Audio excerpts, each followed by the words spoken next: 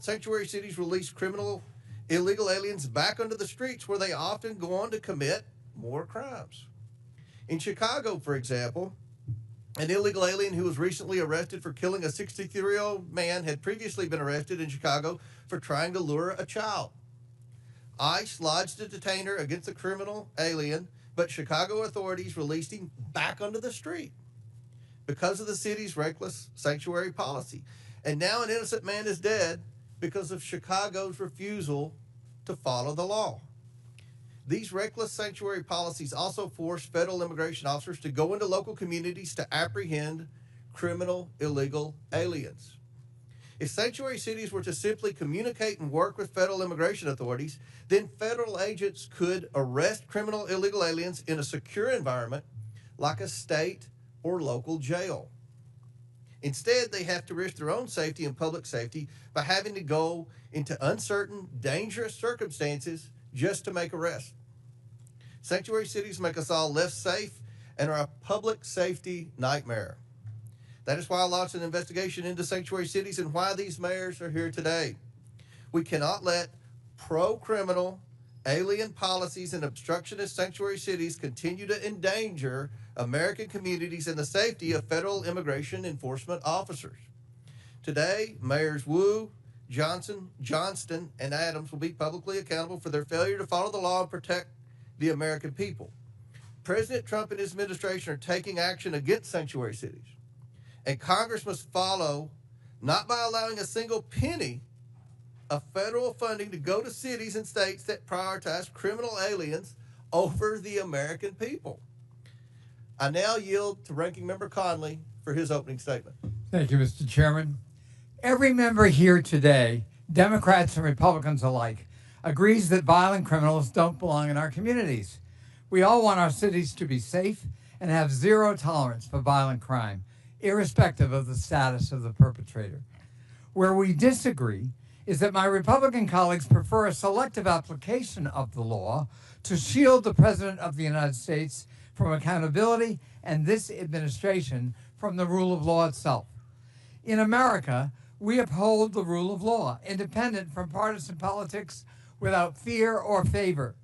Betraying those convictions, President Trump's Department of Justice has tried to force the conditional dismissal of very serious charges against one of our witnesses here today, in exchange for that witness's total and complete submission to the radical immigration agenda being propounded by the administration.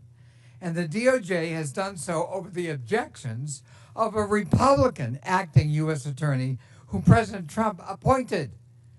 Rather than enabling a flagrant corrupt and quid pro quo, 7 federal prosecutors, 7, including Republicans, resigned.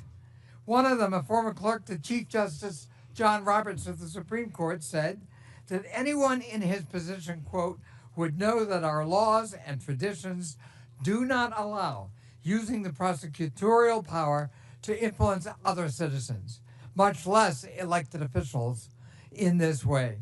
History is calling on us now to stand up for those laws and traditions. Doing so also demands an affirmation of state and local sovereignty in determining the most effective ways to keep residents safe in compliance with federal law. To deny this sovereignty is an assault on the independence of every American city across the country. Today, Republicans have hauled before us the mayors of 4 major American cities to frame them as lawless because those cities have some limits on how intrusively and aggressively their own officials can conduct federal immigration operations and responsibilities. Let's be clear. The state and local laws that Republicans have issue with today are in full compliance with federal law. They do not obstruct ICE from carrying out its duties, and they are backed by evidence demonstrating that they keep people safe and safer in counties with laws that do not honor extrajudicial civil detainers and had significantly lower levels of violent crime than counties that have them.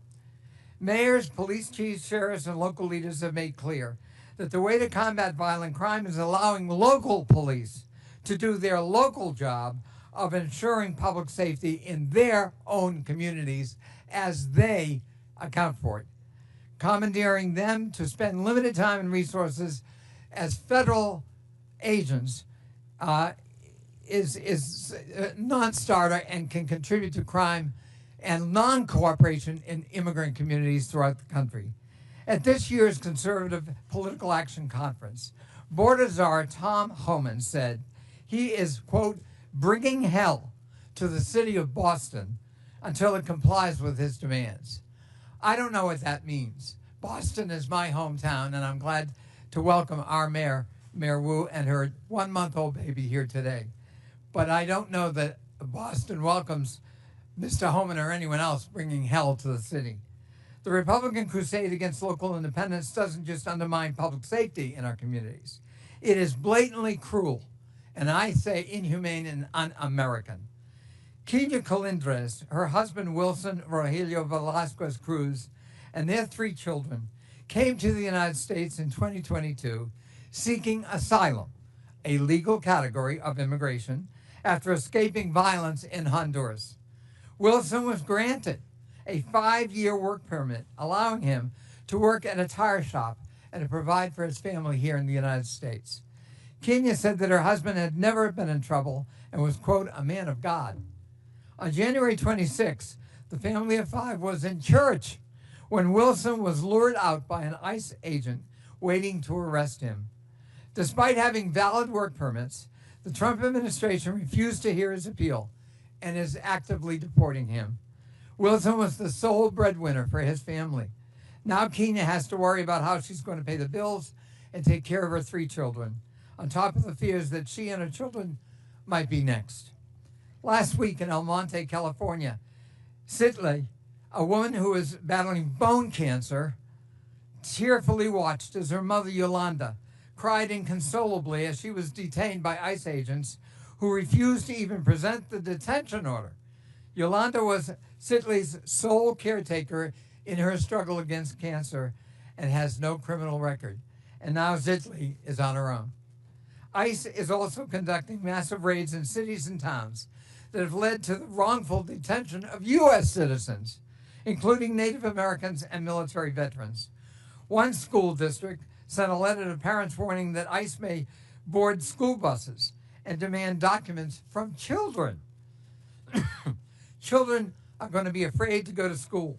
One reportedly wrote a goodbye note to friends saying, quote, if ICE takes me, don't forget about me. If ICE takes me, don't forget about me. From a child. Is that the country we want? America needs immigration policies that keep everyone safe and make the country stronger and allow us to grow and fill in the skill sets we don't have. If President Trump was serious about delivering those solutions, he would not be attacking the Constitution's guarantee of citizenship to children born in the United States. To see our country through this period of darkness, we need leaders who will stand up for the rule of law and will champion public safety at the local level. And American families, whether they're immigrant families or native-born families, deserve due process, deserve respect, and deserve that Statue of Liberty that welcomes all comers. I yield back. Ranking member yields back. I request unanimous consent that Representatives LaHood of Illinois, LaLota of New York, Crank of Colorado, Malatakis of New York, Hurd of Colorado, Evans of Colorado, Van Dyne of Texas, Ocasio-Cortez of New York, Gillen of New York, and Davis of Illinois be waived onto today's hearing for the purpose of asking questions. Without objection, so ordered. And now, before we introduce the witnesses, I recognize Mr. Higgins from Louisiana for 20 seconds. Thank you, Mr. Chairman. I thank the ranking member as well. Just to briefly, respectfully recognize the presence of the family of Wesley Haynes, a constituent. I'll speak to his case in my time, Mr. Chairman. But his parents, Patrick and Kathy, his wife, Olivia, his little brother, Brady, are present today, and they have a hard exit soon. Their 4-month-old daughter, Anne Marie, is waiting at home for Olivia to care for. And I just respectfully acknowledge their presence, Mr. Chairman and Mr. Ranking Member. We will discuss the details of their case. They tragically lost Wesley Haynes last year. Thank you, Mr. Chairman, for allowing me to recognize this beautiful American family. Thank you, Mr. Higgins. I'm very pleased today to welcome our outstanding witness panel, the mayors of 4 major American cities. First, we have Mayor Eric Adams, who's the outstanding mayor of New York City. He was sworn into office on January 1st, 2022. We have Mayor Mike Johnson, who's the mayor of the city and county of Denver. He was sworn into office on July 17th, 2023. I now recognize Representative Krista Morte from Illinois for 1 minute to introduce our next witness.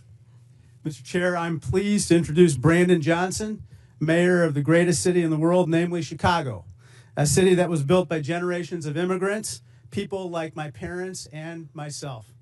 Mayor Johnson was raised in Elgin, Illinois, which I'm proud to represent in Congress. The mayor was one of 10 children born to Andrew and Wilma Jean Johnson.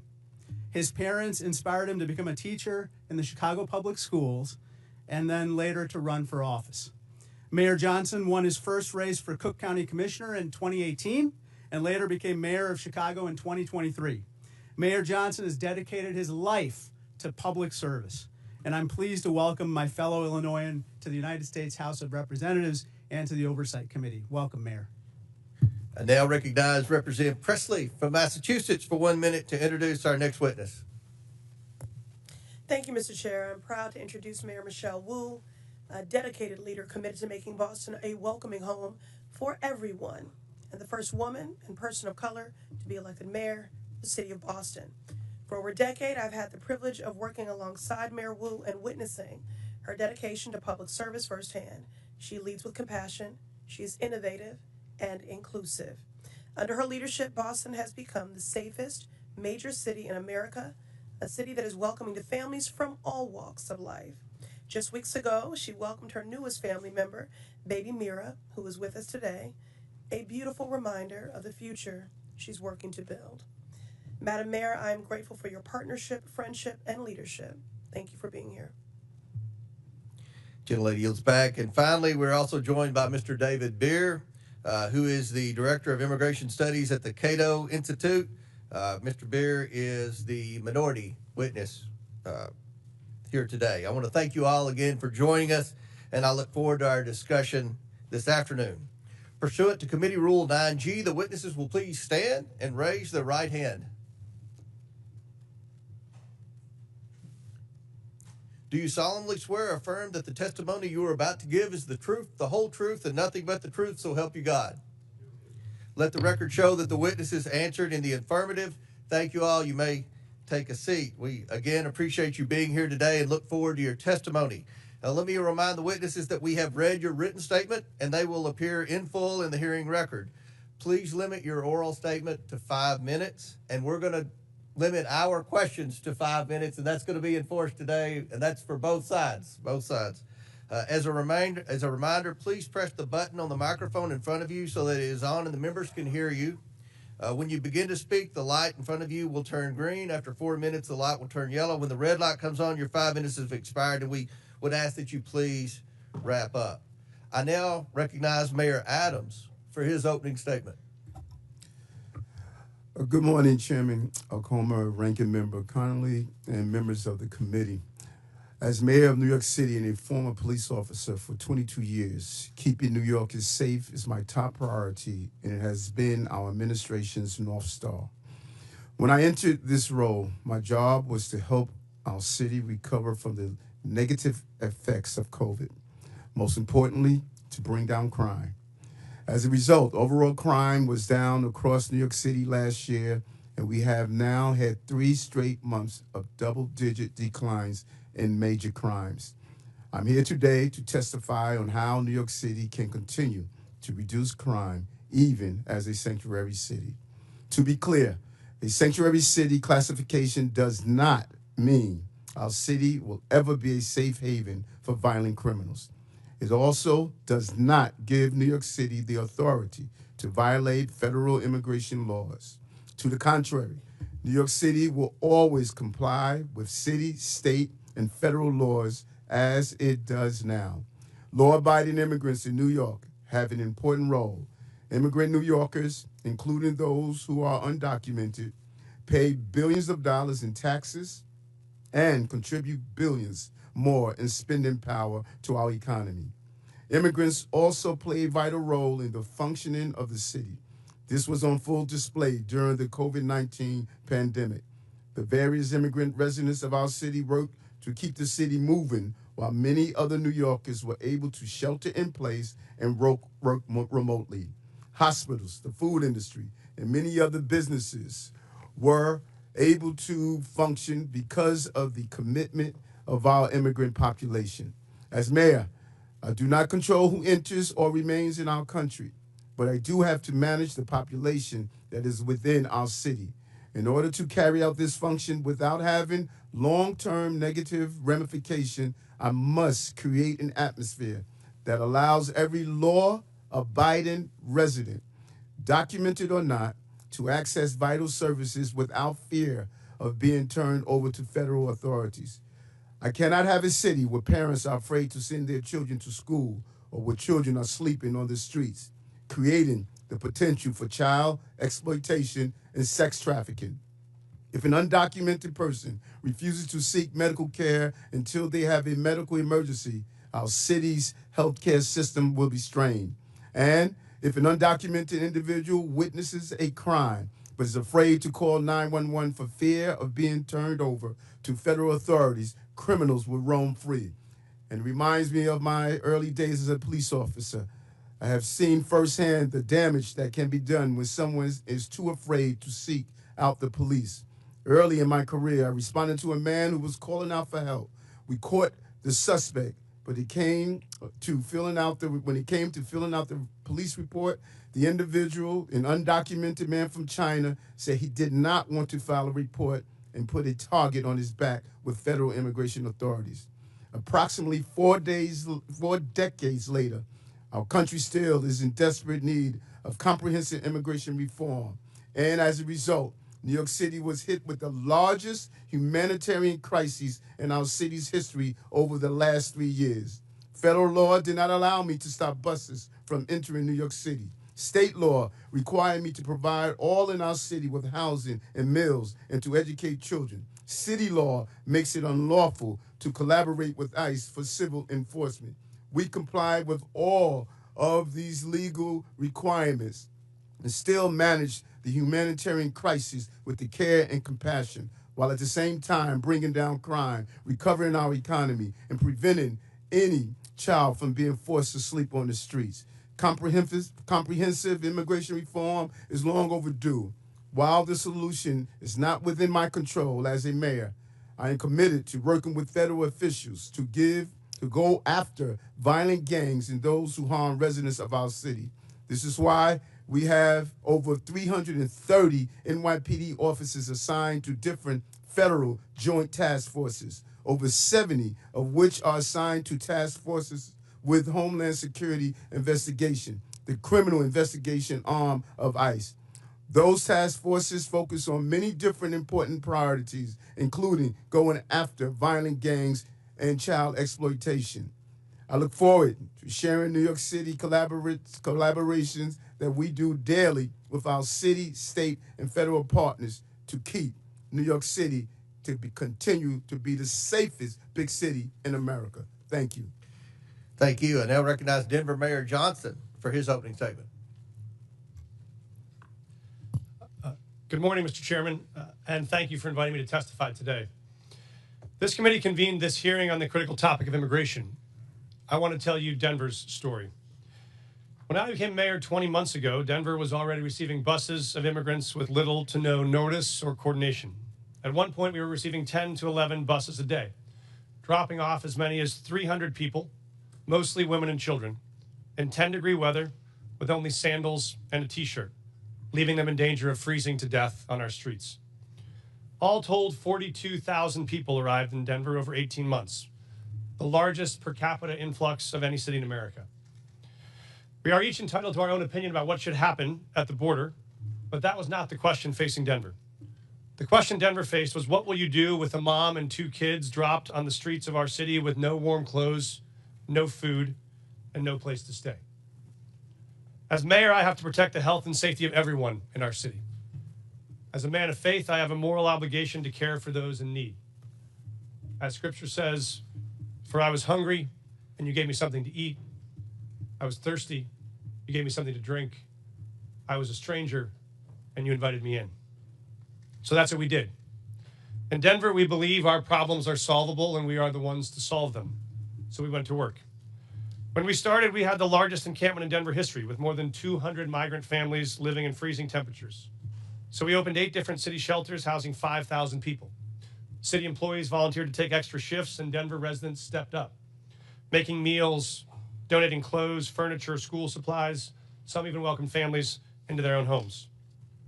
We helped 8,700 eligible individuals apply for work authorization so they could put food on their own table, pay their own rent, and reduce the strain on public resources. As a result, a year later, there is not a single migrant encampment left in the city. We have closed all of our shelters. We have connected people to jobs and housing, and the city's immigrant support budget has dropped by nearly 90%. And in the midst of this, migrants did not bring a wave of crime to Denver. In fact, crime went down. Homicides dropped 17%, shooting victims dropped 24%, auto theft down 29%. America is not just a place, it's a belief. Some people are born into it, some fight their whole life to get to it. It's a belief that all are created equal. It's a belief that it doesn't matter where you came from if you're willing to fight hard enough. Julian Becerra's parents believed that. So they brought him to this country from Mexico when he was 10. They taught him respect, and they taught him to love and serve his community.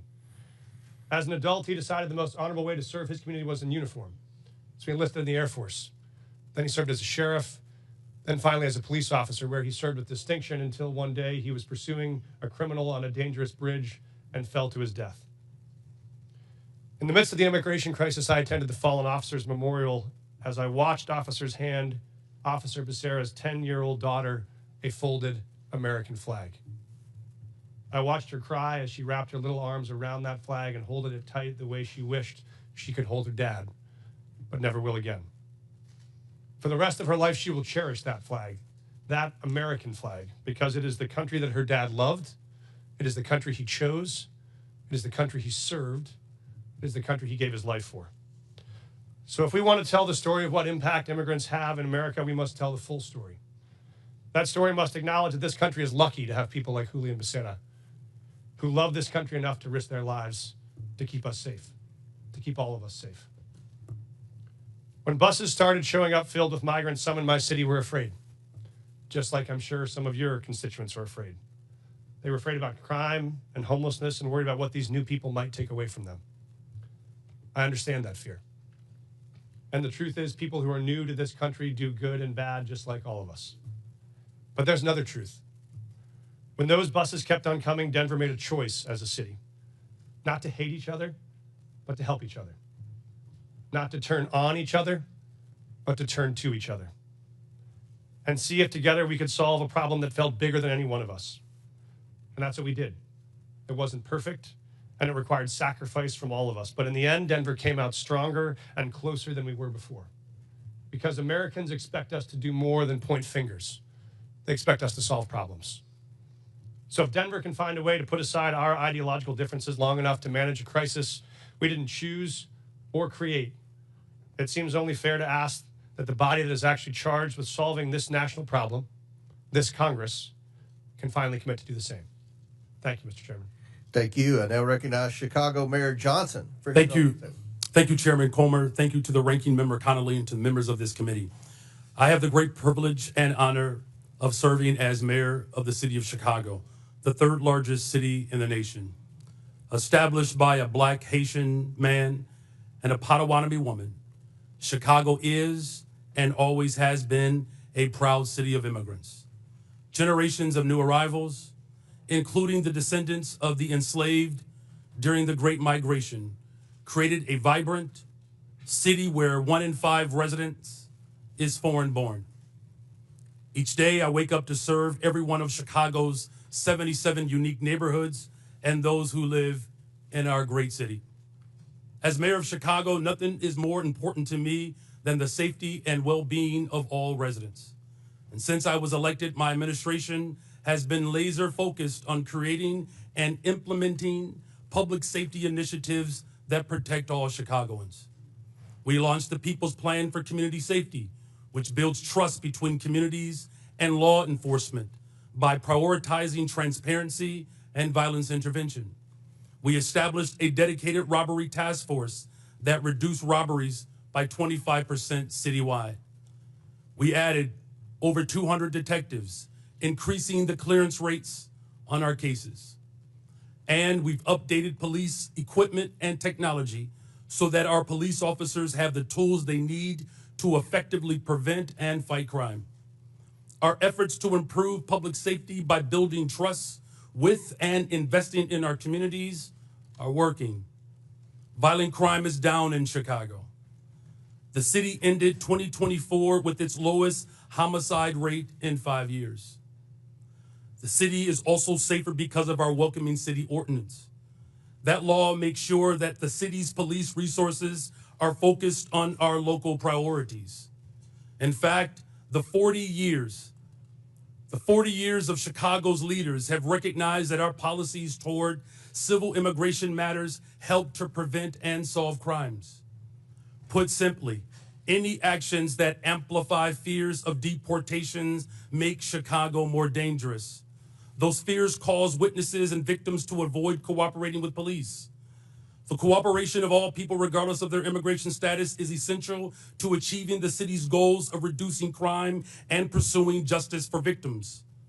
When there is trust between city's residents and the police, undocumented immigrants come forward to report crimes to local law enforcement and provide information that helps the police solve those crimes. And now, I know there are myths about these laws, but we must not let mischaracterizations and fear-mongering obscure the reality that Chicago's crime rates are trending down. We still have a long way to go, but sensationalizing tragedy in the name of political expediency is not governing, it's grandstanding. Every violent crime is devastating, but scapegoating entire communities is not only misleading, it is unjust, and it is beneath us. So let me be clear. Chicago's Welcoming City Ordinance and our other laws and policies do not lead to more crime. They do not prevent cooperation with federal law enforcement on criminal matters, and we do not harbor criminals. We arrest them, often because of laws that allow residents to feel safe helping the police. As mayor, I'm building a Chicago that embodies the dream of my father had when he came from Salis, Mississippi during the second migration, a Chicago that invests in housing, healthcare, jobs, and education. And that's why we've increased safe and stable housing by adding almost 4,000 more units, expanded access to healthcare by opening 3 mental health centers, and focused on getting our young people well-paying jobs, with summer jobs increasing by 45% since I've taken office. Our local partnerships have built a solid foundation, a better, stronger, and a much safer Chicago. We need this body's support for these efforts. We are ready to partner with you on the measures we know promote trust and create sustainable public safety. And to the people of Chicago and all hardworking people across this great nation, these values are our North Star, the drinking gourd we follow to a better future. We will not live in fear. It is not our portion. We will not go back. I do look forward to answering the questions of this committee. Thank you. Thank you. I now recognize Boston Mayor Wu for her opening statement. Thank you. Chairman Comer, Ranking Member Connolly, and members of the committee, my name is Michelle Wu. I am the daughter of immigrants, and since November of 2021, I have had the honor of serving as mayor of Boston. I'm proud to be here on behalf of our city, the police officers, first responders, city workers, the faith leaders, teachers, parents, and neighbors who partner every day to make Boston the safest major city in the nation. And I'm proud every day to work alongside the greatest police commissioner in the nation, Commissioner Michael Cox. Every year since I took office, we've set a new record low for gun violence in Boston. Last year, Boston saw the fewest homicides on record in the last 70 years. Those are the facts. And behind these record lows are historic highs. The most ever young people working paid summer jobs, the most pre-K seats at no cost to families, the most affordable housing built in a generation. We have invested in the kinds of opportunities that cultivate prosperity and eradicate crime. and the laws on our books promote the kind of community trust that keeps all of us safe. In Boston, our police department resources and taxpayer dollars go towards preventing and solving crimes. And when it comes to criminal matters, the Boston Police partner every day with state and federal law enforcement. But Massachusetts state law and the Boston Trust Act make clear that immigration is federal law enforcement's responsibility. We are the safest major city in the country because our gun laws are the strongest in the nation, because our officers have built relationships over decades, and because all of our residents can trust that when they call 911 in the event of an emergency or to report a crime, help will come. This federal administration's approach is undermining that trust. In the past month, I've met with residents and faith leaders in community centers and places of worship, asking my constituents what they want Congress to know. And what I heard over and over again was fear and frustration. I spoke with pastors whose pews are half empty on Sundays, doctors whose patients are missing appointments, teachers whose students aren't coming to class, neighbors afraid to report crimes in their communities, and victims of violence who won't call the police. This federal administration is making hardworking, tax-paying, God-fearing residents afraid to live their lives. A city that's scared is not a city that's safe. A land ruled by fear is not the land of the free. Next month, Boston will celebrate 250 years of our nation's freedom. And in every one of those years, Boston has welcomed the world to our shores.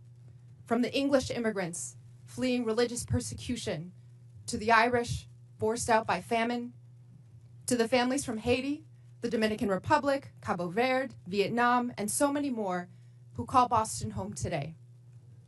We are the safest major city in the nation. We are home to the greatest healthcare, the greatest colleges and universities, the most advanced innovators, and the 2024 world champion Boston Celtics. We are the cradle of democracy and the city of champions.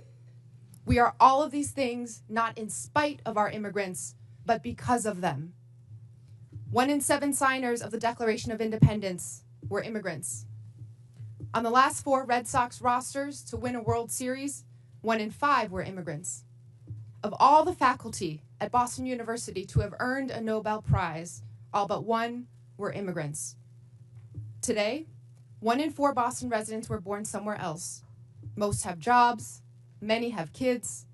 All of them chose this country as their home because, like my mom and dad, they believe that here, where you've been doesn't limit where you're going. The strength of your character has nothing to do with the color of your passport. And how hard you work matters more than where you were born. That wherever you're from, if you pitch in, look out for your neighbors, and cheer for the home team, you can build a better future here for the people you love.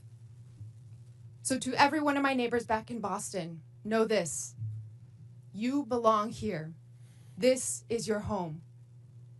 Boston es tu hogar. Boston, 这la caillou. 这是你的家. This is our city. We are the safest major city in the nation because we are safe for everyone. Thank you.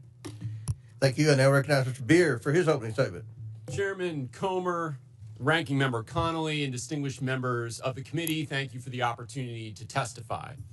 The Cato Institute's half-century of independent research demonstrates that people of all races, religions, and birthplaces can thrive in a free society. Liberty must be protected, both from over-intrusive government and from private violence. Unfortunately, the president's chaotic, indiscriminate deportation plan does the opposite. It harms public safety, threatens Americans' rights, and undermines the successful integration of America's immigrants into its society and economy.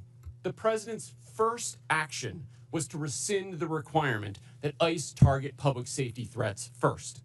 He has ordered that millions of vetted immigrants be stripped of lawful status and deported. He is even attempting to deport the U.S.-born children of people without permanent status. This flagrantly unconstitutional act effectively orders a series of crimes, wrongful arrest and imprisonment, civil rights violations, and unlawful deprivation of voting rights. Never before in American history has a president sought the power to strip potentially tens of millions of Americans of their constitutional rights. The president is also explicitly asserting the authority to ignore any law passed by you, Congress, that provides due process for people accused of being in the country illegally. The administration has repeatedly misled you and the public about who it is targeting, stating it would focus on public safety threats, that only the worst of the worst would be sent to Guantanamo Bay, and that every person it had arrested had a criminal record. We now know that most ICE arrests since the inauguration have been of people without a criminal record.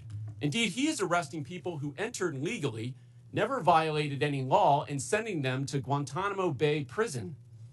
It is no surprise in this lawless environment that many people and many cities simply do not trust the federal government on immigration.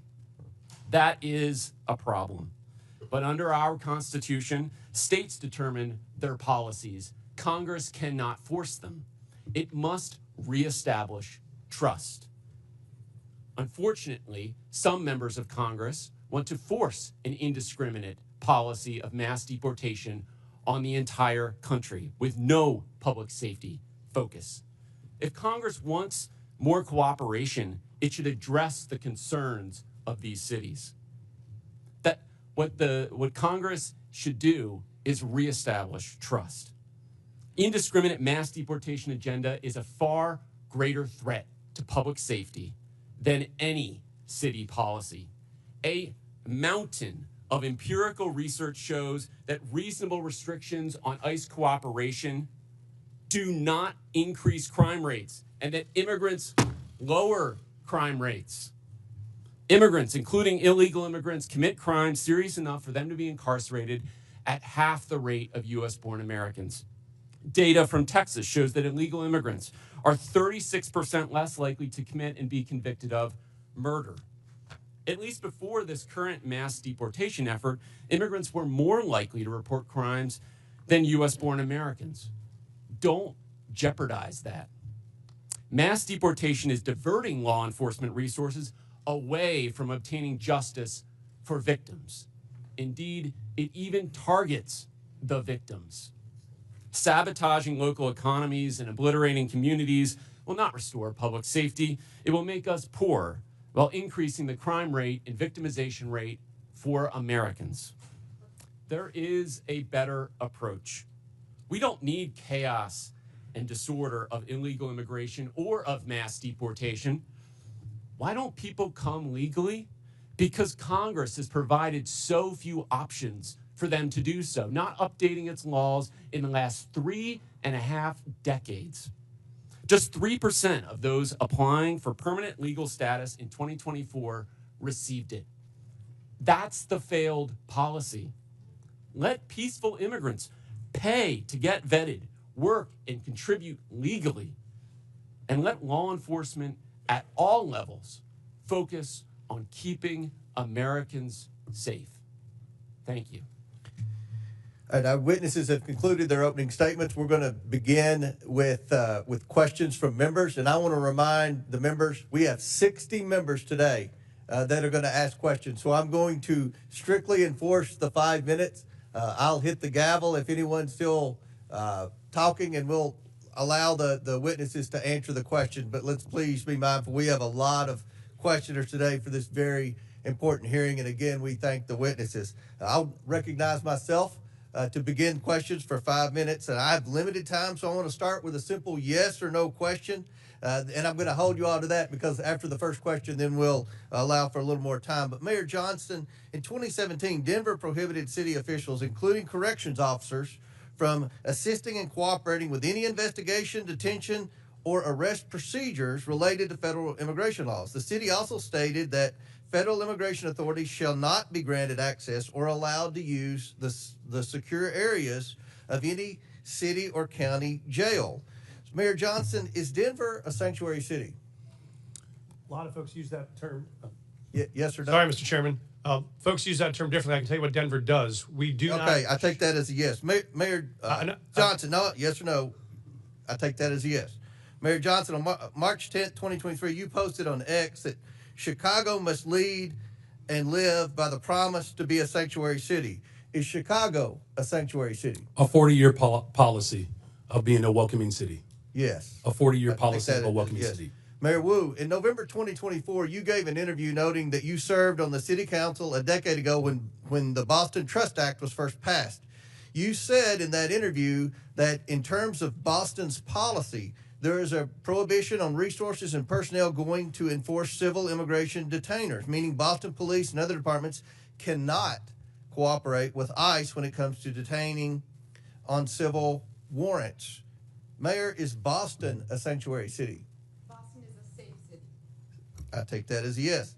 And Mayor Adams, on November 12, 2024, you said, quote, "This is a sanctuary city," but I must comment that you have, of the witnesses today of the major cities, you have publicly stated that you were willing to work with ICE on detaining the most criminal illegals, and I want to publicly thank you for that. But my question to you, sir, is New York City a sanctuary city?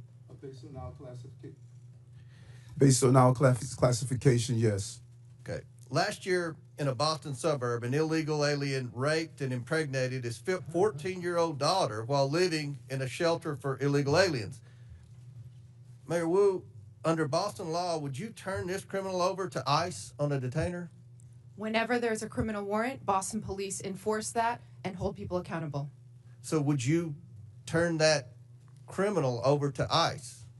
This happened outside the city of Boston, but I can tell you in the city, whenever someone commits a crime, whenever there's a criminal warrant, we hold them accountable. If ICE deems that they are dangerous enough to obtain a criminal warrant, and the Boston police will enforce it.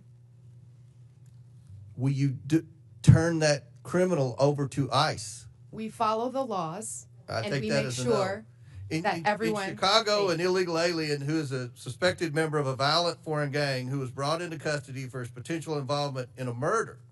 He was released when Cook County declined to press charges. This illegal alien is also facing charges for kidnapping and sexually assaulting his former girlfriend last year. Now he's on the streets. Mayor Johnson, under Chicago law, would you turn this criminal over to ICE on a detainer? Our local law enforcement works hard every day to get criminals off the streets of Chicago. Would you turn that criminal over to ICE? That's the problem.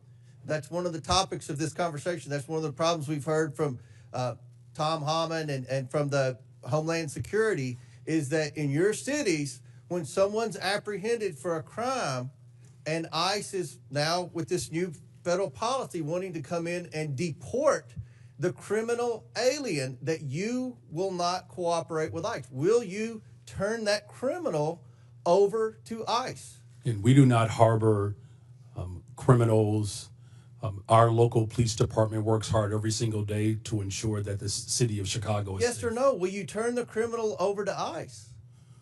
With a criminal warrant from the federal government, our local law enforcement repeatedly collaborates with federal agents.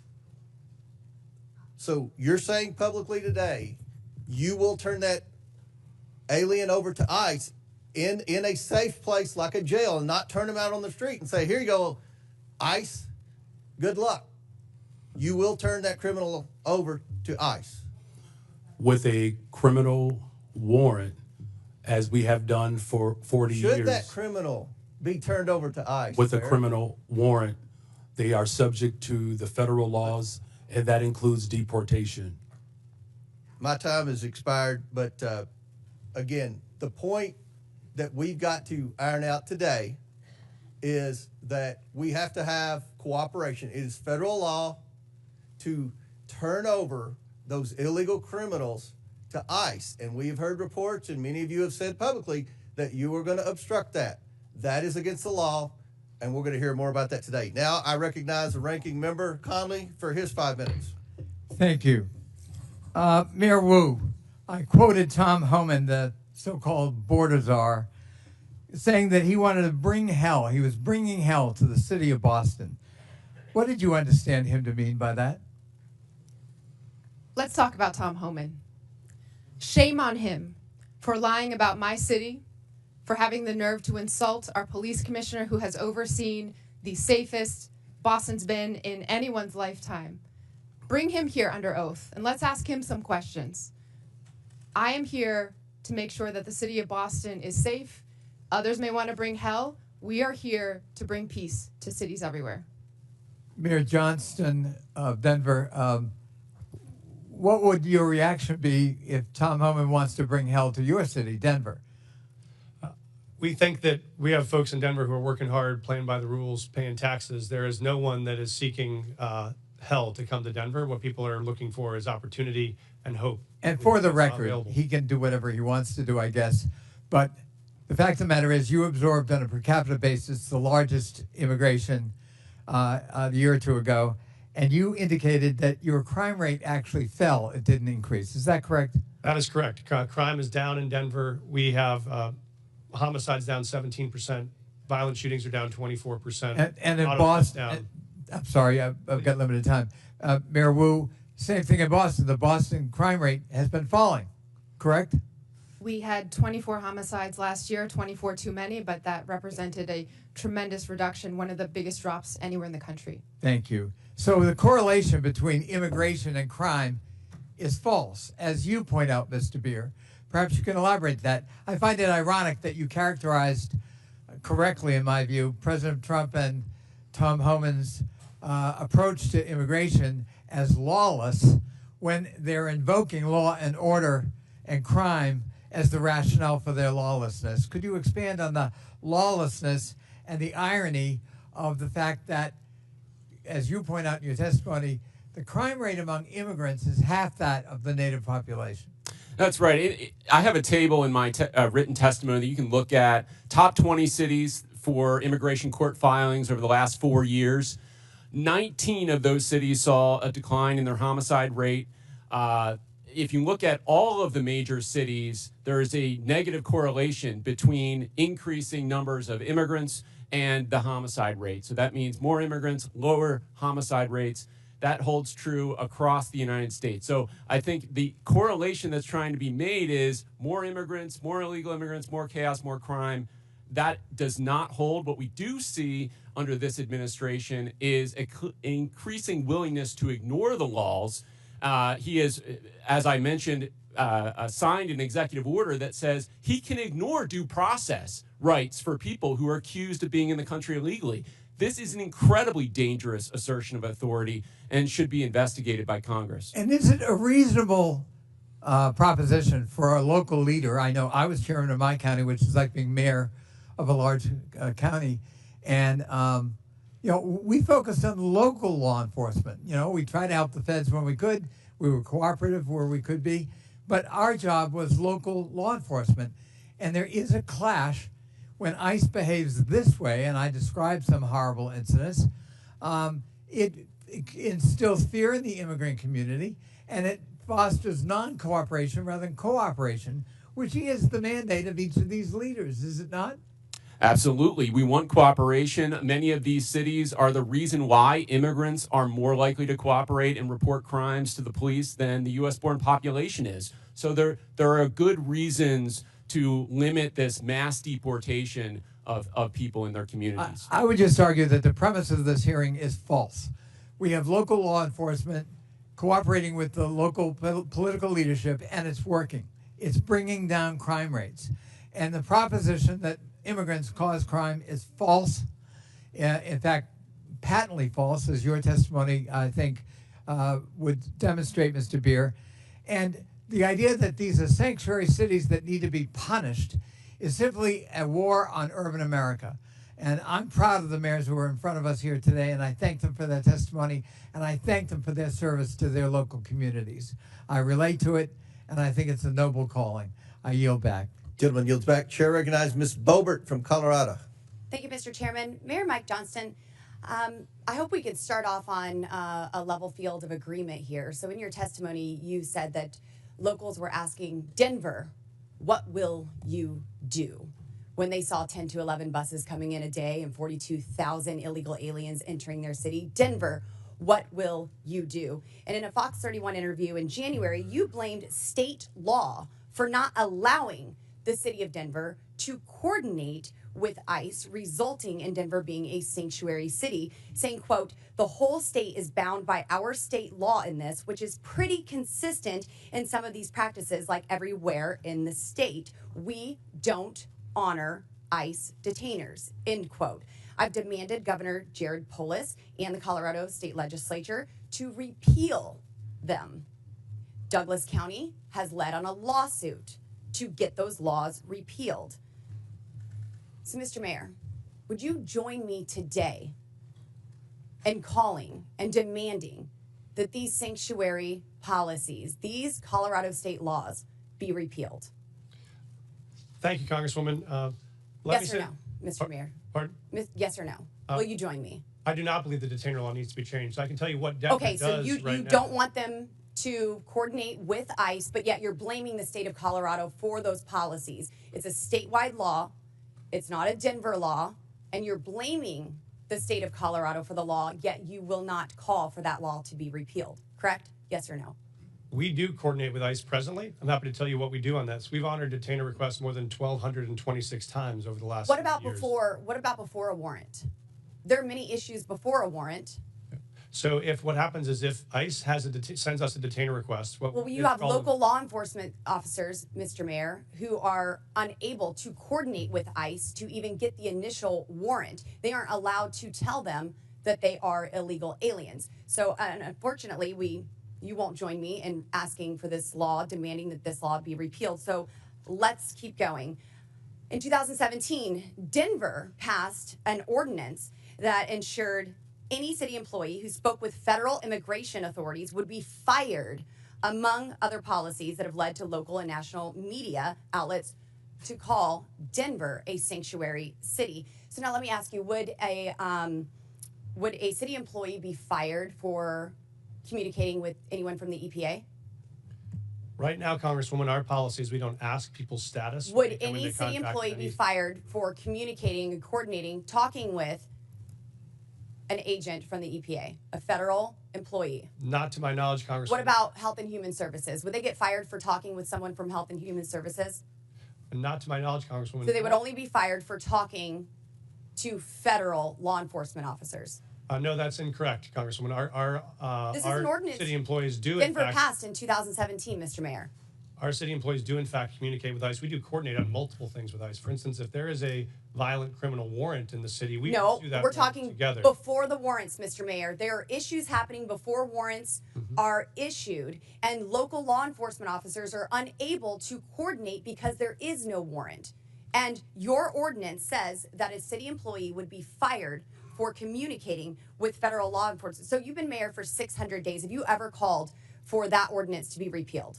We are not unable to coordinate with ICE right now. We are in communication with ICE right now. Only if there is a warrant, but I'm talking prior to the warrant. We wouldn't have a reason to coordinate. Because you don't know if they're illegal, because you are unable to coordinate until there is a warrant. So that's why this ordinance needs to be repealed. So now the 600 days, there's been no time to ask for this to be repealed. You did have a newcomer's playbook, 25 pages. You had time to put that together. And you had time to agree with the city council to authorize up to $2 million to pay Joe Biden's former lawyer, his law firm, to help cover your ass for Denver's sanctuary city policies for this hearing, correct? Thank you, Congresswoman. We have counsel. Did you authorize that spending? We have counsel to support this committee's investigation into any documents you may have. That is a year-long contract for the 13,000 city employees. And your budget you may is request documents from. seriously declining. Denver Magazine reported that Denver has spent $7.5 million on shipping illegal aliens to other destinations. Mayor Adams, did Mayor Johnston ever coordinate with you and tell you that he was shipping illegal aliens to your city? We coordinated in communication around the entire asylum seeker issue in our cities. So I've heard that Denver crime went down. Well, Aurora's crime went up because you were also shipping them to Aurora. And we have documentation that I don't have time to discuss here in this hearing that proves you were shipping illegal aliens to Aurora. Their crime was increasing while you were hiding under laws that you will not demand be repealed, ordinance from your city, and then crime was going up from Trinidad Aragua gangs vandalizing apartment owners. Thank you, Mr. Chairman, and I hope that we can get this We have a resolved in 5-minute Colorado. rule, Mr. Chairman. Chair, gentlelady's time's expired. Chair recognizes Ms. Norton from Washington, D.C.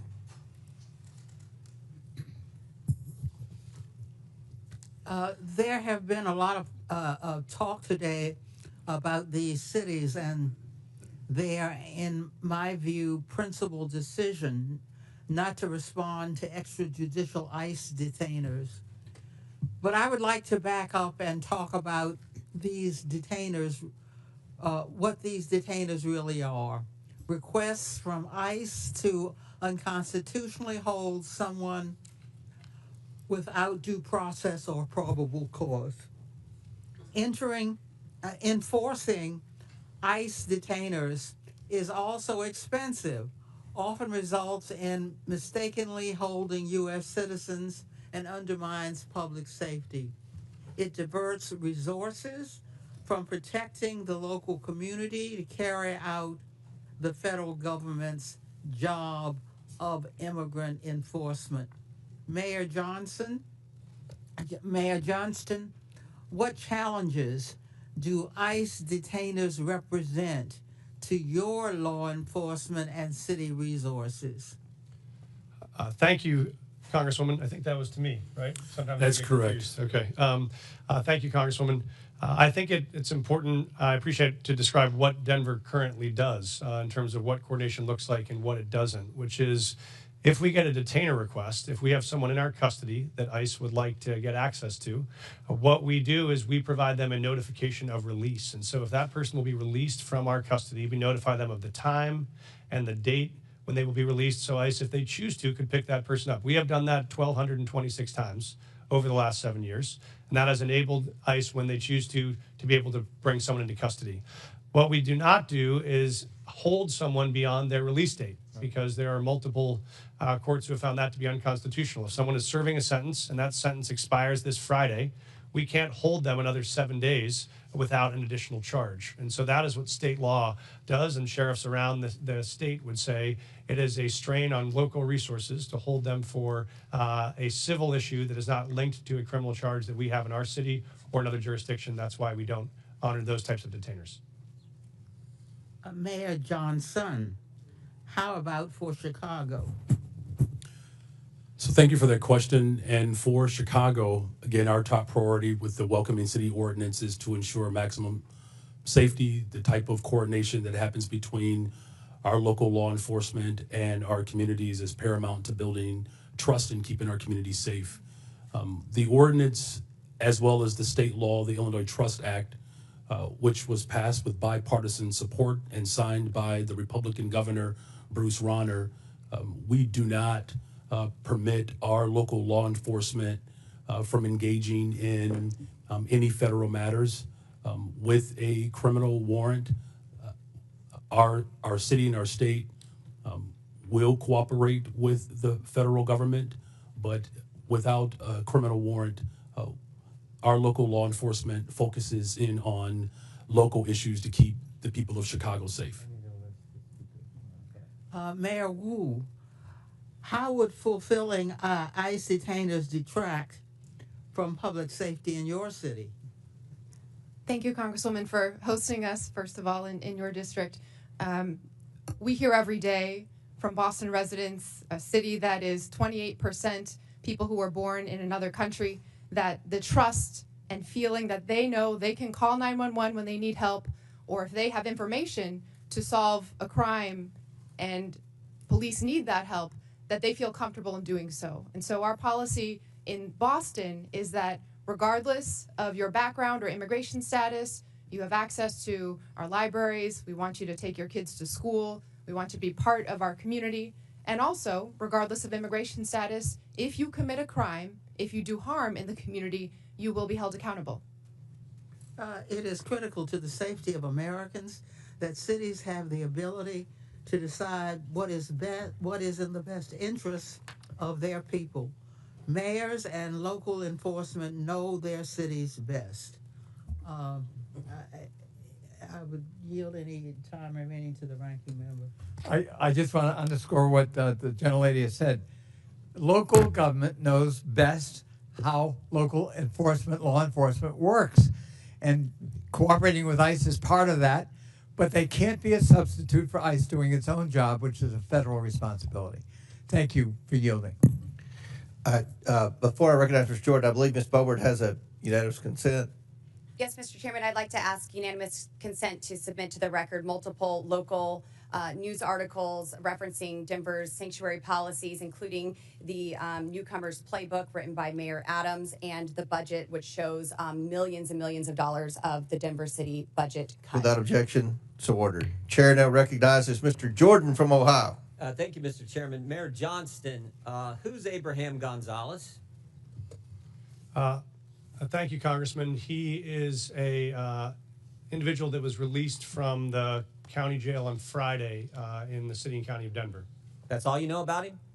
I do know that he was facing charges that the Venezuelan gang member arrested by Border Patrol on September 20th, 2023, released into the country by the Biden administration. A few months later, he's arrested in your city, charged with aggravated assault. On March 11th, 2024, he's charged with motor vehicle theft, stole a car, and then on March 20th, 2024, Mr. Gonzalez is charged with felony menacing. 6 days after that last charge, I send you a detainer, which includes an administrative warrant.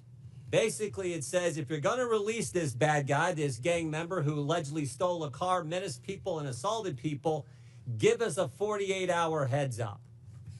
Is that right? That refresh your memory? I do know about the detainer request. I do know that we provided a notification of release. What kind of notice did you give ICE when you released him? We gave him notification. I'm not sure how long in advance it was. I do know that. 1 hour. I do know that there was 1 hour notice, and you released him 5 days ago, right? Why not give him more heads up? Actually, let's put the slide up. Let's see what it says here. Let's put the slide up. This is what the Denver Sheriff's Department, it's kind of hard to see, so I'll read it. It says, Denver Sheriff Department, ICE notification being released to the streets. I simply said, just release him to us. You release him to the streets. Why not release him to ICE? Thank you. What we've done, and we do this regularly, we've done 1,226 of these, is we notify I'm ICE. asking about one. I'm not asking about the 1,200. I'm understand. asking about Mr. Abraham Gonzalez, who's a gang member from Venezuela, stole a car, assaulted someone. You had him in your custody for how long? I know that we released 345 days you had him in custody. And I said, hey, can you give us 48 hours heads up? I don't know. You gave him 1 hour notice. Mr. Congressman, we notified them released. There were 6 ICE agents present when he was released, so they had enough time to respond and to be present. Respond where? To the jail where we released him from. So we released him we notified them of the release time. When we notify them of release, they come to the jail facility to pick them up. Why didn't you say that's not what you said? You said you released him to the streets. Did you release him to the streets? You release him to ICE? What we do, sir, is we release him from our county jail and we coordinate with ICE on that release time and release date so that ICE can come and pick them up from that location. Pick them up where? In the parking lot? Yes, sir. They're on the facility Guess property. what happened in the parking lot? I know, sir. I've reviewed the video. So I looked at it. I've talked to the sheriff last night. One of the ICE officers got assaulted, didn't he? I've reviewed the video, They had sir. to tase the guy, didn't they? Would you like me to answer, sir? No, I'd like you to answer. Did they tase him? I know that there were 6 officers that had multiple tasers. I saw the So they had on 6 video. officers. If you keep him in the facility and they come in the facility and get him, does it take 6 officers? Probably takes 2, doesn't it? So we've been doing these, as I mentioned, 1,226 times. This is the first time I've been made aware of there's been an incident like this. So I reached out to ICE after I saw the video. I've coordinated with their team and offered to sit down and see if there are procedures we can change. It's a simple make sure question. this works smoothly. It's a simple question. You can release him in the parking lot, give ICE 1 hour notice, and they got to send 6 officers to arrest this guy. Or you can say, hey, here's what we're gonna do. We're gonna hold him. You come in and bring 2 officers in, and you turn him over there. Why not do it that way? We have a city ordinance. You know why you don't do it that way? We have a city ordinance that Because you're a sanctuary city. This is the whole point. No, sir, I disagree with you. Okay. Because I'll tell you why. What if you talk about sanctuary as a definition of shielding people from law enforcement, we do not do that. What we do is provide services. In this context, what we did is we coordinated the An release. officer got assaulted because of your policy, which says we're going to release him to, in your words, not mine, to the streets. They have to arrest him in the parking lot. They bring 6 officers when they could have had 1 or 2 just come in your facility, into jail, and take the guy there. But you won't do it that way. I've seen the video. I've reached out to ICE. care if I've you see the offered to video. I sit know the down and facts coordinate too. on strategies. If we need to make adjustments to what we do on releases, we'll do that. This is the first time in the 1,226 releases You know, I've I heard read of your, an I read your incident, so written we'll take testimony action. last night. I read your written testimony last night. 4.5 pages. And you used the word safe, safer, or safety 13 times. Talking about my job is to protect us, is the safety of the people in Denver. We prioritizing making sure everyone in our community is safe. That's a lie. Because it was not safer for the ICE agents who are part of your community. No way was it safer. The safest thing to do is to say, ICE, we got him in custody. Come here, we're releasing. We held him 345 days. We can't hold him a second longer. We can't wait for you to come inside the building. We got to let him go, so you have to arrest him in the parking lot. That is how stupid sanctuary policies are and what they mean to the community that you put at risk and to the ICE officers ICE officer who was assaulted. And they had to use a taser on them. It's not good. Mr. Chairman, Mr. Chairman, 5 minutes is up. Consent request. Gentlemen's time's expired. Chair recognizes Mr. Lynch from Massachusetts. Thank you, Mr. Chairman and Ranking Member Connolly. I want to thank the panelists for your willingness to come before the committee and help us with our work. You know, I truly believe that if we had a rational and comprehensive immigration policy in this country, if we competently regulated the flow of immigration, if we knew the purpose and circumstances of each immigrant's arrival here, and if every immigrant knew what was expected of them when they arrived, I honestly and truly believe that immigration could be the greatest blessing for our country. Look at our world rivals, China and Russia. No one is trying to sneak into China, sneak into Russia. It's because of what we offer here as a nation. There is a substantive issue that's at play here, and I want to address that. So under Article 1, Section 8, Clause 4 of the Constitution, it provides Congress, and I'll read the section here, to establish a uniform rule of naturalization. And Clause 18 further provides that Congress has the power to make all laws that shall be necessary and proper to execute its enumerated powers, including immigration. So it appears that Congress has taken up that responsibility in the Immigration and Nationality Act, which they exercise under constitutional writ. On the other hand, we have local so-called sanctuary city laws that at times, so those sanctuary cities laws tend to address local cooperation with federal authorities in your jurisdictions, within your cities. And sometimes it does appear that the sanctuary city laws are defending against the congressional grant of authority to operate in that area. Now, you all, as mayors, and I ask this of the entire panel, you deal with this every single day, and we've heard some of it in your testimony eloquently. How do we, as lawmakers, we're struggling with this right now. There's a tension between that authority of Congress to act under Article 1 of the Constitution, and then your responsibility, nobly taken, to provide a safe environment for the residents and visitors to your cities. How do we reconcile, and I'm asking you for advice. You have a great perspective on this. How do we together reconcile the tension between those two operating systems, grants of power?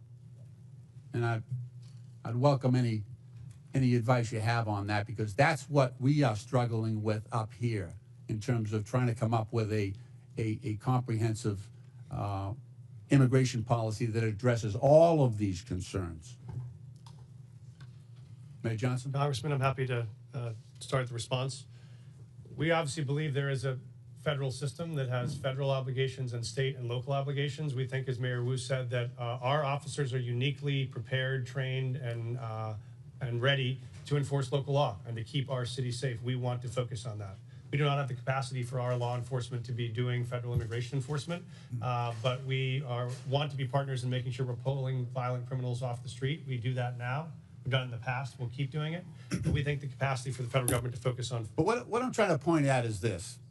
So the current president of the United States, Donald Trump, rode into office on this issue. On this issue. He put people in fear. I'm in a state that's 2,400 miles from the border.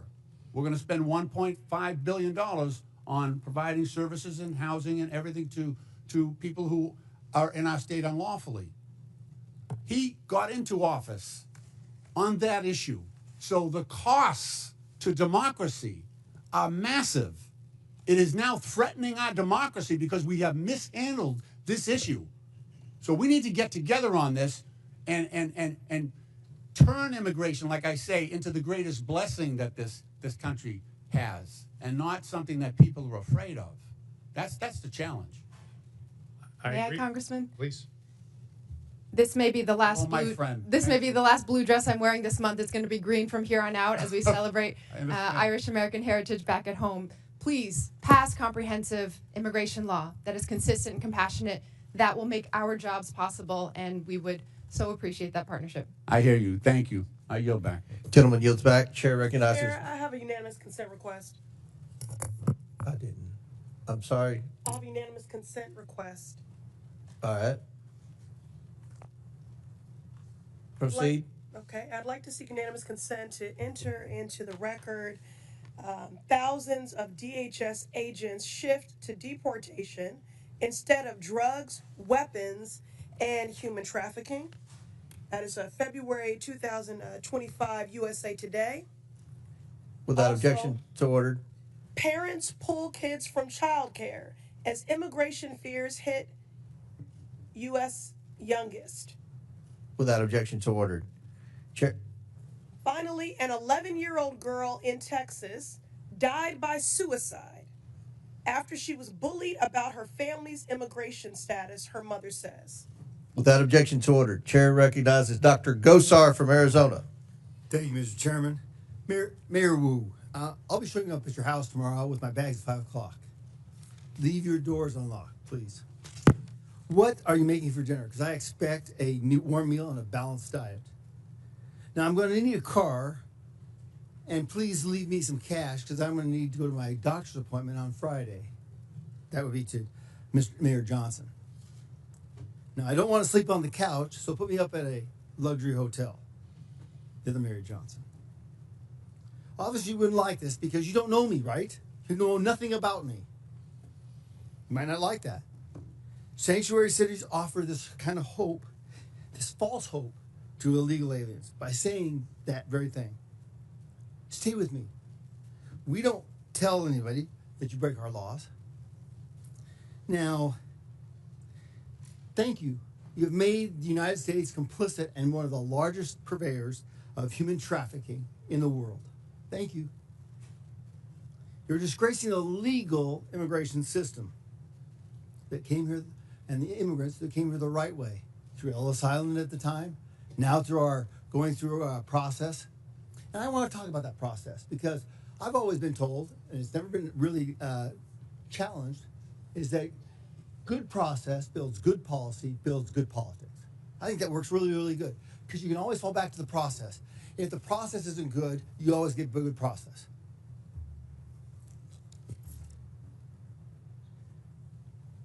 Now, you heard the word establishing trust, okay?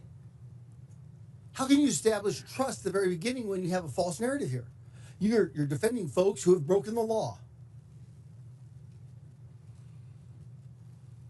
The definition I've always looked at is trust is a series of promises kept. What kind of trust are you supporting here? What is the trust of an illegal alien? It's a false hope. It's false trust. Welcome. We're bringing you in. It's disorganized process. Now, let me ask you a question. Mayor Adams, did you support SB 1070? I'm sorry, Did you support the Arizona law called SB 1070? I'm not familiar with it, sir. Well, let me explain, okay? Mm-hmm. SB 1070 challenged the federal government on its supremacy clause. Because we in Arizona wanted, the government wasn't doing anything, so we thought, we'll do this. We can't allow them to break laws. The Supreme Court ruled that, struck it down. Now, it seems contraindicating here that you would have supported SB 1070, right, Mary Adams? Based on the premise that you or would you violate the supremacy clause in regards to immigration? Would I violate the supremacy clause? This is way over my head. Okay. I felt law. That's you okay. know. Mayor Johnson, would you have supported SB 1070, allowing Arizona to follow their own laws? Because that's what you're doing right here. Thank you, Congressman. We currently follow all federal law, all state law, and all local law. So we do not have any supremacy clause challenges that we're pursuing or maintaining. Okay. Well, it seems like you are. But Mr. Johnson, do you agree? The city of Chicago complies with all laws. Okay. Mayor Wu. I'm not familiar with that law because I'm focused on the city of Boston, but we follow all state, city, and federal laws in Boston. What happens when you get in conflict with them? Who do you support? The Constitution, as I understand it, doesn't require cities or police officers or anyone to follow their laws in conflict, follow federal laws in conflict with local laws or state laws. Okay, in the Constitution it says, and it's explicit, that the federal government has jurisdiction and supremacy over all immigration laws, right? I mean, I've heard it a number of times from my colleagues over here. We're the ones who can define that. We're the ones that have it. We just heard we want a comprehensive immigration policy. How can you get a comprehensive immigration policy when you're defining it from the very get-go? You're building it on false premises and false tenets. Respectfully, Congressman, you could pass bipartisan legislation, and that would be comprehensive immigration law. The false narrative is that immigrants in general are criminals, or immigrants in general cause all sorts of danger and harm. That is actually what is undermining safety in our communities. If you wanted to make us safe, pass gun reforms. Stop cutting Medicaid. Stop cutting cancer research. Stop cutting funds for veterans. That is what will make our city safe. Yes, thank you. I yield back. Chair recognizes Mr. Krishnamurti from Illinois. Thank you, Mr. Chair. Mayor Johnson, there's been much talk about Chicago and its enforcement of laws to rid our communities of criminals, so I want to give you a chance to address some of these questions. First, Mayor Johnson, the city of Chicago operates under 4 sets of laws: federal, state, county, and of course, Chicago's own laws, right? That is correct. And most of these laws are not within Chicago's sole power to change. For example, the Illinois Trust Act, a state law, was enacted in 2017 by then Republican Governor Bruce Rauner and dictates interactions between ICE and law enforcement, right? That is correct. And under Chicago's own law, I have a copy of it right here, Chicago is required to help ICE whenever ICE presents a judicial criminal warrant for an arrest, correct? Yes. In fact, Chicago has assisted ICE with criminal warrants in the past, right? Yes. So just to clear it up, anytime that ICE does the work and goes to a court to get a criminal warrant to arrest somebody, the city of Chicago not only is required to, but does cooperate to remove that criminal from our community, right? That is correct. Let me turn to another topic.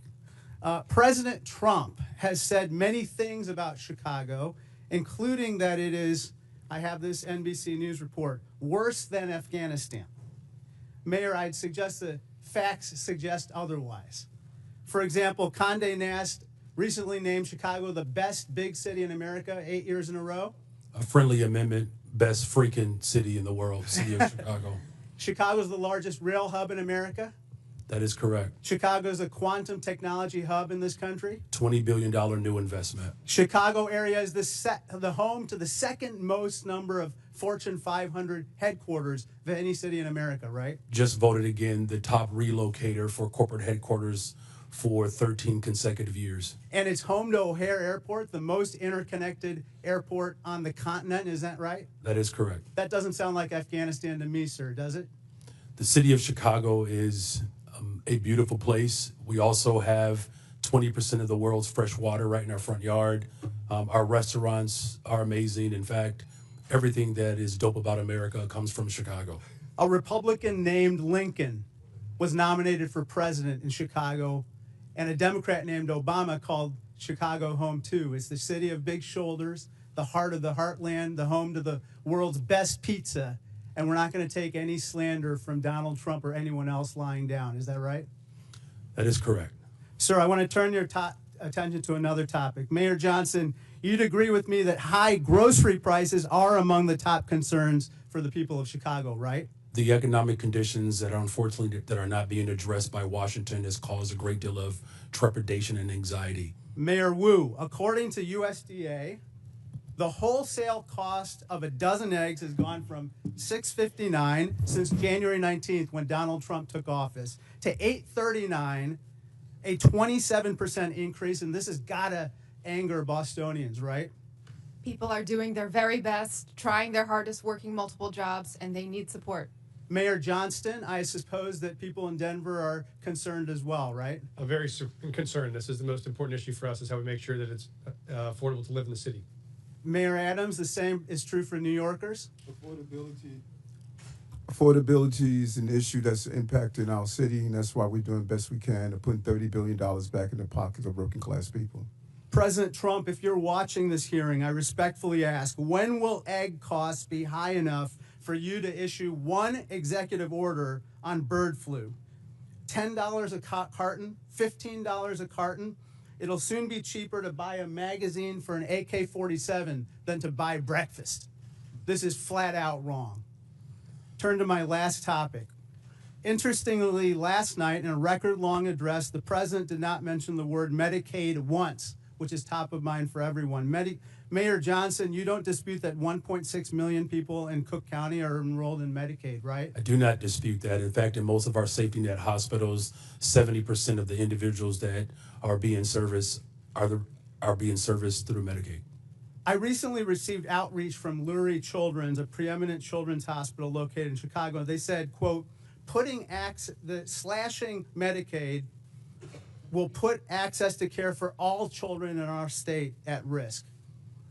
You would agree that's unacceptable, right? That is unacceptable. It doesn't matter where you're from. If you're white, black, brown, poor, or rich, massive cuts to Medicaid will devastate our healthcare system. Thank you, and I yield back. Gentleman yields back. Chair now recognize Mr. Perry from Pennsylvania. Thanks, Mr. Chairman. Mayors, thanks for being here, leaving your cities to come to Washington, D.C. today. By either definition or by claim, each of you, I think, could justifiably say represent what's considered a sanctuary city. Well, if you could describe it, what would you, sanctuary from what? Anybody? Mayor Johnson, you want to start? Mayor Johnston? Thank you, yeah. Congressman. I welcome that because I wanted to clarify. We do not shield people from federal I just asked you what, so you don't consider yourself a sanctuary city? We provide services and supports. Do you consider yourself a sanctuary city? That's just. We do not under that definition. You don't use the definition. You're not a sanctuary. We call ourselves a welcoming city. Okay, so what are you welcoming and who are you not welcoming? Well, we're welcoming everybody. Okay. We don't keep folks. So you're welcoming criminals that you don't have any idea what their crime background is, and you're good with that. No, we aggressively pursue. How do you do that? Anyway. No. How do you vet the people that you welcome in your sanctuary city? Sir, we don't vet folks that arrive from Illinois or California with a background check when they come into the Denver airport any more than someone from another location. So you're welcoming any illegal immigrant or illegal alien to your city without question? Well, folks that make the decision to come to Denver, they arrive, and then we expect but them to you get call a job, them, you pay welcome taxes. them. You welcome them. You call them to your city and say, if you come here, you will be safe from what? Thank you, sir. We don't call anyone to our city. Folks that arrive in our city, we offer same access to services they may need to be successful. And if they break the law, we hold them accountable, we charge them, we prosecute them. What about if they've already broken the law? Well, if they've already broken the law and there is another jurisdiction that has a warrant for that person, they let us know and we would cooperate to transfer them to that jurisdiction. I think we saw in Mr. Jordan's conversation with you that you really don't do that. Mayor Johnson, how about you? How many, according to my records, you have welcomed 51,648 illegal aliens to your sanctuary city. So I'd ask you, sanctuary from what? If you're referring to the number of individuals that were bused from Governor Abbott without any coordination, the 52,000 individuals that were seeking asylum, those individuals were bused to us. I passed a bus ordinance to work to coordinate with the governor of Texas. He refused to do that. But that transfer of individuals was the result of the governor of Texas, not the result of a welcoming city ordinance. Welcoming city ordinance. So you're not welcoming these people that came here illegally? The individuals that were bused to us from the border. From They were not welcome in Chicago? You didn't welcome them? You didn't provide them sanctuary? So the welcoming city ordinance is pretty straightforward.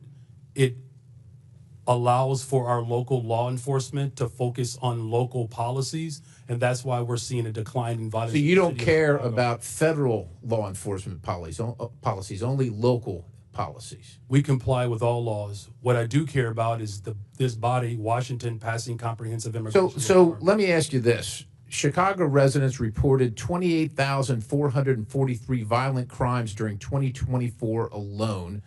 Cases of aggravated assault rising to the highest level in 2 decades. Now, also, state funds, $160 million, were issued to illegal alien job assistance shelters in Chicago. You're the mayor of Chicago. Do you think that your residents or the residents of your state should be paying for that more than they should be paying for their own needs, their own roads, their own public safety? I mean, who elected you? The people that came illegally, whether they were sent to you or not, or the people that reside in Chicago? Who elected you? And who do you serve? The people of Chicago elected me as the 57th mayor of the city of Chicago, and we serve all the residents of the city of Chicago. Illegal or not, criminal or not.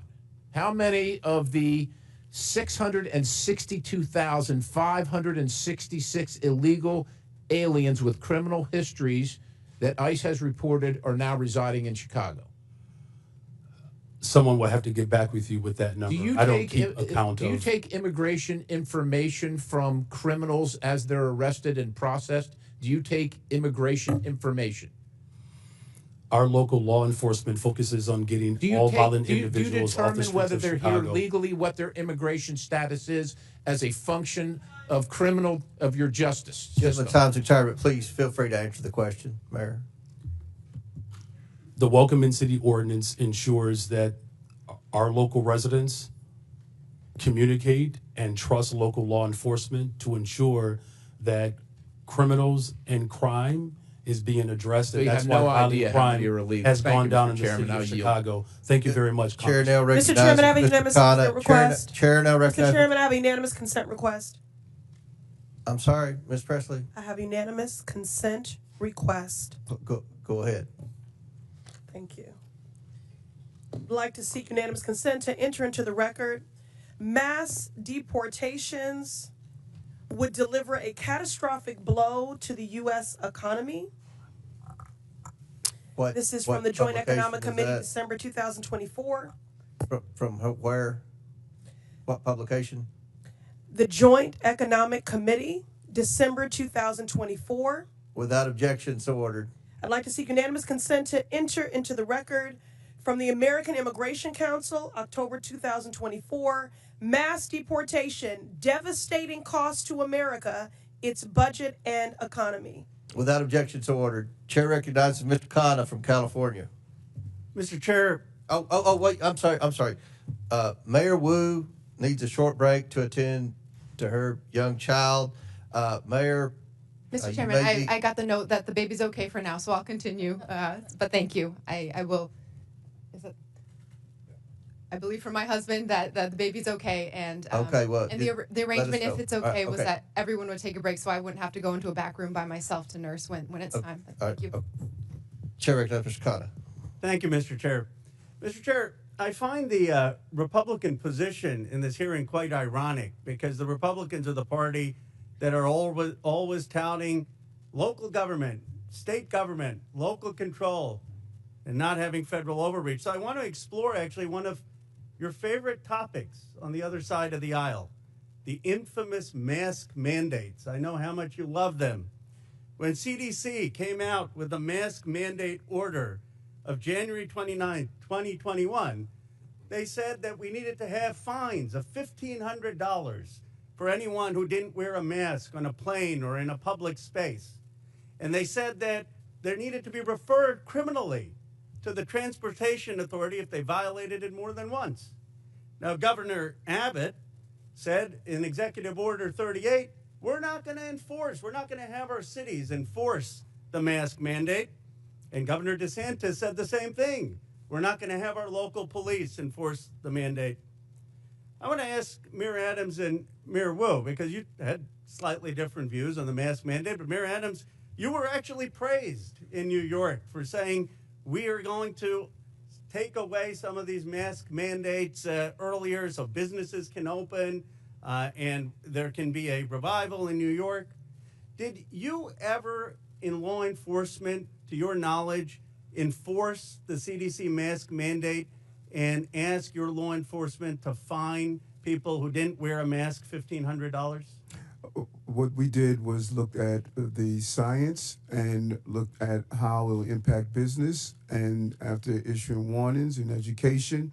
But I think it's fair to say, Mayor, right? You never referred anyone to the Transportation Department for prosecution, and you never had local police out there saying we're going to fine people $1,500 with the CDC mandate.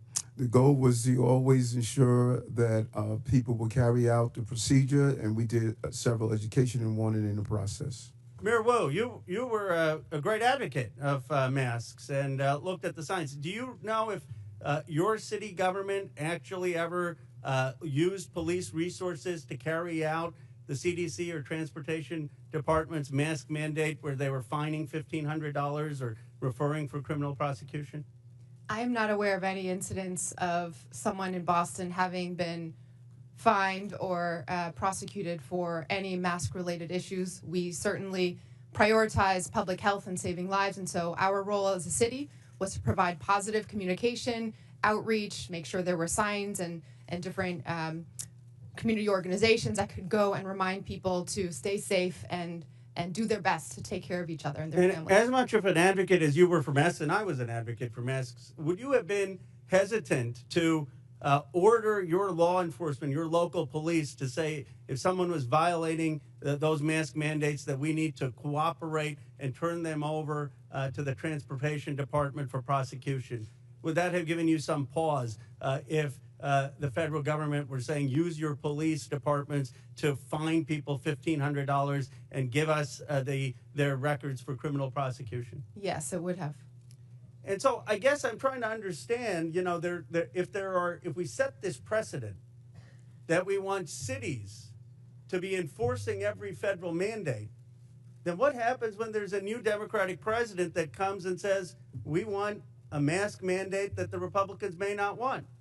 And when there are conservatives like Governor DeSantis or Governor Abbott saying we don't want our cities to enforce that, do you see, Mayor Wu, any difference between a federal government asking you to enforce laws that ICE is doing versus a federal government asking you to enforce a mask mandate, or frankly, to enforce gun laws that may not be what your local city department is focused on? It does seem that local authority is part of our democracy and part of our system of government. Isn't the real issue here not one of immigration, but of federalism? Isn't the question, I mean, everyone agrees that there needs to be, if there's someone who's convicted of a crime, that ICE has the right to enforce those laws. The question is just, are you going to have local governments in this country be beholden to every new president's directives and an arm for enforcing that. My view is that we ought to have local governments be able to use their police officers for their priorities. That, in its essence, is federalism, and it actually used to be the conservative Republican position. Gentlemen's time's expired. Chair recognizes Dr. Fox from North Carolina. Thank you, Mr. Chairman. Mayor Johnson, in the last 4 years, how much has Chicago spent on care for illegal aliens? Thank you for that question, Congresswoman. So since 2022, since the governor of Texas began Just shipping. tell me a number. I don't need a speech. Just tell me a number. So since 2022, since the governor of Texas was shipping individuals to cities across this country, the city's budget, roughly 1% of the city's budget over the course of 4 years. Mayor Johnston, the same question, and I don't need a speech, just a number. Thank you, Congresswoman. Thank you, Congresswoman. It's $79 million over the last 2.5 years. Mayor Adams, same question. How much has New York spent to care for illegal aliens? Approximately $6.9 billion went out of our taxpayers' funds. Mayor Wu, same question. How much has Boston spent to care for illegal aliens in the last 4 years? We do not ask about immigration status and giving city services and providing that access, so we do not have a number.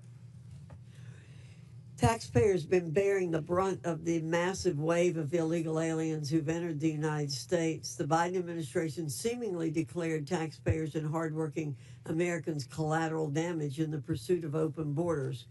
Again, Mayor Johnson, are NGOs providing services to illegal aliens in Chicago? In accordance with the Welcoming City Ordinance, our sister agencies or city departments, we do not seek the status of any individual that is seeking service. Mayor Johnston, are NGOs providing services to illegal aliens in Denver? Thank you, ma'am.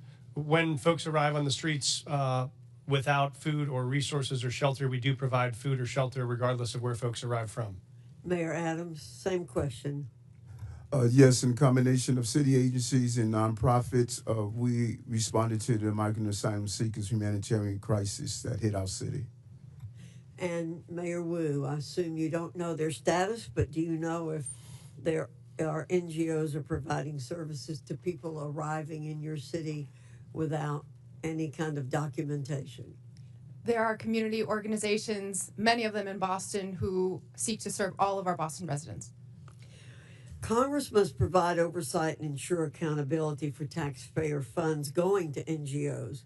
Agents from Customs and Border Protection have been outspoken in opposition to allowing NGOs to assist illegal aliens in subversion of law and order.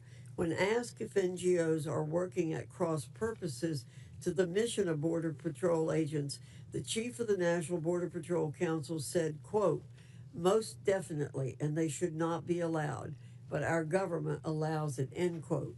NGOs receiving taxpayer funding through grants pay for everything from food, shelter, and transportation to legal services that help the migrants traverse Mexico. That is why I introduced H.R. 245, the Grant Integrity and Border Security Act. This bill would require all NGOs who apply for a federal grant to certify as part of their application that they have not, will not, and are not engaging in acts that violate federal immigration law. If NGOs continue violating our immigration laws, then my bill would ensure that no federal funds can ever go to the violators. It's time to pass this bill, ensure accountability, and secure our cities and the border. And with that, Mr. Chairman, I yield back. Gentlelady yields back. Chair recognizes Ms. Brown from Ohio. Thank you, Mr. Chairman. Today we've heard my colleagues on the other side of the aisle demean, and dehumanize immigrants, choosing fear-mongering and political theater over real solutions. So let's take a moment to set the record straight. The best chance for comprehensive immigration reform came in 2013, when a bipartisan Senate majority passed a bill strengthening border security and providing a path to citizenship for longtime residents. But House Republicans killed it. Fast forward a decade later to last year, the Senate crafted another bipartisan deal, one that would have enhanced border security and tackled the fentanyl crisis with better technology and more agents. But Donald Trump torpedoed it, preferring anti-immigration rhetoric to real solutions. So this isn't about fixing the problem, it's about exploiting it. And let's not forget, the president wasn't complaining about this when he was employing undocumented immigrants at his resort.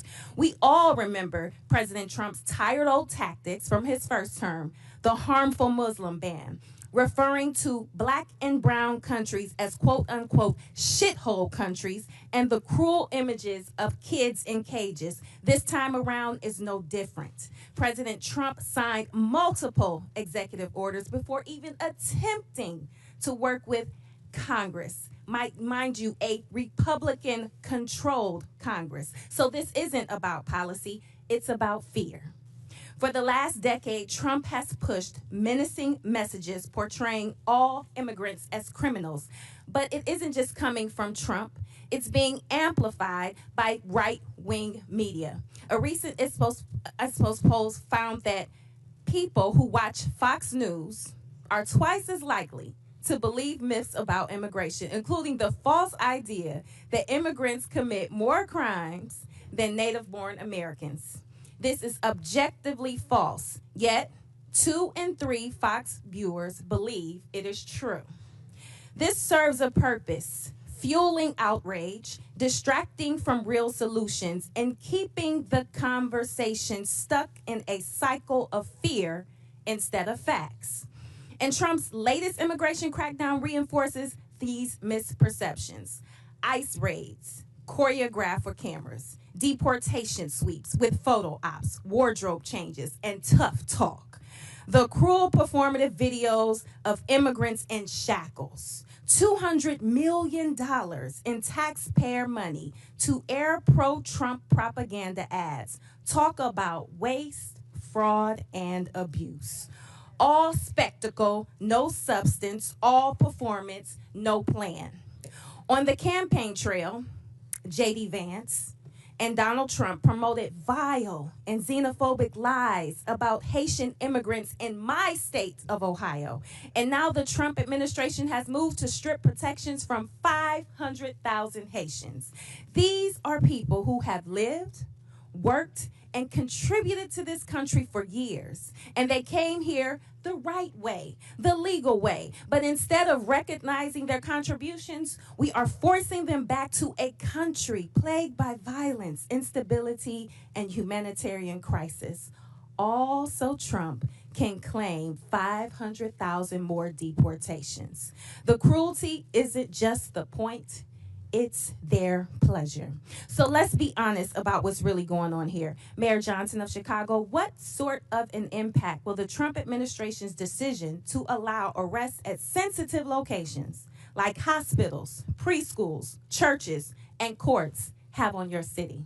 Thank you for that question. As a welcoming city space, it's important that the trust between the community and law enforcement is strong. That's ultimately how we have built a safer city. Just this year alone, violent crime is down 20%.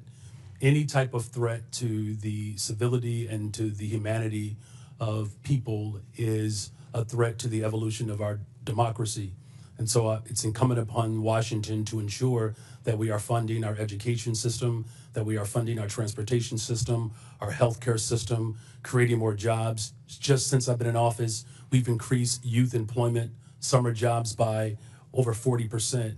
Making sure that our young people see their purpose is the value of this democracy. And so I call on this body to continue to invest in the city of Chicago that sends billions of dollars to Washington. Thank you. Fear and cruelty are not the solution. It's distinctly un-American and a dangerous distraction from the Congress's responsibility to actually deliver progress on this challenging facing our country. And with that, I yield back. Gentlelady yields back. Chair recognizes Mr. Grofman from Wisconsin. Yeah, just a couple comments first. As far as the idea of who's committing crimes, we have no idea how many illegal immigrants in this country are committing crimes because nobody keeps track. Okay, if I go to a prison or a jail in Wisconsin with, I don't know, 1,500 inmates, and I ask how many of these people are here illegally or how many are citizens of another country, nobody will know the answer to that question. So that's why we don't have hard facts on how many crimes people committed. The other thing I like to point out is every year in this country, about 850,000 new people from other countries are sworn in as American citizens. I don't know of Donald Trump ever talking about reducing that number. Maybe he should reduce that number, but I've never heard him talk about reducing that number. Our concern here was illegal immigration, and I would hope the vast majority of Americans think we ought to have a immigration law that the 850,000 new citizens every year go through. But if we're going to have an immigration law, it means we have to do something with the people who try to become permanent residents without going through the proper structure. Now, I think part of our problem here is we have a lot of people who don't understand why we have an immigration law at all. And I want to ask all four of you as I go down, we go down the row here, do you believe the United States should have an immigration law, or do you believe that just anybody should be able to show up and come in? And we'll start with Mayor Adams there. I strongly believe we need to have an immigration law. I strongly believe we need to secure our borders. We witnessed a 90% decrease, and we're seeing that play out in our city. So we should have a strong immigration law. Good. And I'll ask this question then. If you believe we should have an immigration law, and then we'll get all four of you here, if you believe that, do you believe people who ignore the law, whatever that law is, should be allowed in the country? I think that all of us must be held accountable to the law, and if we secure our borders to make sure before they come in that is done correctly, it is not going to impact cities to carry that burden. Like I said, close to $7 billion in tax dollars. Mr. Johnson, do you believe we ought to have an immigration law in this country, or do you believe everybody should just be able to walk in here and set up shop? Thank you, sir. I do believe we should have an immigration law. I do believe we should have secure borders. I do believe we should fix our asylum process. I do believe we should let dreamers get access to permanent citizenship. Okay, then the question we is, could do. if somebody ignores that law and comes in this country, do you believe the whoever, ICE or Border Patrol or anybody, should spin them around and send them out? Or can they just ignore the law, and because they, however, cross the Rio Grande, overstating a visa, whatever, are here? Do you believe that we ought to do something to the people who are ignoring the law? Thank you, sir. In the case of the folks we're seeing, they are coming here because they are claiming asylum. When they claim asylum, they then have a right to a day in court to see if that asylum claim is valid. The question is, though, if I come in this country and stay here and I have not gone through any formal process to become a citizen or to be a visa, legal visa or whatever, should we kick that person out? The folks that we're serving, sir, are trying very hard to navigate that legal process. It's often a 7-year wait for a court date when they arrive to this country. So part of it is the backlogged administrative need at the border. Every month under President Biden, at least the statistics I have, 30 to 40,000 people, what are called gotaways, came across the southern border, didn't ask for asylum, didn't ask for anything. Do you believe that people who just come across that way should be escorted out of the country, or do you believe just because they ran between the designated checkpoints that they, as the result, get to stay here forever? Again, sir, we're serving folks who are seeking asylum or have status, Well, of course, like temporary protective you status. wouldn't even know that. Or CBP-1. Okay, next, Mayor Johnson, buddy from Chicago. What do you think? Should we have an immigration law in this country, or should anybody who comes here just be able to stay here? I do support the bipartisan legislation that was passed out of the Senate for comprehensive immigration reform. No, that's not answering the question. Right now, people are breaking the law. Do you believe the United States should have an immigration law? As far as I know, every country in the world has an immigration law. Maybe there's one outlier or something. And we have laws in the United States. Do you believe if people come here and break the law that they should be escorted out, or do you believe they just get to stay here forever? Our immigration system is broken. We have not had comprehensive immigration reform since 1986. May I answer fully? Yeah, his time's expired, but Okay. feel free to answer. Did you want Mayor Wu to answer your question, or are you finished?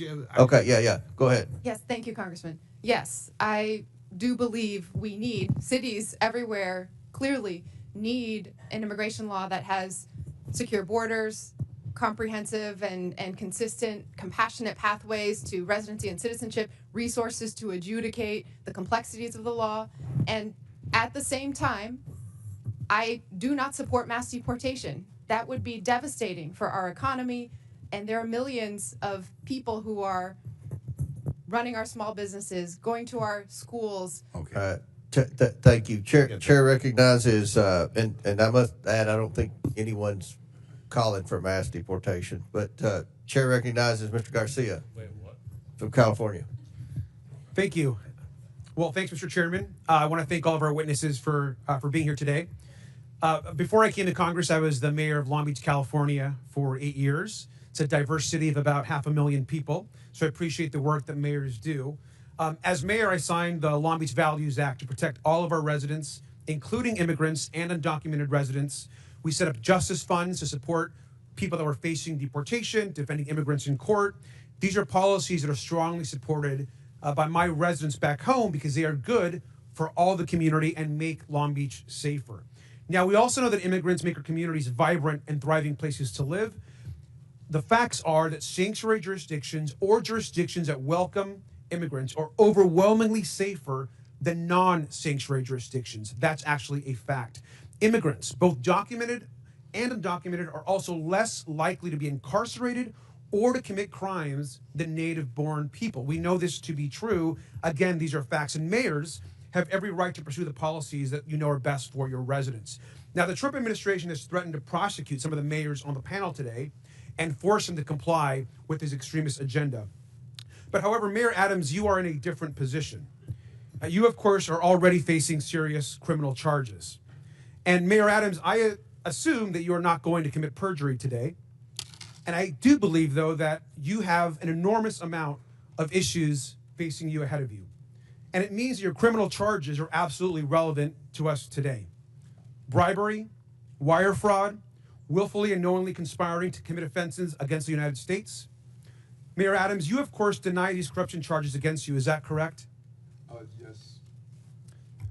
Yes, Congressman. Thank you. Now, I understand that you are proven innocent unless you are guilty, but you also have, sir, a trust problem. 4 of your deputy mayors have resigned. Now, this is serious, and Republican prosecutors agree that the evidence against you is ironclad, yet Trump's DOJ moved to drop these charges. Now, I just want to be just really clear and show this here. Now, look at how the Trump-appointed acting U.S. attorney who is prosecuting you described it.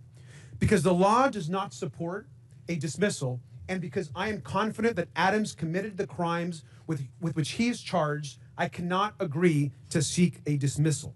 Now, this is a conservative Republican who resigned when Donald Trump pressured her to drop the charges. And we know that the Trump administration demanded that the charges be dropped. And this is key. They will be able to refile them against you, Mr. Mayor, at any time. I think, personally, that's why you sat next to the architect of family separation on Fox and Friends. Now, Tom Homan sat next to you and said the following, and I quote, "Getting on Rikers Island is step one.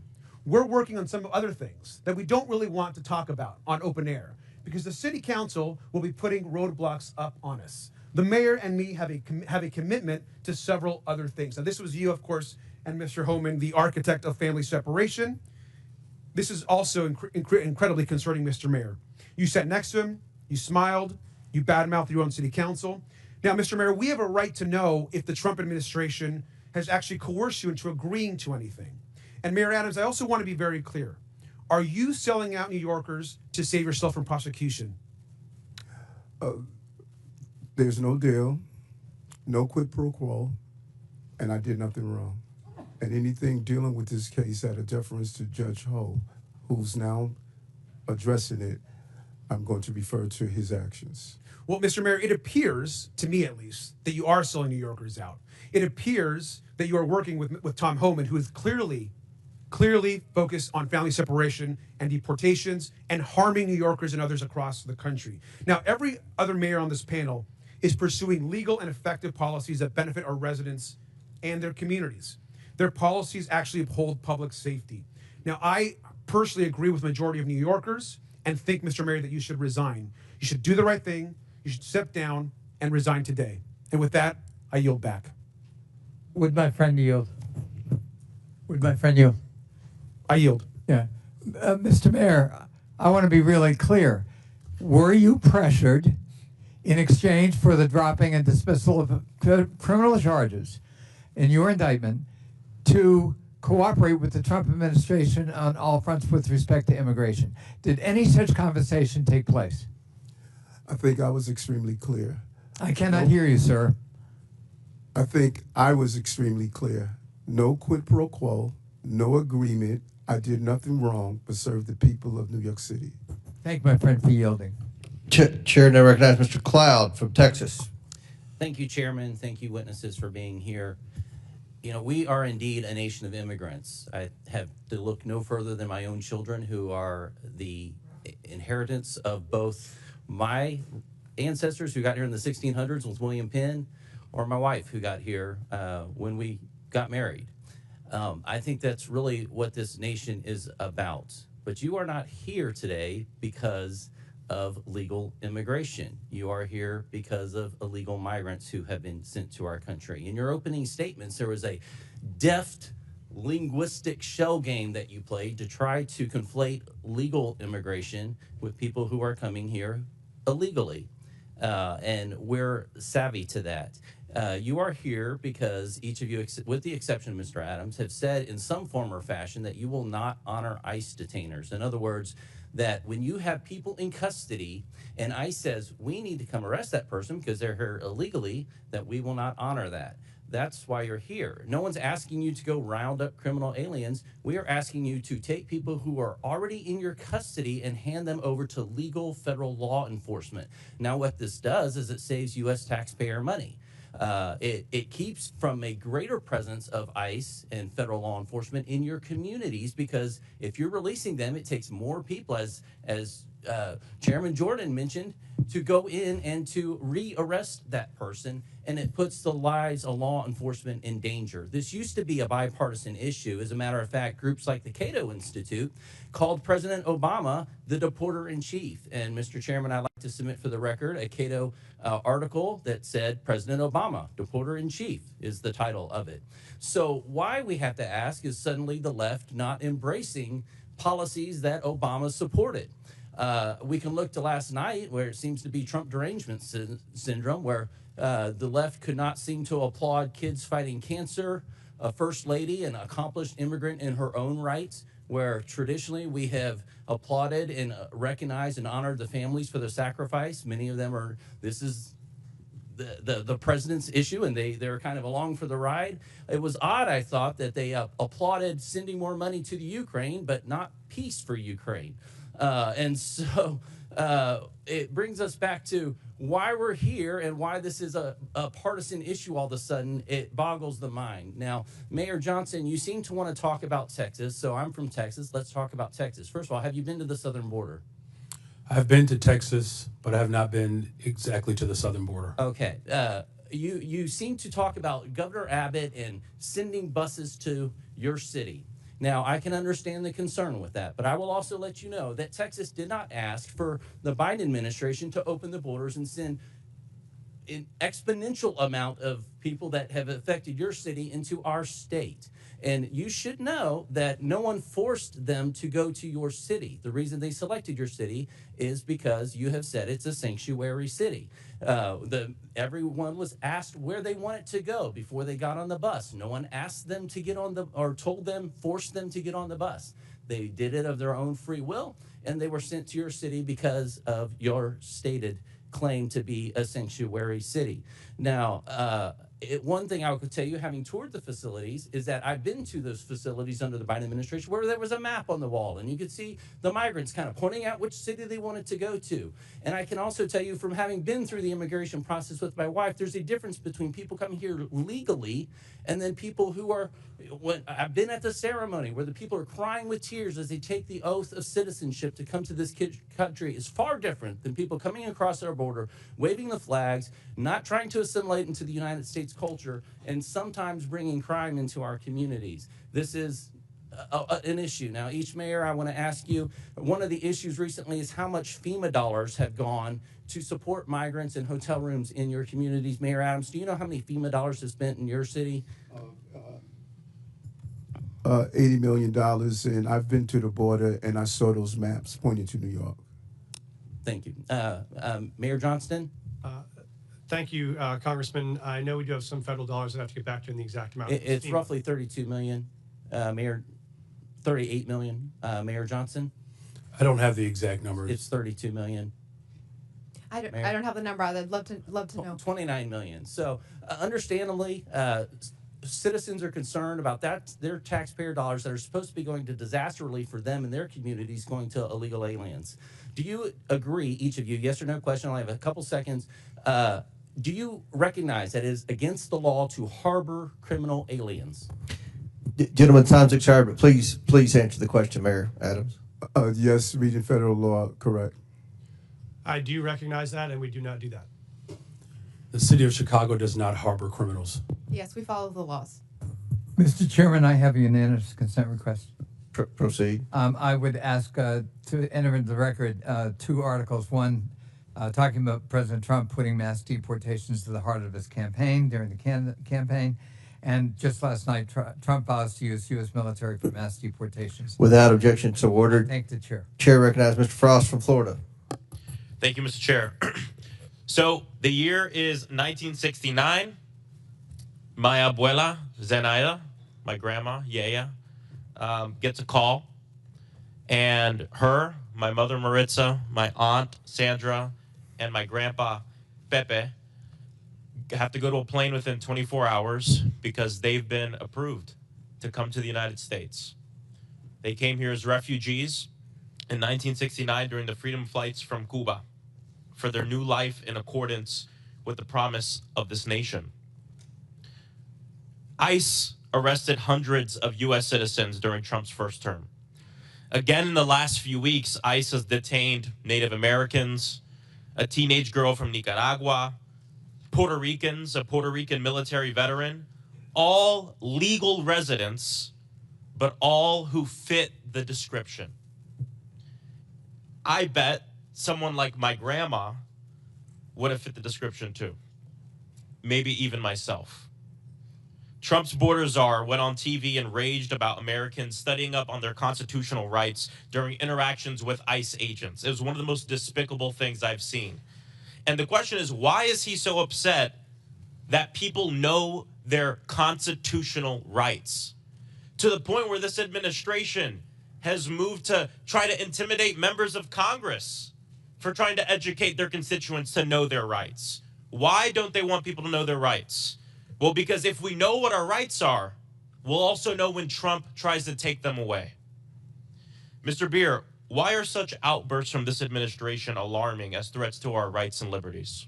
Well, you think about what we've heard about detainer requests. I have documented over 155 U.S. citizens who've been targeted by detainer requests, and they want to say we're going to just take the discretion away from state and local governments over detainer requests, even in the case where someone is clearly a U.S. citizen. Here's my birth certificate. Doesn't matter. They're going to disregard it. And so, yes, I am well aware of the threat this administration poses to constitutional rights. So from what we see the last few weeks, should American citizens, should people with legal permanent residence in this country be also scared of this mass deportation campaign for themselves and their own children? Oh, absolutely. The birthright citizenship order is the most egregious, but that doesn't stop there. They want to take away people's citizenship and people's rights regardless whether they're citizens or Thank not. you. Mayor Wu, Boston has been named the 9th best city for quality of life in the entire country. Congratulations. I would argue with that. Okay. If Trump succeeds in forcing you to redirect your city's budget and personnel to help with ICE raids and this mass deportation campaign, how would that affect quality of life for your people? First, that is against the laws in Boston and in Massachusetts, but I've heard from so many community members, including residents who are immigrants who are citizens, that they are terrified. And that means when people don't feel comfortable reaching out to call 911 when they need help, when survivors of domestic violence don't feel comfortable reporting or giving information, it makes all of us less safe, even those who aren't immigrants. This culture of fear is bad for the safety of our people. Donald Trump's immigration raids are also traumatizing and destabilizing, of course, all Americans, but especially children and kids. Being a kid in America is hard enough. Making good grades, going through more school shooter drills and fire drills. And now Trump wants to send armed ICE agents into their classrooms to rip children from the school desk as they're trying to learn. Mayor Johnston, my colleagues are laughing about that. I don't find that funny. What would a school day be like for a kid in your city when ICE suddenly bangs down on the door and abruptly grabs their teacher or one of their friends? Thank you, sir. I was a teacher and I was a school principal before I did this job, so I knew that our school was often the safest place that kids came, and they knew there they could learn, they could get support, they get access to services. And many of our kids come from mixed status families. They don't know their status, they don't know their mom's status or their dad's status. So I've had families before who have pulled their kids out of school, kids who were citizens, because they were worried that somehow their kids were in danger because they didn't know who was being taken. And so for us, the fastest way to make a city unsafe is to have kids not feel safe in their own schools. See, they want everybody to live in fear of undocumented people. That is what they want to do. But I'll tell you, when I'm in my district and I do roundtables, I've done them with kids in elementary school, and I ask them what they want us to do. They want us to ban assault weapons. They say what they're actually scared of is being shot to death and dying in their schools. And because of actions that the Democratic administration took, the Biden administration with Congress, gun violence has gone down in Denver, 24%, 25% in Chicago, 40% down homicides in Boston. This works. Gun violence went up 45% under Trump. So when they're in charge, more people die. When they're in charge, we are actually less safe. And I think that's an important thing that we all have to keep in mind as they try to scare us in terms of immigrants who are living in this country. Thank you, and I yield back. Chair recognizes Mr. Palmer from Alabama. Thank you, Mr. Chairman. I thank the witnesses for being here. I just want to respond about crimes committed by people here illegally. Every crime committed by someone in the United States illegally is a crime that would not have been committed. Lincoln Riley, Ruby Garcia, Rachel Morin, Joycelyn Nungaray, the woman set on fire in the New York subway. These are all assaults, rapes, murders, and other crimes that would not have taken the lives of these people if those people were not here illegally. They were given safe harbor. Now, I want to ask you something. You all took an oath of office. Mr. Adams, did you swear to uphold the Constitution of the United States? Oh, yes, I do. How about you, Mayor Johnson? Yes, sir, I did. How about you, the other Mayor Johnson? Yeah, the Constitution of the United States as well as the Constitution of Illinois. Okay, and Mayor, Yes. you did. Are you familiar with the Supremacy Clause? Any of you? Yes, sir, I am. Okay. Then under the Supremacy Clause, you understand that the laws of the United States take precedent over the laws of Colorado, over the laws of Illinois, over the laws of Massachusetts, and your cities. Do you understand that? Yes, sir, I do. But when you declared your cities sanctuary cities, you did so illegally. Do you understand that? Respectfully, sir, I would disagree with that. We follow You're every disagreeing federal with the law. law. It's against the law to give sanctuary to people who have committed felonies, and it's a felony to cross the border illegally. You gave sanctuary to people who are here illegally. You violated your oath to uphold the Constitution because of the Supremacy Clause. The laws of the United States take preference. But you didn't do that. There is, thank you, sir. There's no part of our city law that violates federal law. No part of the practices or services we provided that Did violate you federal personally did you personally violate the law then by giving sanctuary? Somebody gave these people sanctuary. You declared your city. The city of Boston was declared a sanctuary city by you, Mayor. Being a sanctuary city as you describe it, or being a city as we describe it, that's home for everyone, does not. It means that if When you you commit a give crime, safe you are harbor held to accountable people who are regardless of here immigration illegally, status. and when you interfere with the officers of the law who are there to even remove people that you know have committed crimes, you have violated your oath of office. You've committed a crime. Mr. Chairman, I don't understand why we haven't been discussing obstruction of justice. I mean, get real about this. We have a problem in the country with the people who have come here illegally. And I just gave you a few names of people who have been raped and murdered. There are numerous others. There's a whole organization established called Remembrance to remember the people who have been assaulted, raped, murdered in this country, because certain cities, certain officials decided to give sanctuary to people who came here illegally and committed these crimes. It goes all the way back to Kate Steinle, San Francisco, shot by someone who was here illegally. She would still be alive today. She died in the arms of her father.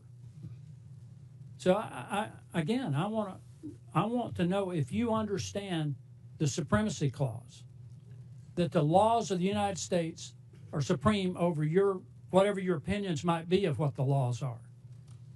Sir, I do recognize that. We do follow that. I want to clarify that we actively, aggressively pursue any known criminal in the city, and we actually partner with the federal government to do that. If there is someone with a criminal warrant, we're searching for them. We have federal task forces we're partners of to break up gang activity. We do that for drug trafficking. We do that on armed robberies. So we are in partnership with the federal government on many issues around. Mayor Adams is being attacked because he's agreed to cooperate with federal officials to uphold the laws of the United States. I haven't heard any of you in defense of that. We are absolutely upholding the laws of the United States. We do it every day, and we will continue to do it. I just think we need to do a deeper dive into this, Mr. Chairman. If it were up to me, I mean, I'd be considering referring charges. I think we've got a problem here when we decide that there's some laws that we will obey and some laws that we won't. I don't care who it is, Republican, Democrat, I don't care what office you hold. We need to abide by the laws passed by. Will the gentleman yield? No, I will not yield. Mr. Chairman, I thank you for the time. I yield back. Gentleman yields back. We're gonna have two more. We're gonna have two more questioners. Then we're gonna have to take a break at the request of the witnesses. A 15-minute break, maybe 20 if we need that. But Chair recognizes Mr. Kassar, and after him, then Mr. Higgins, and we'll proceed with the break. But Chair recognizes Mr. Kassar. Good morning. Good morning. Good morning. Mayor Wu, can you tell us a little bit, just maybe 20 seconds, about how your administration has helped address unemployment, especially amongst youth in your city, which we know is a risk when we have high levels of young people unemployed? We made a commitment, our mayor's guarantee, that any young person in the Boston Public Schools who wanted a paid summer job would get one, and we fulfilled that with the partnership of businesses and companies and organizations throughout the city. Record numbers participating. Thank you, Mayor Wu. Mayor Johnson, can you tell us a little bit about measures your office have implemented to address the root causes of violence in Chicago? Thank you for that question. Yes, so first of all, it's great to report that violence is down in the city of Chicago, and it has gone down since I've been in office as a result of a couple of measures. One, we've reopened 3 mental health clinics because we do know that mental health issues, and we are in a very severe mental health crisis.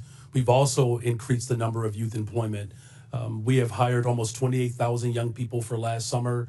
This year, we have an opportunity to hire up to 29,000 young people. We've also built more homes. Just last year, we've appropriated $11 billion, 37,000 construction jobs in the works for almost 10,000 more affordable units. And we have promoted and hired 200 detectives to increase trust between community and law enforcement to solve the crimes that do occur in our city. Thank you so much.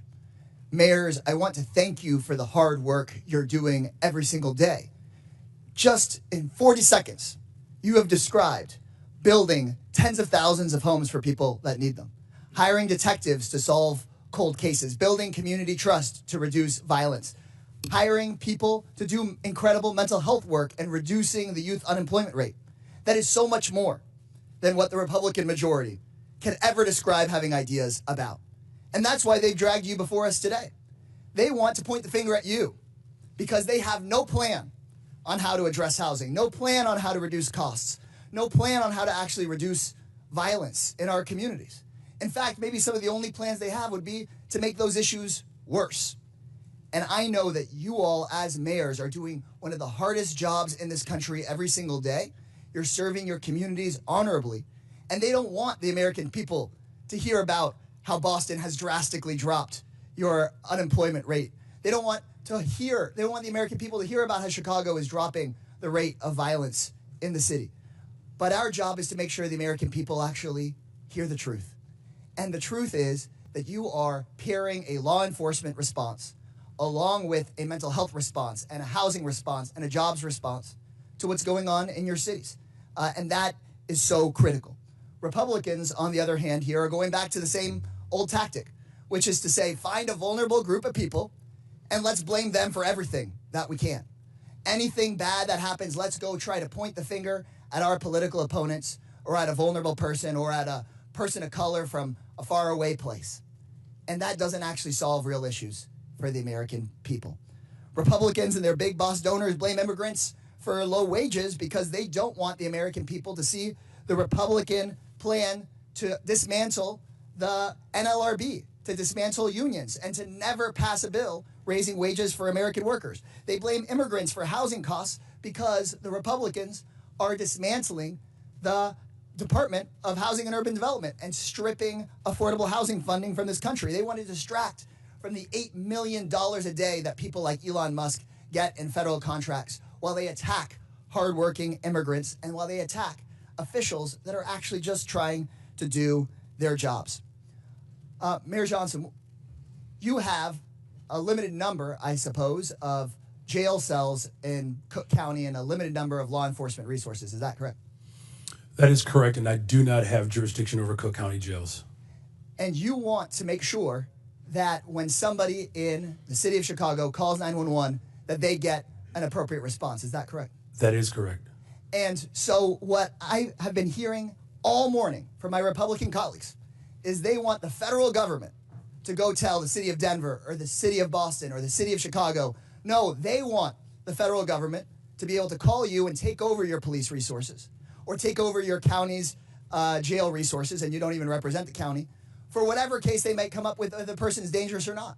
Instead of having cities determine if somebody is dangerous and needs to be held, instead of having cities say, we want to make sure if you have an emergency that we get somebody to you and don't just send out our police to a call that may not be a priority just because somebody in the federal government wants to go after somebody with no criminal background and that isn't a threat.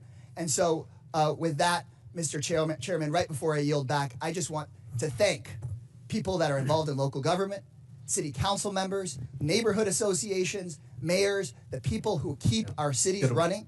You deserve our support in making your cities more safe. You deserve our support. Gentlemen, time's expired. Chair recognizes Mr. Higgins from Louisiana. Thank you, Mr. Chairman. Let's clarify for America. Mayor Adams, Mayor Johnson, Mayor Johnson, and Mayor Wu, are you here today under the advice of council, and do you have council present? Yes or no? I want to understand the question. Are you here today under the advice of council, and do you have council present? Do have council present. I'm here because we were requested to appear. Did you consult with, did you have council prior to your appearance? Yes, we did. Thank you. This is not a trap question. We just want to clarify. Okay. Here under the advice of council, do you have council present? Yes, sir. Council present here because I was invited. Did you counsel before your trip here? We do have counsel. Get I was advice here. from your council? Yes. Okay, then you're under the advice of council. Yes. Mayor Wu, thank you. To just clarify for America, these mayors are all sanctuary city mayors. but the narrative is no longer comfortable because 3 months ago, we were at the tail end of 4 years of millions and millions of illegals coming into our country. It was out of control. The only thing that has happened since then is we had an election in November. And now we're not pulling the curtain back. We have ripped the curtain from the rods. We have revealed to America just how fast we could have secured our border if you had an executive that was willing to enforce the law. So now we're paying attention to our municipalities. And every one of them is lawyered up. They've changed their narrative. We got example after example. The mayor of Chicago, we must lead with and live by the promise of Sanctuary City. The mayor of Denver, willing to go to jail in defense of Sanctuary City policy. The list goes on. But the policies of these mayors and our previous president have consequences, real life consequences. I have a family here today, Mr. Chairman, who lost their beautiful loved one. This young man was killed by an illegal immigrant in Texas that never should have been in our country. He'll never be here to raise his daughter, Anne Marie, to love and cherish and honor and uphold his beautiful wife, Olivia. And you mayors have responsibility, not just to your communities and the citizens you just want to serve, but by extension to the entire republic. And let me clarify, I was a cop for a long time. To honor the jurisdictional authority of another law enforcement agency, you do it every day in your city. Guaranteed, every one of you, if you have an inmate in your city on city charges, and that inmate has a felony warrant from a neighboring county or another county in your state, and that county contacts your city while you have that inmate in detention, and ask you to hold them for them to come pick it up upon release, guaranteed you release that inmate to the county over or to your state police. But you're not doing it for ICE. And ICE is responsible to remove millions of criminal, hard-edged, criminal illegals from our country. And we've had enough. America's fed up with this betrayal of oath, and you'll be held accountable. One of you said you're willing to go to jail. We might give you that opportunity, good mayor. One of my colleagues mentioned the children. I always want to talk to the children, separation of children. At any given time in America, there's 750 to 850,000 American citizen parents of minor children incarcerated in our country.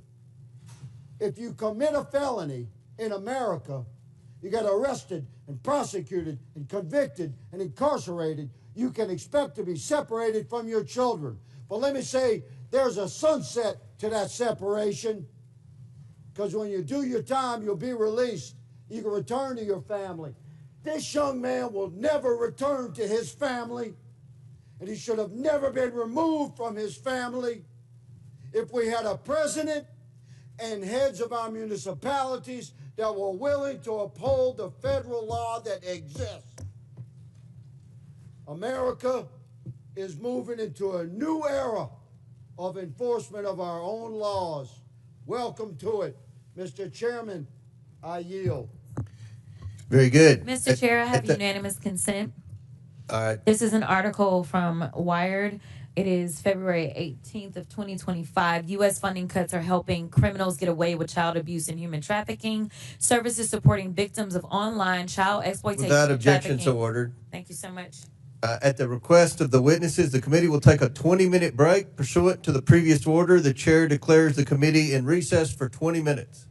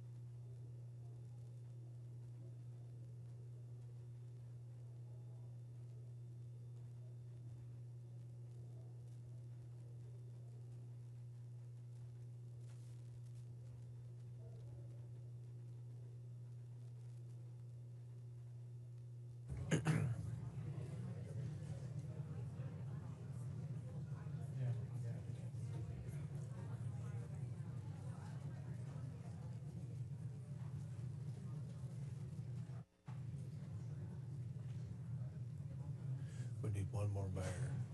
We're missing. Okay, here we go.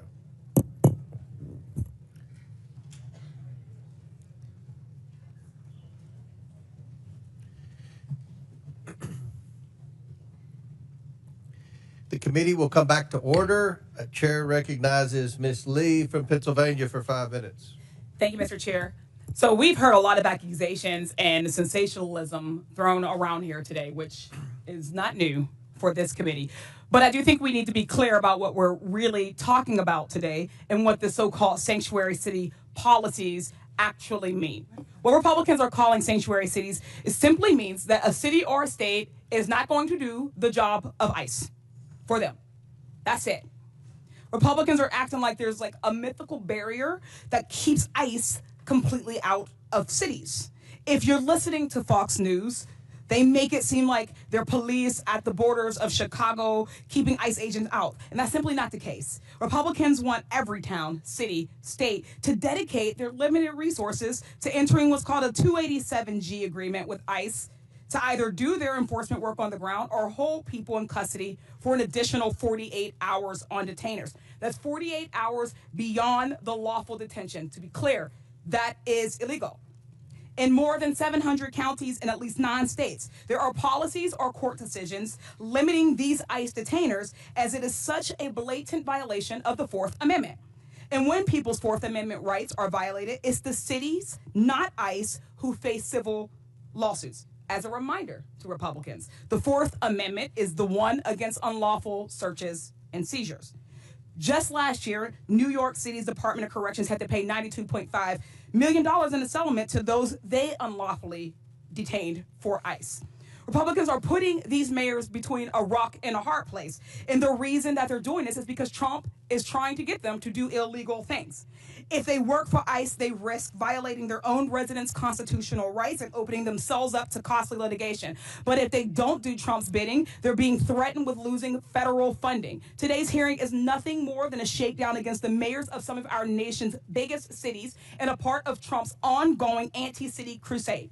In Trump's America, if you disagree with his priorities, then you lose federal dollars. Just last week, Donald Trump actually called city leaders who oppose his cruel policies sick politicians. Just a few days before that, his border czar, Tom Homan, threatened that he would be bringing hell on the city of Boston. Mayor Wu, what do you think about these threats against Boston and their attempts to force you to enact policies that are against the very things your constituents voted for? The laws are most important and the safety of our residents are most important. And what I hear from all of our residents across every one of our neighborhoods is that, in fact, undermining the trust is what would make our city less safe. And so we need everyone to feel secure in their communities, like they can reach out, they can call 911 when they need help. And in our city, those laws actually help Boston police solve crimes. Thank you. Mr. Beer, question for you. I'd always thought that my Republican colleagues were strong supporters of state and local sovereignty and were against intrusion from the federal government. Do you think this lawsuit seems consistent with that position? Oh, absolutely not. If you look at the Supreme Court precedent on this, it came from a gun control law that said that state and local governments had to cooperate with the federal government on gun control. The Supreme Court said that's unconstitutional. Not a single member on this side, I believe, would be against that Supreme Court decision. Mm-hmm. There's nothing illegal about protecting people's constitutional rights and due process, education, and equal treatment under the law. But it is illegal for the federal government to withhold federal dollars that these cities' taxpayer dollars have gone towards. Mayor Johnson, Chicago ranks as one of the largest cities in the U.S. and has the third largest metropolitan economy, boasting a GDP of $860 million. This makes it one of the most economically diverse cities in the nation, correct? That is correct. Would it be fair to say that your city generates billions in taxpayer revenue and that the average taxpayer in Chicago and Illinois contributes more than around $20,000 in federal income taxes, which is more than $1,310 above the national average? That is absolutely So correct. can we conclude that Chicago residents pay significantly more in taxes than they receive in return, contributing at least $5 in taxes for every $1 they get back in federal support? More than our fair share. Thank you. Only 9 states have taxpayers that contribute more to the federal government than they receive. All 4 of our mayors are from states on that list. Yet Republicans are saying that they should lose that money because they don't agree with their dear leader. Trump and Republicans are attempting to take money from blue cities and blue states and give them to their red states. Republicans too often demonize blue areas and cities that are the very areas that are keeping the economy going. The attacks we've heard on mayors today are not only shameful, they're dangerous capitulations to the impulses of this president who is trying to expand executive power in nearly every direction. I'd like to thank our mayors, Wu, Johnson, and Johnston for coming in today, having the strength of courage to stand up to this administration. Thank you. I yield back. Chair recognizes the gentleman from Arizona, Mr. Biggs. Thank you, Mr. Chairman. So, Mayor Adams, you've agreed today. Sorry, over here. You've agreed today that New York City is a sanctuary city. Is that right?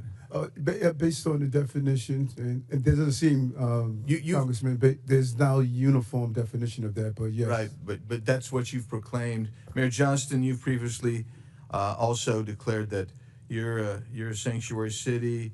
Mayor Johnson, you said that Chicago must lead with and live by the promise to be a sanctuary city. Mayor Wu, you said Boston Police and other departments cannot cooperate with ICE when it comes to detaining on civil warrants. Of course, I don't know what Mayor Johnston would define it, but I do know that the Honorable Mayor Johnson from Chicago, they call theirs a welcoming city ordinance, and we've got Ms. Wu, Mayor Wu, who's referred to hers as a safe city. That's really interesting to me.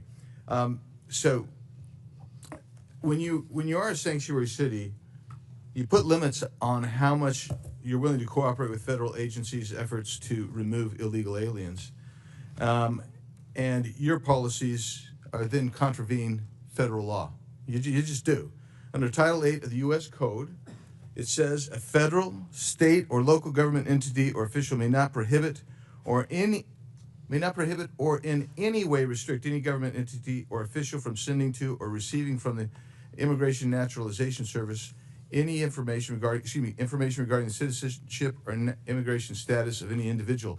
Yeah, so when I look at your guys' ordinances, and I got them all up here, and there's the really interesting stuff, and Denver, I think you testified previously that you rely on the statutory section, am I right, of the state statute. So let's just review this. There is a distinction, and some of you have made that. Mayor Johnson of Chicago made this repeatedly, and Mayor Wu of Boston did. There's a distinction between criminal warrant, and you say we cooperate on criminal warrant, but there's 2 levels of cooperation at least. There's a communication level, and there's a passing the person off. That's one level with the criminal. But the civil level, this is what I want to talk about for a second, because all of these ordinances proscribe communication and transfer of someone where there's a civil warrant. Now, I know that all of you understand that a removal order is a civil order. And that means none of you and none of your agencies within your municipalities are communicating or passing over someone where there's a ICE removal detainer. So I don't care how many times, 1,226 or whatever it was in 7 years, I don't care how many times you do it, but if you're not doing it for civil orders, then you're allowing people who have a removal order, who've had due process, because that's how you get a removal order. You're allowing them to stay in the country. You're in violation of this law right here. You are. You're in violation of that law right there. And you've got to start realizing what your criminal culpability is on that. And that's really what we're talking about here. So you don't think that's harboring, perhaps? But let's take a look at that next statute, please. That next federal statute. In conducting investigations and hearings, immigration officers and administrative law judges shall have reasonable access to examine evidence of any person or entity being investigated. If you're holding someone back, even if it's under a civil warrant, because that's what you said you're not going to participate in, and you are preventing access to that person or evidence, you're in violation of this. You have criminal culpability under this. And you'll notice there's no mens rea requirement here. This is it. Every one of you is exposed to criminal culpability here. That's the reality of it. Let's do the next one. Any person who knowing that a person is an alien, knowing or in reckless disregard, now you got a culpable mental state here, of the fact that an alien has come to, entered, or remains in the United States in violation of law, conceals, harbors, or shields from detection, or attempts to conceal, harbor, or shield from detection, such alien in any place. You'll notice it doesn't make a distinction that all of y'all want to make of criminal warrants versus civil. You're all in violation of all three of these statutes. You got criminal culpability. I yield back. Gentleman yields back. Chair recognizes Ms. Randall from Washington State. Thank you, Mr. Chair, and thank you to our witnesses for taking the time to be here today. I represent the northwest corner of the country, though I did happily live in Boston for 10 years safely. And Washington State is proudly home to more than 1 million immigrants. We know in Washington that our communities, like yours, are stronger because of immigrants. We are fed because of immigrants. We're able to take public transportation because of the work of immigrants. We are able to work on building the affordable housing that we need because of immigrants. We receive quality health care because of immigrants. But this administration, as we see over and over and over, is more concerned with deporting families than supporting families. Their actions are rooted in hatred and fear and deliberate misunderstanding. They say they want to lower costs, but what their actions show us is the opposite. Immigrants drive our economy. And this administration's mass deportations have disrupted small businesses, wreaked havoc on our communities, all while families see their grocery bills continue to rise and worry about their health care being ripped away. My constituents are scared. They're writing to us that they're afraid to go out in public, send their kids to school, go to the grocery store without 2 other members of their family or their neighbors with them. There are dozens of families making emergency plans to make sure someone is legally designated to take care of their children if they're detained or deported. And in fact, our governor had to create additional policy to ensure that kids are not left alone when their parents disappear. We've heard from beet farmers and wheat growers and florists, Christmas tree farms, grocers, and salal harvesters that their businesses cannot continue without the support of immigrants. We know that there is a huge economic impact to our families and our communities. And Mayor Adams, per your testimony in 2021 on immigrant New Yorkers, you stated that including those who are undocumented, immigrants in New York paid billions of dollars in taxes and contributed billions more in spending power to the New York economy. Is that true? Oh, yes. Yes, thank you. So one can imagine if this administration continues its mass deportation plans in cities across the country, including New York, it would have a significant impact on all our economies. Mr. Beyer, can you speak to what the economic impacts of mass deportation would mean for the U.S. economy? Absolutely, it'd be devastating. You're looking at an instant recession if it was, some magic wand you could wave to get rid of all these people like they want. That'd be about a 7% drop in GDP. That's well into the trillions of dollars in lost production of goods and services that benefit Americans. And when you really think about it, when it comes to the cities, right, it's not equally distributed across the country. It's really these cities and some others that are going to be overwhelmingly impacted. So those neighborhoods, you're looking at a death spiral of economic activity when you remove so much of the population. And of course, we talk about just the people who are undocumented, but their children, their spouses, all those people are going to be affected by mass deportation. Thank you so much. And Mr. Chair, with unanimous consent, I'd like to enter this New York Times article, Frustration Grows Inside the White House Over Pace of Deportations. Without objection, so ordered. Thank you so much. And, this committee has been very interested in uncovering waste, fraud, and abuse.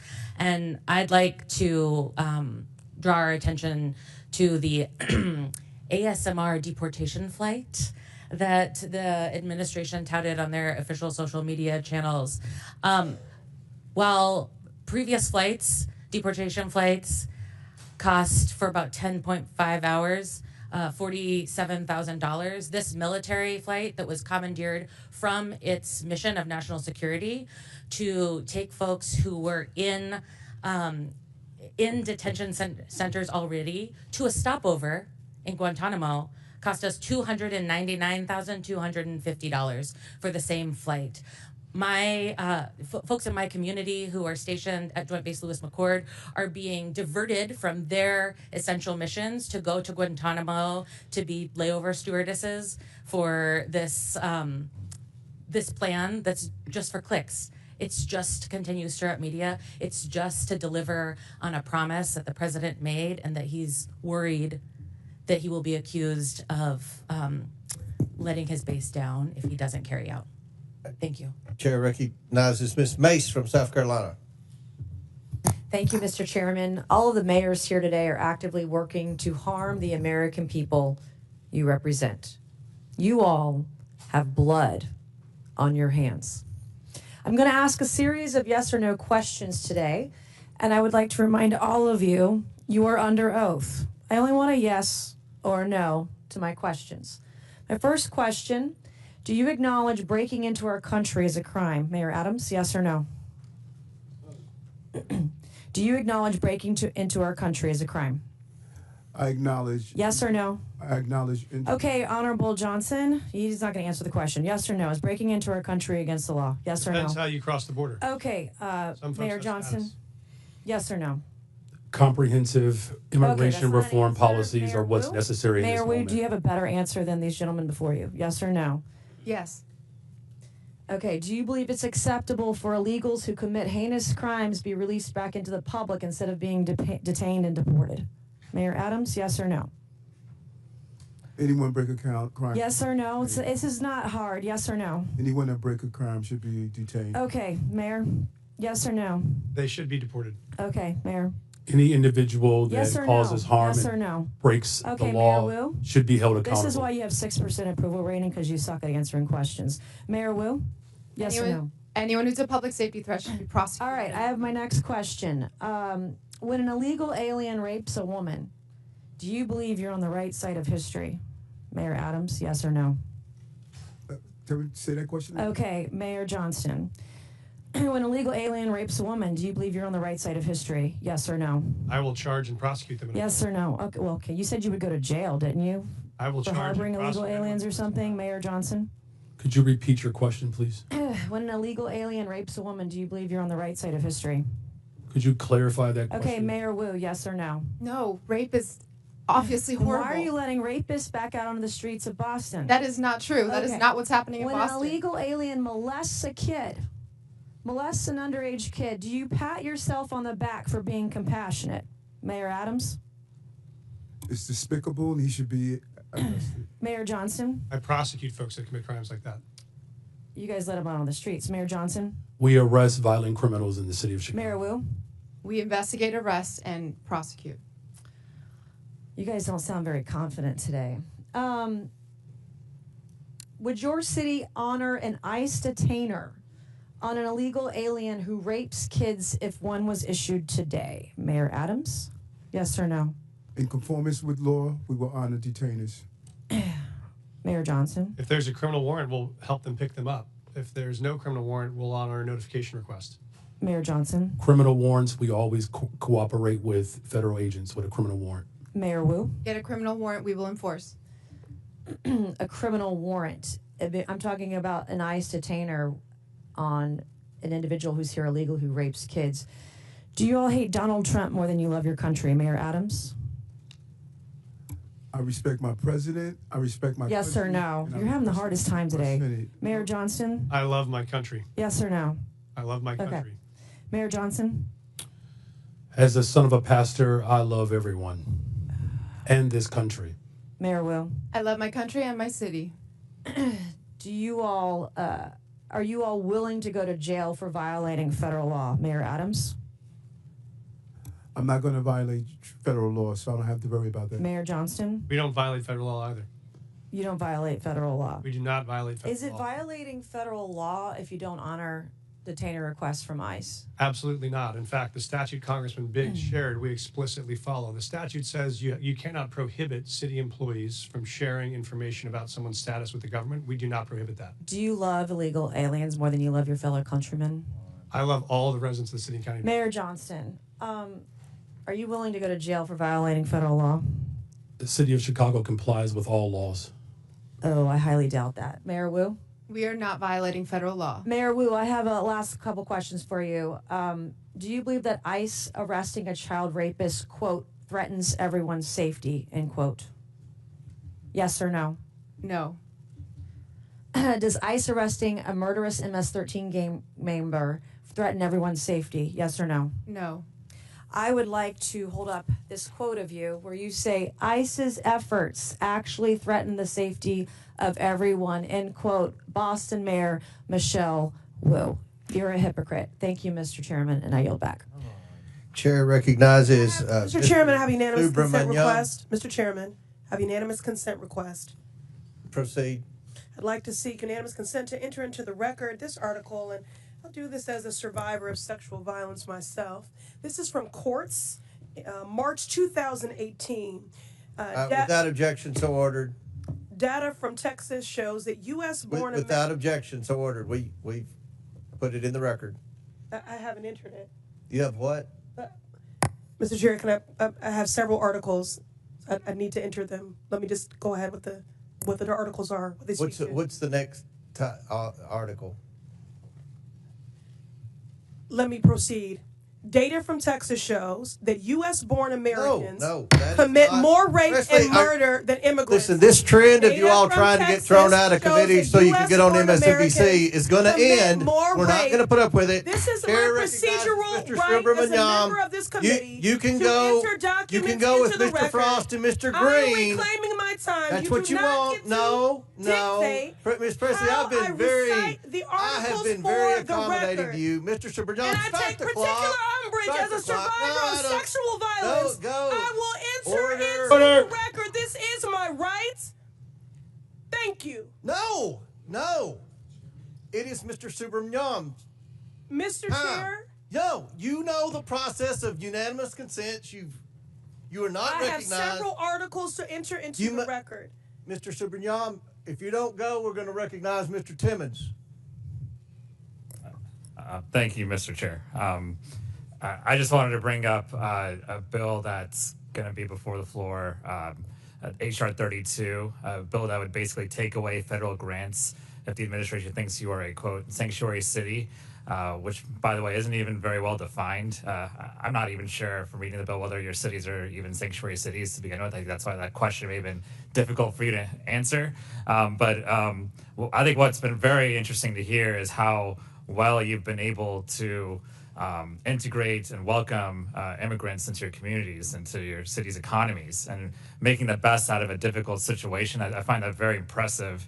And but I wonder to the mayors here, Mr. Johnston, if you took away federal grants, how would that affect public safety of your city? Would that improve? Would that make your city more safe or less safe if we took away federal grants from your city? It would dramatically weaken public safety. I mean, we wouldn't be able to repair bridges that are falling apart. It means we wouldn't be able to put kids in preschool or give veterans medical care. It would be catastrophic. Thank you. Mr. Johnson, the same question. Mayor Johnson, the same question. It would certainly undermine all of the investments that we've made thus far. Since I've been mayor, we've provided $20 billion of new investments that contribute to the overall safety of the city of Chicago. Mayor Wu, same question. Would this make your city of Boston more safe or less safe?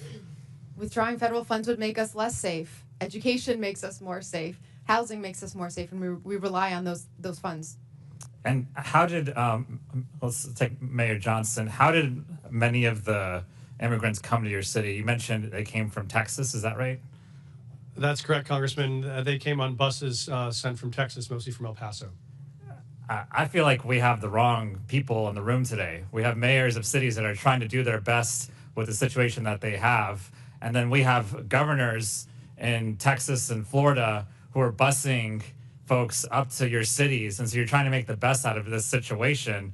But somehow they're trying to make our immigration system worse, in essence, because they're taking the folks that come over to their states and they're spreading them across the country. And you're just trying to deal with that situation. Would you characterize it as that, Mayor Johnson? Yes, sir. We're just trying to manage the crisis in front of us, which is families being dropped off on our city streets in the winter with no clothes. Our calling is to make sure they're safe. And how would the Trump administration's funding freezes and cuts, would they undermine public safety in your city, Mayor Johnson? They could dramatically undermine public safety in our city. Everything. Mayor Johnson, same question. It certainly will undermine community safety if the Mayor federal Wu, same government undermines question. the investments in people of Chicago. It would undermine our safety too. So we're trying to make your cities more safe, but there's a bill here in the name of making your cities more safe actually makes your cities less safe. Would you agree with that, Mayor Johnson? Yes, sir, I would. Mayor Johnson, same question. Mayor Wu, Yes. same question. And I think this bill is actually, in a way, extortion because you're basically trying to take away funding from a city if they don't do what the administration wants you to do. But, let's talk about extortion for a minute. Mayor Adams, I think everyone's a little bit concerned about the timeline of events that has led to your case being dropped. And so, Mayor Adams, did you meet with Tom Homan on December 12th of last year? Did President Trump say publicly that he considered pardoning you 4 days after that meeting? Yes or no? I don't recall what the president said in regards to that meeting. Well, he did. In January, did you meet with President Trump at Mar-a-Lago? Yes or no? Yes, I did. In this meeting, did you talk about immigration enforcement with the president? Talk about immigration in general. What was that? What did you talk about when it comes to immigration? Just how important it is to secure the border, and they were able to do so. We saw a 90% decrease, and I see that on my streets every day. Did you talk about your pending case with the DOJ? No, I did not. So the case did not come out. Have you ever talked about your case with the DOJ with the president? No more than what you heard him on the trail say that he thought it was important. I haven't heard much. Tell me, have you ever talked about the president and talked about your case in the DOJ with the president?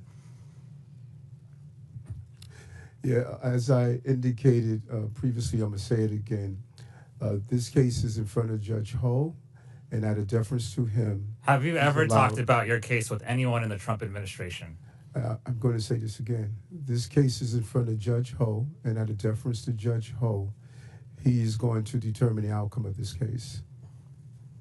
That's not answering the question. I'm going to ask you one more time. Have you ever talked about this case with anyone in the Trump administration?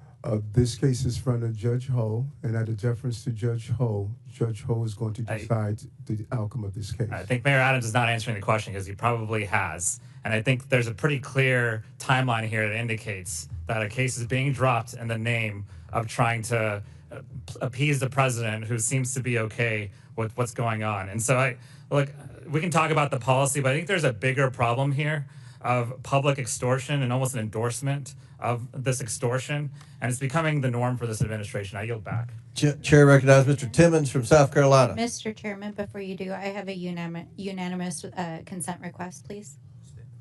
Ms. Spangsbury, you recognize. Thank you, Mr. Chairman. I have 4 articles I would like to enter into the record titled The Mythical Tie Between Immigration and Crime. Undocumented immigrants half as likely to be arrested for violent crimes. Immigrants significantly less likely to commit crimes. And one titled Showing Data About U.S. Born Citizens More Likely to Commit Murder. And Mr. Chairman, I do ask that you do respect my colleagues on this side of the aisle, parliamentary. Without objection, so ordered. Your unanimous consents are put into the record, and only titles are required. And once you start filibustering, you become out of order. I am not filibustering. I'm just saying the last member on your side was filibustering. She was not. She had. Yes, she more was. articles. And now you're filibustering. Chair recognizes Mr. Timmons from South Carolina. Thank you, Mr. Chairman. I just want to speak directly to all 4 of the mayors. Y'all did the best you could with bad situations. You did. The former president let in, I don't even know what number to use. Some places use 8 million, some people use 16, 20, whatever the number is. And so each of you had an influx of illegal immigrants into your cities, and you have federal, state, and local statutes that you have to deal with, and an untenable situation was created. I want to go one by one. Mayor Adams, how many illegal immigrants were present in New York City in the last 4 years? How many people did you have to deal with? 230,000. All right, so, and that's 230,000 people that were using your limited resources that American citizens are entitled to, but you were actually required under local ordinance or under state law to provide services to them. They're not supposed to be here. They're not supposed to be here because we have borders. Borders are supposed to matter. Mayor Johnston, how many illegal immigrants did you have to deal with over the last 4 years? Thank you, sir. We had 42,000 newcomers arrive over. 42,000. Mayor Johnson, how many illegal immigrants did you have to deal with over the last 4 years? Over the last 4 years, there were roughly 50,000 asylum seekers bused from the state of Texas to the city of Chicago. And you know why that Texas did that? Because 10, 12, 15 million people were in Texas, and they had to deal with the same problem you did, and they thought it was appropriate that everyone should have to share this burden. Mayor Wu, how many did Boston have over the last 4 years? We don't ask about immigration status and giving How many services, people so that- I don't have that number. Okay, well, we'll say at least tens of thousands. So all of you have limited resources, limited tax dollars to spend to serve your community. And there's people that have a disproportionate need, and you have obligations to serve them more if they are struggling, if they do not have income, if they are jobless. So you have limited resources, and all of you had this problem.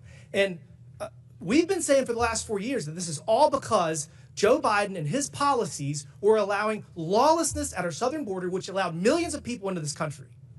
Mayor Johnston, did you say anything to the Biden administration? Did you say, we're struggling, we can't make ends meet, we can't serve our citizens because of your open southern border? Did you, Mayor Johnston? Yes, Congressman, I did reach out to the Biden administration about that. Did you publicly address this? Did you ever challenge them and say, this is ridiculous, secure the southern border? What we focused on, sir, was the biggest challenge we were facing was folks needed the right to work. They I came to our couldn't city. find anything where you told the Biden administration they are wrong for their border policy. Mayor Johnson, did you publicly attack the president, President Biden, in the last 4 years because he let millions of people into this country and it hurt your constituents? Did you publicly attack him for his policies? So I publicly called Did for... you say secure the damn border? No, you I didn't. publicly called for Congress to pass comprehensive immigration Okay, we'll get to reform, that in a second. and that Mayor did Wood, not happen. Did you ever publicly attack the open border policies of the previous administration? Congressman, in fact, we hosted the former Secretary of DHS in Boston so that he could see the impact. To talk of about how we our need residents. legislation, I'm sure. Mayor Adams, did you ever publicly attack President Biden for his open border policy? Yes, in addition to having $7 billion out of our tax base. Did you see what his administration did to political opponents? Did you see what they did to President Trump? I mean, I guess you're standing up for your people. I admire that. For the last 4 years, I heard how Congress needed to spend tens of billions of dollars to secure the southern border. We had to change policies. We had to do all this nonsense. We didn't need to do any of that. We just needed a new president. Last month, we had the lowest number of border crossings in decades. And I can promise you this, that's going to continue because our president has always had the ability to stop this. And the only one of you that stood up to the previous administration was under investigation shortly thereafter. Weird how that happens. We're turning the page here. Going forward, each of you need to cooperate to the fullest extent of your ability with President Trump, with ICE, with all federal laws to make sure that you can secure your people and stop spending billions of taxpayer dollars on people that do not deserve it. Your constituents deserve those resources, not the people that enter this country illegally. With that, Mr. Chairman, I yield back. Gentleman yields back. Chair recognizes Ms. Ansari from Arizona. Thank you, Mr. Chair. President Trump has talked a big game about how he wants to allegedly make our cities and communities safer. He says he wants to get violent criminals off the streets, and he thinks that mass deportations are the way to do it. He sent ICE and Border Patrol agents after our Native American communities, parents and children, and law-abiding American citizens who are targeted simply because of the color of their skin or the language that they're speaking. The chaos and the fear that this has instilled pits neighbor against neighbor, creates more distrust in law enforcement, and puts us all in danger. Mayor Wu, first of all, congratulations on your baby. What have you been hearing from communities in Boston? Are people fearful of engaging with law enforcement? In Boston, because our laws are what they are, we have very strong relationships with our community, and that's why we've been able to continue making progress on being the safest major city in the nation. But we do hear that people are afraid of the federal government, and it's including people who are immigrants, but also U.S. citizens. That fear is widespread. Thank you. Perhaps most disturbing, President Trump has diverted critical Homeland Security investigation agents to work on immigration enforcement. That means they're no longer investigating violent crimes like human trafficking, child pornography, and the flow of fentanyl in our communities, putting our entire country at greater risk. That means fewer violent criminals, pedophiles, and drug runners being apprehended, not more. Once again, Republicans are making life easier for criminals at the expense of victims, actually making our communities less safe. Mr. Beer, question for you. What effect do you think that assigning DHS agents to deportations is going to have on public safety?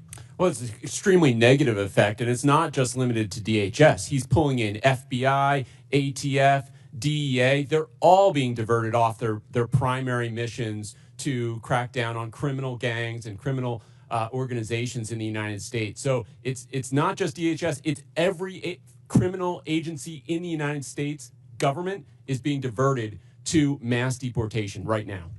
The Phoenix police chief has stated, we work with our federal partners all the time to work on criminal issues, not civil immigration issues. That will continue to be the stance of the Phoenix Police Department. I can tell you during my time on the Phoenix City Council, I served on the Public Safety and Justice Subcommittee.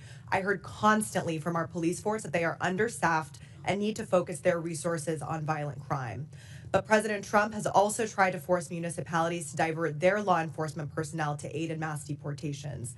Diverting city police to deportations would mean that our officers are spending less time investigating murders, rapes, and robberies.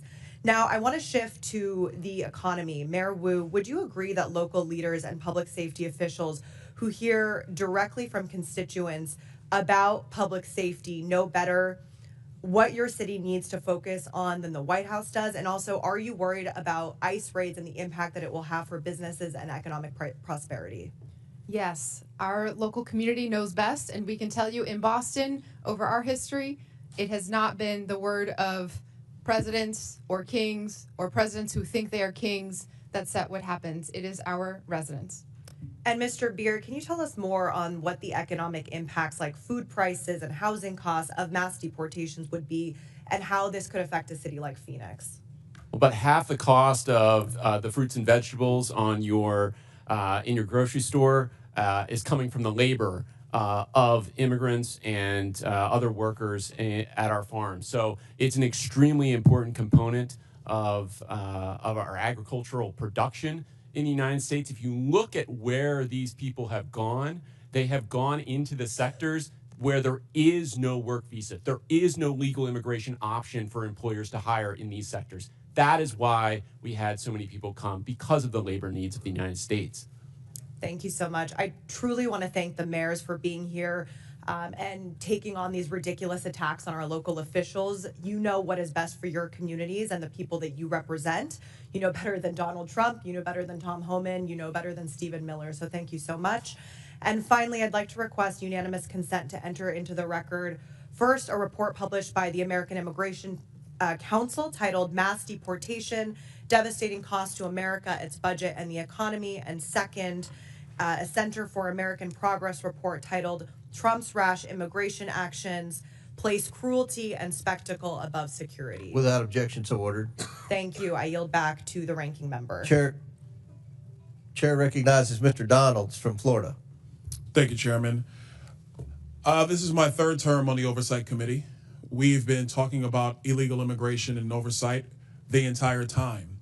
I remember we had a group of this committee that went down to the El Paso section of the border. This was back in February, March of 2021. And during that time period, we were at one of the holding centers, and there were these buses that were coming to the detention facility, and they were picking up 30 kids, 50 kids at random, walking out of the facility. And when I went over to question the bus driver that was transporting these kids, border agents told me, as a member of Congress, that you're not allowed to question the bus driver. And of course, people knowing me, I didn't take no for an answer, and I repeated the question. And I was told that this bus of children was leaving El Paso and going to San Diego.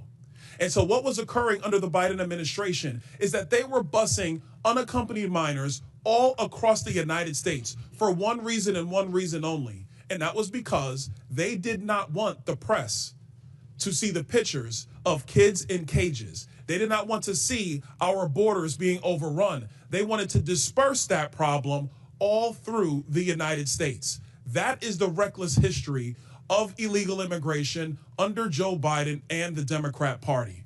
Mayor Johnston of Denver, you lamented earlier that there were 10 to 11 buses coming per day to your city. Did you ever talk to Joe Biden about why this was happening to your community? Thank you, Congressman. I both reached out to Governor Abbott from Texas. He didn't respond, and I did. Why would you reach out to Governor Abbott of Texas when it is Joe Biden, the former commander-in-chief, that opened up our borders? Why didn't you talk to him? Well, our buses directly were being sent from Governor Abbott in Texas, so that was why we reached out to say we're happy to collaborate on a coordinated entry system. We understand no one state or no one city should bear the entire brunt of this, but let's collaborate. But I did. So I'm glad you said that, because that brings me to my next point. Governor Abbott and Governor DeSantis, when they started moving illegal aliens out of their states who were bearing the brunt of what Joe Biden and Kamala Harris were doing, and they've sent them to Denver, they sent them to Chicago, they sent them to New York, they sent them to Martha's Vineyard. The reason why they did that is because you four could hide behind the realities of illegal immigration on border towns all through our country and on cities and states who did not want to see illegal immigration, but did not have the political representation to go to the White House. And only when it showed up on your doorstep did you get upset. Mayor Johnston, coming back to you, how much did your city spend on illegal immigration? Do you have a round number? Over the last couple of years on all newcomers, whatever their status was, it's around $79 million since 2022. $79 million. Mayor Johnson, Chicago. How much has the city of Chicago spent on illegal immigration?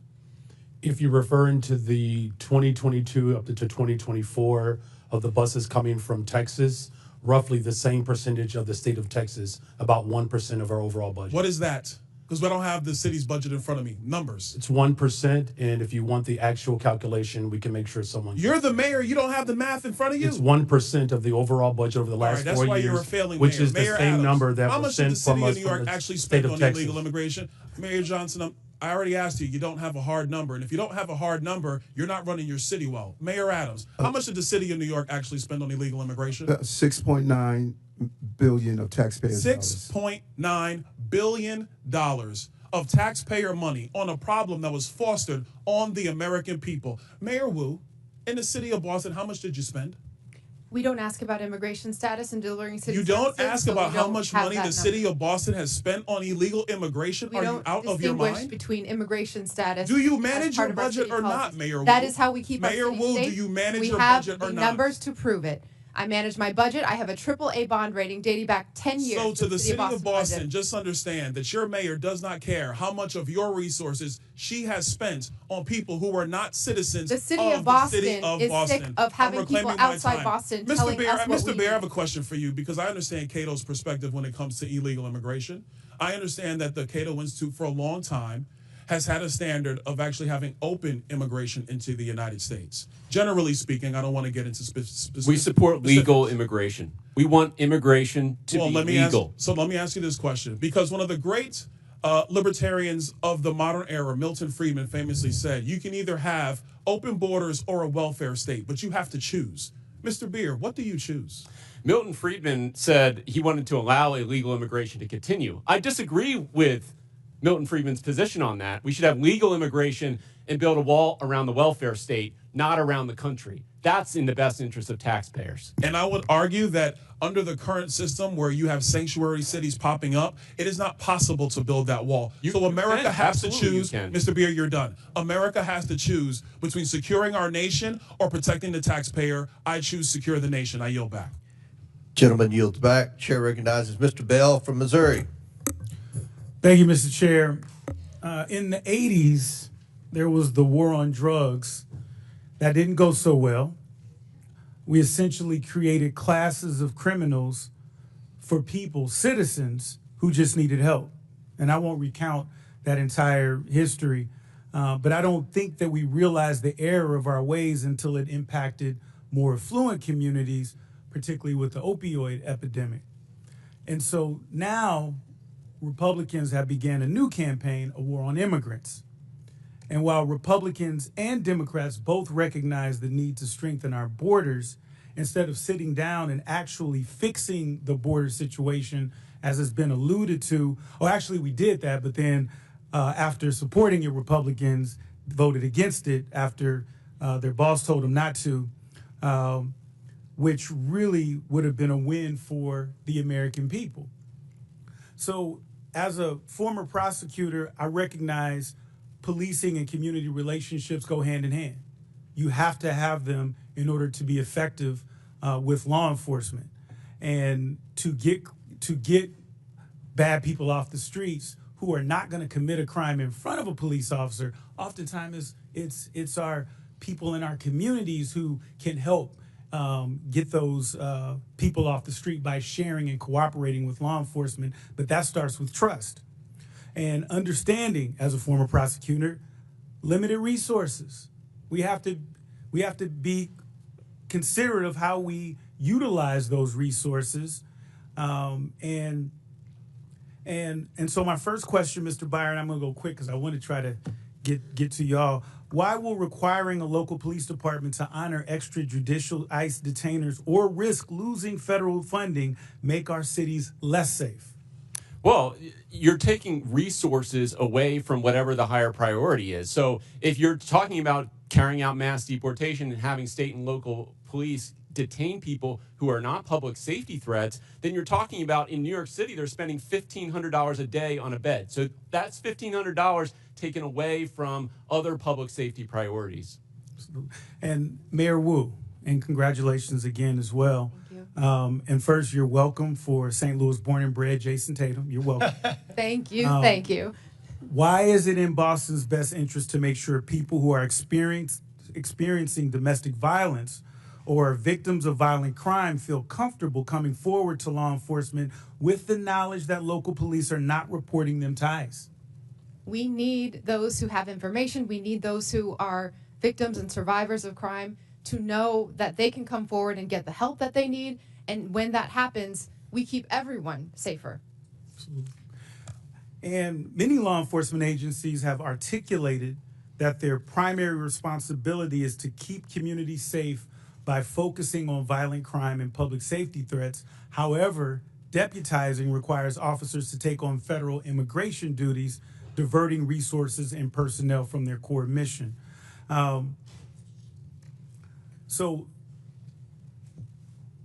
when cities use their discretion, and Mr. Byers, this is a quick question for you. Do you believe that this additional burden makes communities safer, or does it risk overextending local departments at the expense of addressing serious crimes? I think states are best positioned to answer that question. It certainly can if you're imposing a mandate that is distracting from their public safety mission. And it's interesting to note that the majority's bill on this, H.R. 32, has an exception written in there for witnesses and victims of crimes. If you don't report them, it's okay under that bill, except no one's walking around with a victim or witness badge on them. So when a police shows up and responds to a call, they don't know who's a witness or victim. So the idea that you can just cordon that off and put that to the side doesn't hold up. I appreciate that. I'm just short on time. And Mayor Johnson, I have two quick questions for you, and you can give them the weight that you decide to give them. First, who has more world championships, the Cardinals or the Cubs? Mayor Adams, I don't want you in on that one. Can you tell us about the ways in which Chicago cooperates with federal law enforcement? Yeah, thank you for that question. Violent crime in the city of Chicago is down. It continues to go down in my leadership because of our investments. Having trust between community and police, local police, is attributed to that. And our local police department allies and cooperates with federal agents around human trafficking, drug trafficking, getting guns off the street, getting gangs off the streets of the city of Chicago, and it has worked. And the first black first lady in the history of Chicago is a Cardinals fan. Shout out to Hazelwood East. Hey, that's my school. Thank you. I yield back to the ranking member. And it's the Yankees. No questions for you, Mr. Chair now recognizes Ms. Luna from Florida. Mayor Wu, does the Boston Trust Act restrict communication with federal immigration authorities regarding individuals' immigration status, yes or no? We do not collect immigration status in law enforcement. I'd just like to point out, and Mr. Chairman, if I could enter the Boston Trust Act into the record. Mr. Chairman. Without objection, so ordered. Thank you. On section 4AA, a law enforcement official and employment of the city department, agency, or commission shall not, and then A, inquire of an individual on his or her immigration status. Under Title 8, U.S. Code subsection 1373 stipulates that local governments cannot prohibit or restrict communication with federal immigration authorities regarding individuals' immigration status, so your enforcement of this act is in direct violation of that statute. Can you please confirm? That is not Thank the you, truth. ma'am. That's a U.S. code. I don't know about you, but U.S. code does not lie. We do not ask about Mayor immigration Johnson, I'm not status, and that is talking what anymore. makes Next us safe in the question, city. Mayor Johnston, you said in your testimony that the first step you took after illegal aliens arrived was to provide them with housing. Is that correct, yes or no? Folks that were on the streets freezing to death, we gave access to shelter. Yes, we did. Thank you. Not to be rude here, but you have a good understanding of what the definition of harboring is, correct? I do. Okay. For those that might not, harboring means to knowingly or recklessly provide shelter or place to stay for an illegal alien. And according to Title 8 of U.S. Code subsection 1324, that is also a federal crime. Just to be clear, did you also say that you would be willing to go to jail to stop deportation efforts? I did say that I'd be willing to stand up for all of our residents, and the context was that was the point at which the administration was threatening to deploy the U.S. military to streets of our cities to pull kids out of schools and churches, Thank so we you. were worried about that. Thank you, Mr. Johnson. Mr. Chairman, I'd like to enter into the record an article from CBS. Without objection, so ordered. Thank you. In this, it says, Johnson said earlier this week that he's willing to use civil disobedience and, if necessary, going to jail to stop deportations. My final question would be for you, Mr. Mayor Johnson. Do you believe that Chicago's welcoming city ordinance encourages illegal aliens to enter the United States, specifically into Chicago, yes or no? No. Okay. So you don't believe that banning the transfer of individuals into ICE custody for the purpose of civil immigration enforcement encourages illegal immigration into Chicago? Or how about agencies, or agents not being able to stop, arrest, or detain individuals based solely on their immigration status or administrative warrant? So we comply with all laws, local, state, and federal. To me, after this line of questioning, it's very clear that these policies that you have all implicated are active and alive and well in your cities, are in direct violation with U.S. Title 8 Code subsection 1324, and is a federal offense. But you all speak about a broken immigration system, And yet here you guys are aiding and abetting in that entire process. I want to be very clear about something. Open border policies, which is something that you guys are talking about, hurts people on both sides, meaning the people that are coming here illegally and then American citizens as well. I do not think you guys are bad people, but I think that you are ideologically misled, which is why, unfortunately, based on your responses, I'm all going to be criminally referring you to the Department of Justice for investigation. And as soon as I leave here, these will be going over to Pam Bondi. I'm not doing that in an effort to bully you guys, but I do believe that your policies are hurting the American people, and you can make that known with the evidence that you can present to the Department of Justice. But if you guys continue doing what you're doing, you're not going to help anyone. You're going to hurt more people, and that's exactly why I'm tired of it. The American people are tired of it. And Chairman, I yield my time. Would you yield your last minute? Yes, sir. But Mayor Adams, you were one of the first mayors in what the media refers to as a blue city, typically, that came out and raised concerns about the influx of illegals pouring into the city of New York. Could you answer the question, what that did to New York City from a budgetary standpoint? Let's not even talk about crime or anything. Let's just talk about from a budgetary, the burden on the citizens of New York City. As I indicated, Mr. Chairman, we spent $6.9 billion, and the long-term impact of that is extremely significant. After COVID, we had a large number of children who was chronically absent. We could have taken $200 million of that and dealt with that. We have a real mental health crisis in our city. We could have spent hundreds of millions of dollars on that. And so the long-term impact of spending $6.9 billion is going to have serious ramification on the future of New York City. So it's more than just what happened last year or this year. It is what is going to impact us long-term.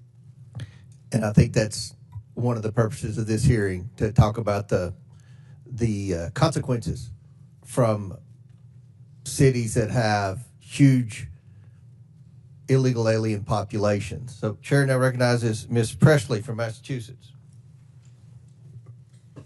Thank you, Mr. Chairman. Mayor Wu, I am grateful for our long-standing partnership in public service. I'm grateful to be your congresswoman as well as your constituent.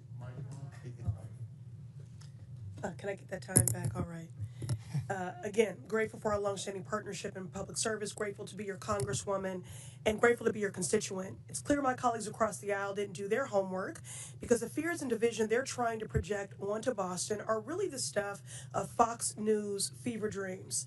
Our city is vibrant, our city is diverse, our city is beautiful. Mayor Wu, immigration is central to the economic success of Boston, is it not?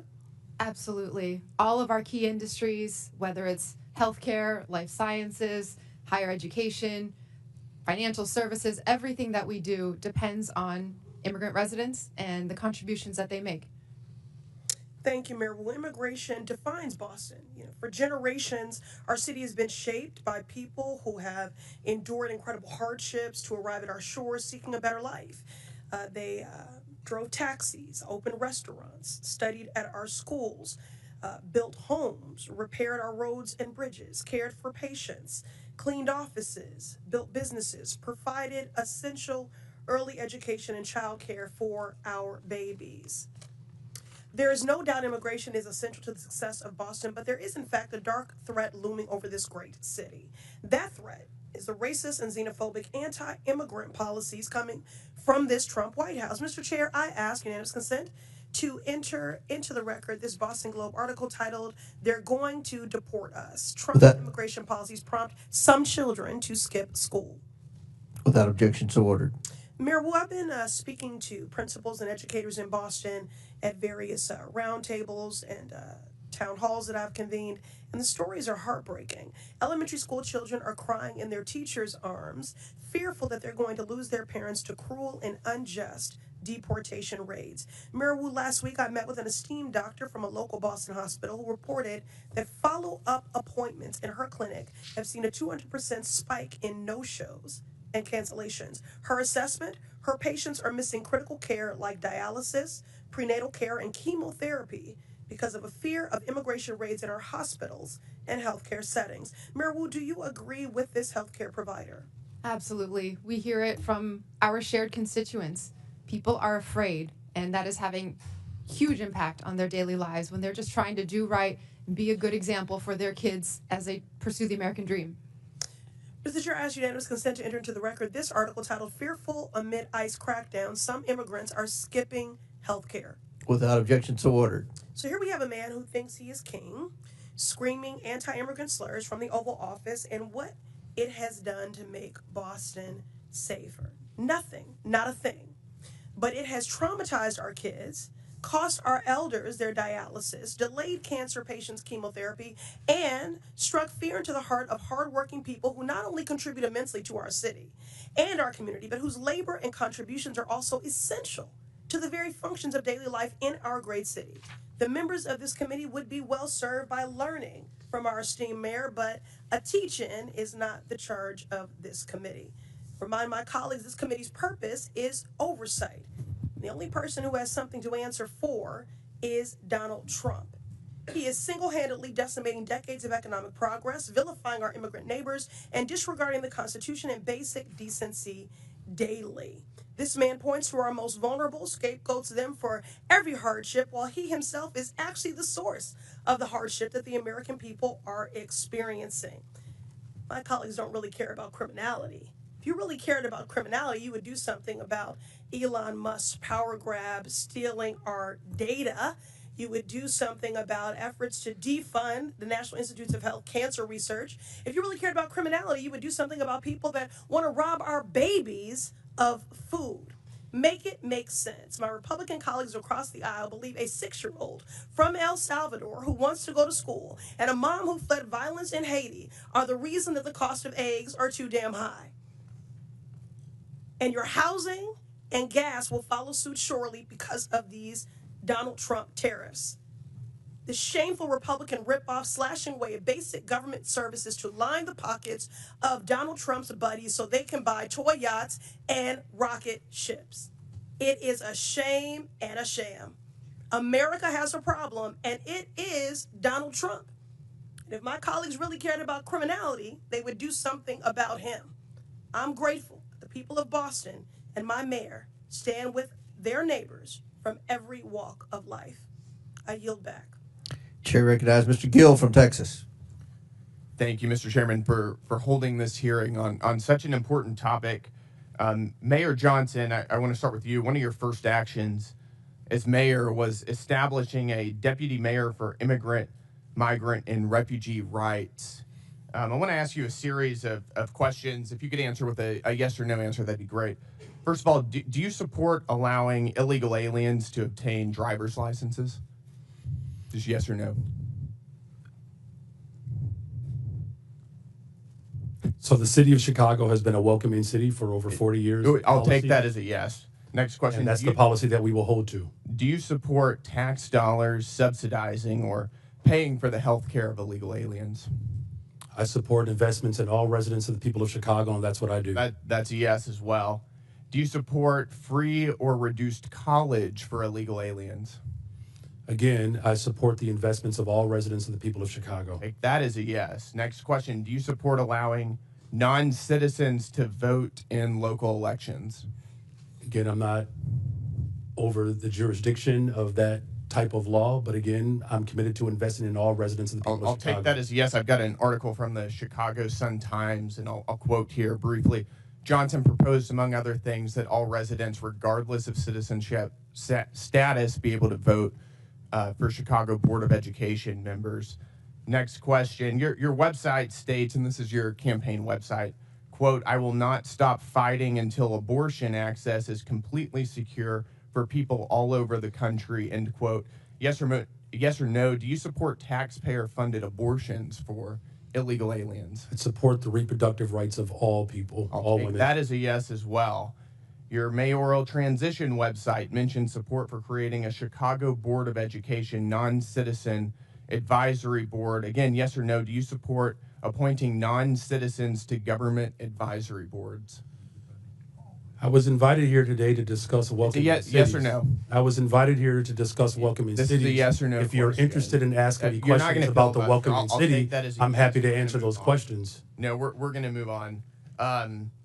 As you know, President Trump, unlike the previous administration, has taken serious action to bring foreign criminal gangs to justice, to take our border back and to restore public safety in our communities. He designated 8 transnational criminal organizations and cartels as foreign terrorist organizations. These are groups like Tren de Aragua, MS-13, Sinaloa, other of some of the most grotesque and ruthless and brutal organizations in the world. You, as mayor of a sanctuary city, have been virtually giving favors to illegal aliens. Apparently, you support an enormous amount of taxpayer resources going to them as well. But you yourself have also received a lot of gifts. And for those of you who don't know, Mayor Johnson has a secret gift room that is not given access to the public or for access to the Office of Inspector General. I'd like to ask you a couple questions about that. Do you know everyone who's given you a gift since you became mayor? The city of Chicago has had a policy for 40 a years yes or no question. where there are individuals that would like to give gifts to I'm the city of reclaiming my Chicago, time. I'm going to take that as and a we no. do not accept those When gifts. did you We become mayor? receive them on No, I'm going behalf to reclaim my of time the city here. of Chicago. You're not going to filibuster here. When did you become mayor? I was elected mayor of the city of Chicago in April of 2023, and I was sworn in May 15th on June of 12th, 2023. On June 12th, 2023, you received Hugo Boss cufflinks and a personalized Mont Blanc pin. Do you know who gave you those? So I did not receive those personally. The city of Chicago You received those them. on behalf and of that's the city right, of on behalf of the Chicago. city of Chicago, I every understand mayor the difference. in the Do you know history of who- Chicago who has Do you know who provided gave those gifts to the city of Chicago? Do you know who gave those to the city of Chicago? So again, on behalf of the city of Chicago, there It's are a yes gifts or no that are question. received, Do but I you- do not do you- accept. Those are not you my don't- personal so you gifts. don't know. Those are the gifts of the On- city on of March Chicago, 18th, and that's why you are aware 2024, that they exist because they're reclaim within my the law. time here, sir. On March 18th, 2024, you received a Gucci tote bag. Do you know who gave you that? Gave the city of Chicago that? Ken, I was here and I was invited. I'll also to take that respond as to no. the On March questions 19th, around 2024, welcoming the city. And I'm of happy to answer Chicago any of those received questions. A Vinci bag, a Kate Spade purse, and Carucci shoes. Do you know who gave the city of Chicago those? Again, I was brought. I'll take that as a no. I'm reclaiming my time to respond here, sir. I on am behalf of the reclaiming city my of Chicago time. of what a This welcoming raises city serious ordinance is. ethical concerns. You're providing an enormous amount of aid to illegal aliens, aiding and abetting criminals who have come into our country illegally. And you yourself are receiving an enormous amount of gifts, and you won't even tell us who they're coming Mr. from. That Chairman, raises time is up. serious ethical We have a concerns. 5-minute rule. Gentlemen's time's Mr. Chairman, I'd like to ask for unanimous consent to enter into the record the City of Chicago Office of Inspector General advisory concerning gifts accepted on behalf of the city. Without objection, so ordered. Thank you. Chair now recognizes Ms. Talib for 5 minutes. Thank you, Mr. Chair. Mayor Adams, since we're on the this conversation around oversight and some misclaims here about corruption. I mean, do you agree, Mr. Mayor Adams? Yes, I hear you. I hear you. Oh, okay. You weren't looking at me. That's why. Mhm. It's okay. I'll speak louder if you want. Do you agree to a quid pro quo deal to enforce the Trump administration's cruel immigration policy in exchange for protection from the federal corruption charges against you? And you are under oath, just as a reminder. Congresswoman, there was no agreement. There was no quid pro quo, and I've done nothing. Yeah. wrong. Help me out here, though. So the Trump official, Tom Homan, we all know who he is.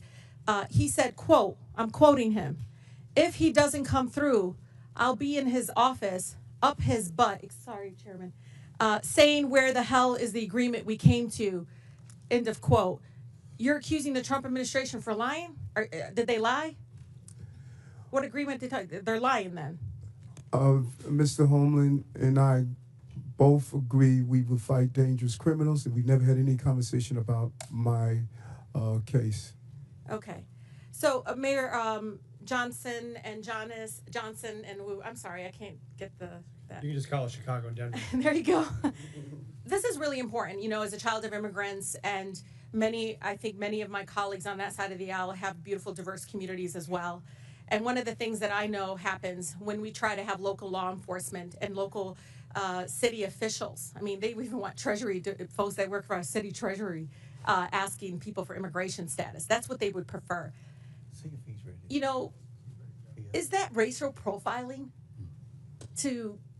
I mean, what do you do? Like, you wait for somebody to come, they have an accent, maybe they wear hijab, maybe they look a certain way. That's what they want you to do.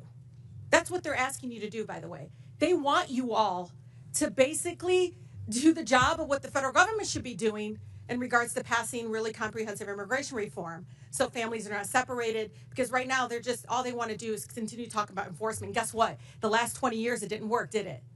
It isn't working. So one by one, if you can talk about that, because I know my mother, who's been here for over 50 years, is carrying her passport, her U.S. passport, for the first time in her life. And she ain't traveling nowhere out of the country. But she's carrying it because she knows her beautiful accent. It's beautiful. I love it. And just so fearful of being stopped and being asked her immigration status. She knows she'll be racially profiled. And she already feels unsafe in a community she lived in for over 50 years. Thank you, Congresswoman. I would just agree. We don't think it's relevant to know someone's status when they come into a public library to check out a book, or if they come to the hospital for service, or if they come to register their child for school. The Constitution says you're entitled to an education. Our job is to provide it. So we think that's unnecessary, and it just scares people away. Yeah, Mayor. Yeah, allowing local law enforcement in the city of Chicago to focus on city priorities, as well as making sure that there's trust between our immigrant communities and all of our communities. I've worked on domestic violence cases as a former immigration attorney. Absolutely. I'm telling you, this is deadly for women being abused. It Deadly. certainly engenders trust, and that's how we have driven crime down in the city of Chicago, because of that trust. Mayor Wu. Thank you, Congresswoman. Boston is proud to be the safest major city in the country, and we do not ask about immigration status when providing city services. We also are clear to all our residents that we do not care about immigration status when we hold people accountable for doing harm in the community as well. Yeah, because when I hear Sanctuary City, I hear anti-racial profiling. I really do. I hear like, okay, we're not here in the business of trying to enforce broken immigration laws that are inhumane, completely immoral right now. That's what I hear. And I, as a former immigration attorney, when I hear the story in Denver, and trust me, ICE is there waiting to pick them up. They sent 6 of them, and they couldn't handle 6 of them. Couldn't take this guy that they're supposed to pick up. Doesn't make any sense to me, because they're there. They're pretending they don't know that as a fact. But one of the things that bothers me about all of this is the executive order of rescinding the sensitive locations. Why this is important. They basically want to do immigration enforcement and racial profiling, and immigration enforcement that's race-based, because I'm at the Canadian border in Detroit. Do you know the majority of people coming down undocumented is Canadian? But guess what? It's still the brown folks that are overwhelming. ACLU did a study, is overwhelming the ones being targeted, detained, and deported. And so for me, the sensitive locations, this is hospitals, schools.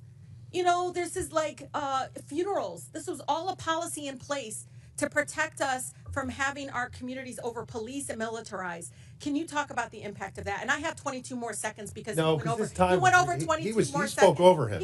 No, he didn't. No, I didn't. Chairman, I never spoke over him. No, not you. The mayor spoke over Brandon. Oh, well, I didn't hear. It doesn't matter. He went over 22 seconds. But go ahead and ask your question. I just want them to answer the question about the sensitive locations, because this is something we all should be scared of, because pastors are calling me because they're talking about churches possibly having ICE agents show up at churches. I can just say, Congresswoman, our fastest growing church in Denver went from 700 folks in the parishon to 5 after that announcement. All right. Very good. Thank you. Thank you. Yep. Chair recognizes Mr. Fallon from Texas. All right, 43 seconds. That's a deal. All right. Mr. Chairman, thank you. Coming into this very important hearing, I suspected that Democrats would claim illegal immigrants pose no danger and would frame them as a sympathetic victim class, completely glaze over the tremendous financial burden that mass unlawful migration places on the shoulders of the American taxpayers. And furthermore, they would completely ignore the grave dangers that violent criminal illegals pose to all Americans.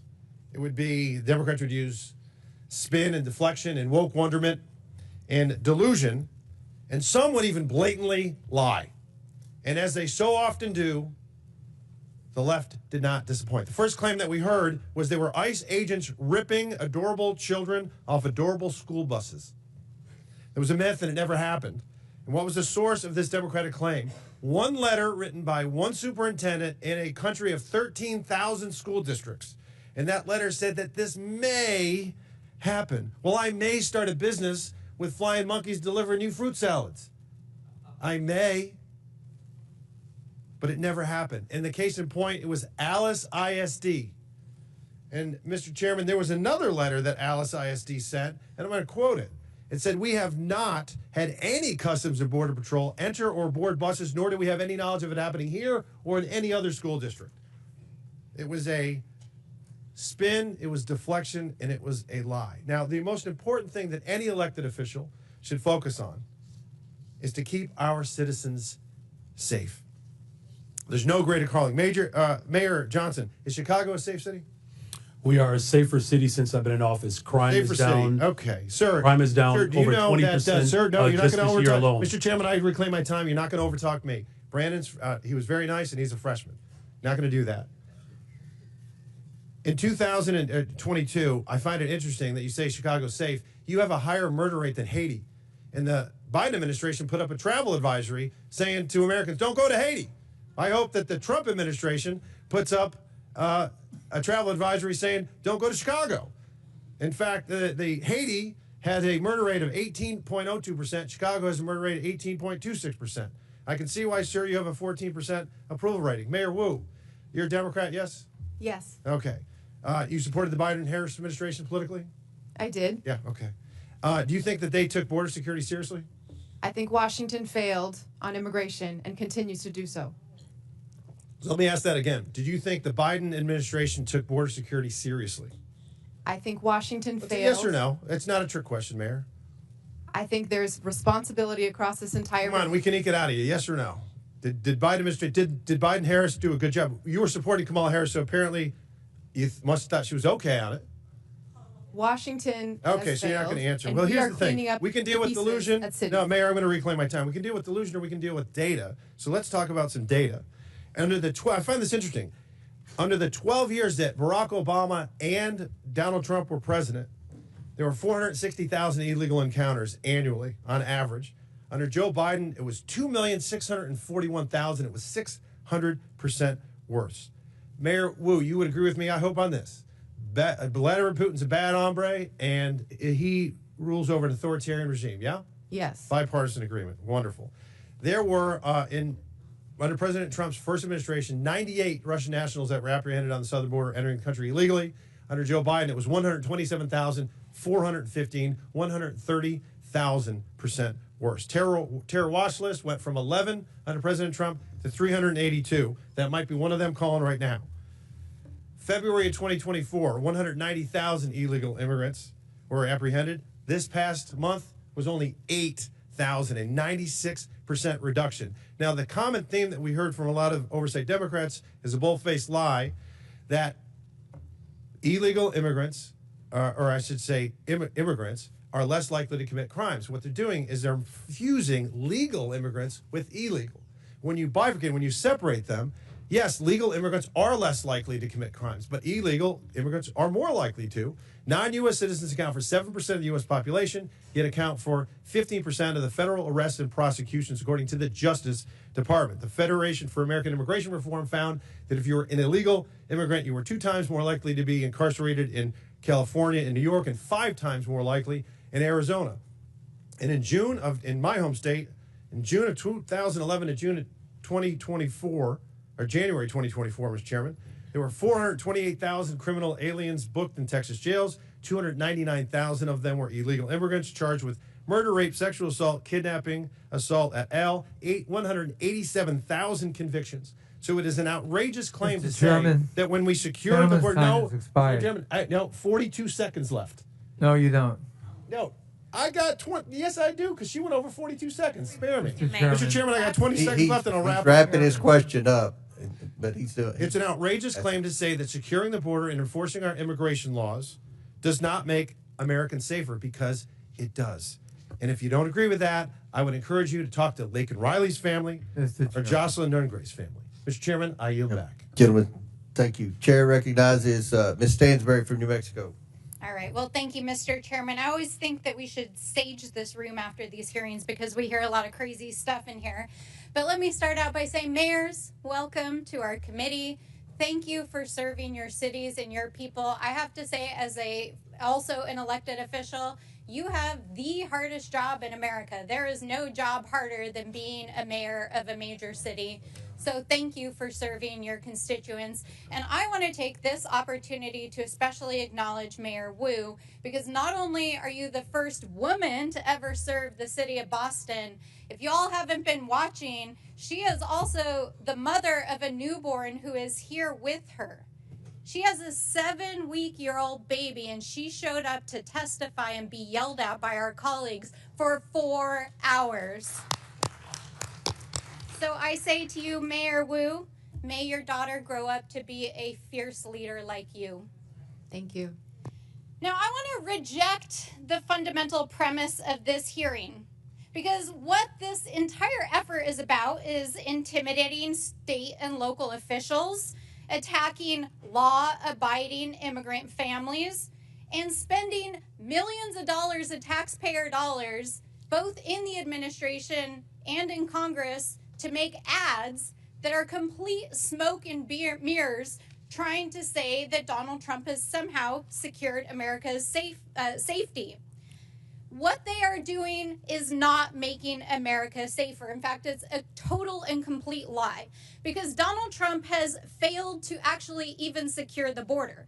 He's failed to stop illicit drugs like fentanyl from crossing the border. He's failed to secure sufficient staffing and technology to stop human trafficking and illicit drugs from crossing the border. He's failed to support local law enforcement and behavioral health programs to address the issues that are affecting our communities. And he's failed to even execute on the most basic thing that he said he would do, which was to pass immigration reform when he got into office. Here we are, Donald Trump. Where's your immigration bill? Oh, wait, you don't have one. That's right. Because none of this is actually about making America safer. In fact, all of this is making America weaker. He's dismantling our federal law enforcement that would actually go after cartels and drug traffickers. Over the last 6 weeks, Donald Trump has taken out the most senior FBI officials and the officials in our U.S. attorney's offices that were actually prosecuting the cases against the drug cartels. Donald Trump took out the law enforcement that were prosecuting those cases. So let's be real about that. He froze federal law enforcement funds all across the country. I have tribes in my district that still haven't had their DOJ grants reinstated. Let's be real about what's going on here. He's frozen funds to refugee resettlement and other immigrants groups permanently who have outstanding receipts. There are refugees and asylees that had waited decades to get to this country from war-torn parts of the world, and they literally had their flights canceled the last 2 weeks, while Donald Trump is sitting in the Oval Office and offering millionaire oligarchs a free ride into America with his gold visa program. Is this really about making America safe again? Is that really what he's about? Is that really what my colleagues across the aisle are about? Because what I can tell you, as a representative from a great city, the city of Albuquerque, a border state, is that we know what makes our communities safer. It means we stop drugs from coming into our country and our communities. It means that we support and we fund our law enforcement. It means that we fund our behavioral health system. It means that we support our mayors, our tribal leaders, and our state officials. It means that we invest in them. It does not mean that we drag them in front of Congress for 4 hours. We yell at them. We tell them we're going to give them criminal referrals. The DOJ is intimidating our mayors. And my colleagues across the aisle are producing TV ads to try to pretend that they're making this country safe again. It's total bullshit. Absolute bullshit. They are not making America safer again, and what they are doing is terrorizing immigrant families. That is what they are doing. Parents who are afraid to send their kids to school, parents who are afraid that they won't come home again, kids who are afraid to leave their houses, refugees who have waited for years to come into this country. And our mayors are sitting here enduring this ridiculous hearing as they've been threatened in front of the American people. And so I will say, in the words of my sister in the front row who brought forward the words of one of our faith leaders just a few days ago on the House floor, I hope that my colleagues across the aisle, who I can tell, most of whom come from immigrant stock, will have the same mercy that our ancestors had shown to them by this country so that you could sit here and be a congressperson. Gentle lady's time's expired. We're going to to ask for unanimous consent. Ms. Crockett. From The Economist, how Boston became the safest big city in America. Murder is declining across the country, but Boston has led the way. And then I have one more UC request. It is from insightcrime.org. Gang violence in Haiti continued to surge in 2024, following a trend that began after the assassination of President in 2021. The country reported a record number of homicides in 2024 with over 7,000 murders for a rate of 62%, up from 40.9% in 2023. Without objections ordered, at the request of the witnesses, we're going to do one more questioner. It'll be Mr. Sessions from Texas. Then the committee will take a 15-minute break. Last questioner before the break at the request of the witnesses will be Mr. Sessions from Texas. Mr. Chairman, thank you very much to the panelists. Thank you for taking time to be here. I hasten to say that I'm probably not going to yell at you. I will not live up to the things that we've been accused of today, but I will say that I want to defend some actions that are being taken. I remember a few years ago when Boston had 2 illegal aliens who were they were known as criminal aliens, but they were known as on the watch list. They created a bomb that went off at the Boston Marathon. Only killed a couple people, but caused huge disruption. And it brought to light that the administration at the time and prior administration had allowed people who were on watch lists that we understood terrorism, criminal, and we were allowing them in the country. We watched forward as we moved about the rule of law being ignored. United States of America allows 1 million people to go through our process, the largest amount of anywhere in the world, 1 million people, and they go through a process. And I spoke at one of these ceremonies, naturalization ceremonies last May. And I spoke to the people that were there. And they all unequivocally stated, thank you to the United States of America, but they learned what they were entering, what they were expected to do, that their customs from where they came from, some could be kept, but the things which did not correspond to American law now needed to be followed, that they were going to become American citizens, not where they came from, but they wanted to be Americans, and they had to follow those rules and regulations or laws. That we were very open to them being here and that they could legally perform the duties that they wanted. What has caused this mismatch is more than just the Boston bomber or people being killed, but rather the public interests in looking at what the charade that it caused all across this country, in particular in larger cities. Chicago, yes. New York City, yes. Other cities around the United States where people felt not only threatened, but it was activity that was seen as unbecoming to people who should be where they were and giving respect and thanks to a group of people who were allowing them to be here, i.e., a city that was not going to arrest them. But you see, what we really understood is if you were here illegally, they weren't going to arrest you even for a crime. They might have arrested someone who was a citizen and put them behind bars, but unless they really created a heinous circumstance, they were not going to be arrested.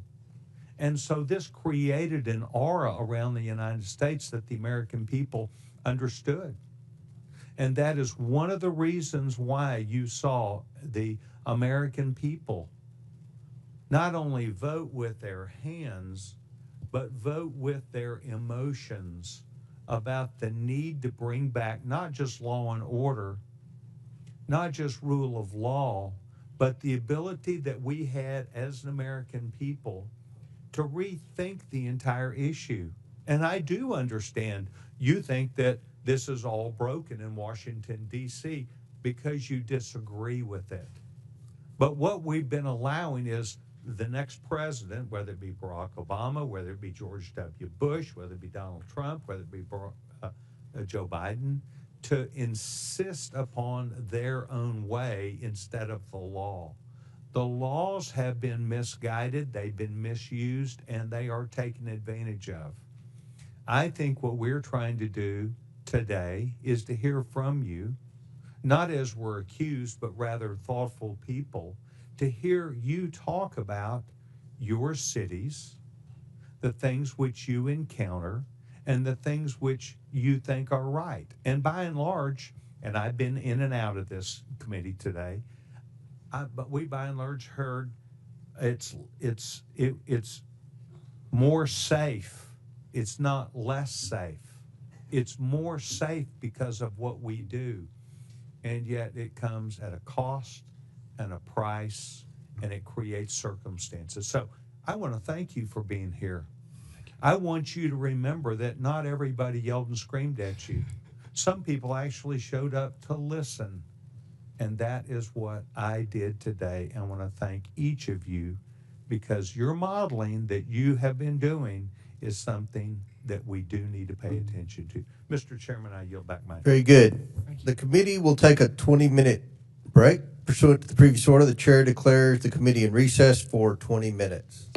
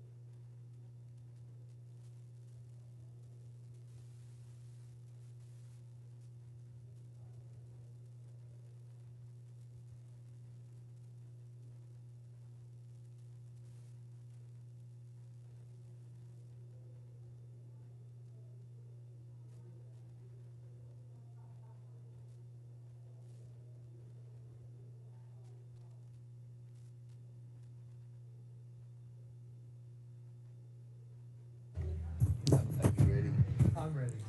I think the mayor's out here. Okay. Yeah, well, Chairman, put it up.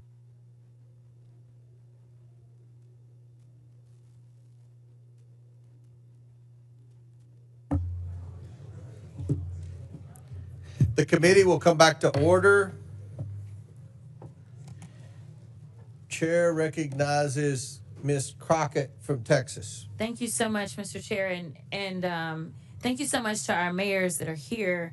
And I really quickly want to touch on something because I know that many of you prepared for today's hearing by making sure that you got a little bit of information about immigrants and crime in your cities. Let me ask each of the mayors, just yes or no. Have any of you been made aware of any immigrant that has had 34 felony convictions that has still been able to roam around in your cities?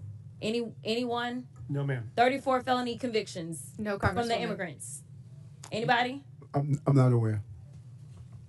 Oh, okay. I'm just curious because we are so concerned about crime, and I know that my Republican colleagues would never want anybody with 34 felony convictions roaming around because that could be a danger to the community, but I will move on.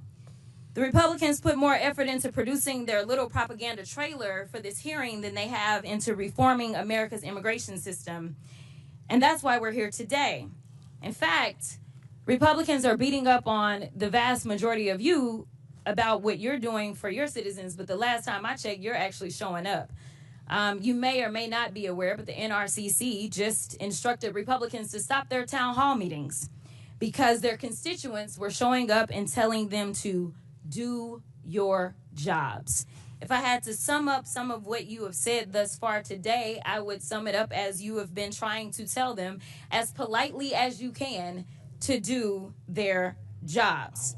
In fact, we know that they have not done their jobs, and so they're trying to force you to do it for them by turning your local law enforcement officers into ICE agents.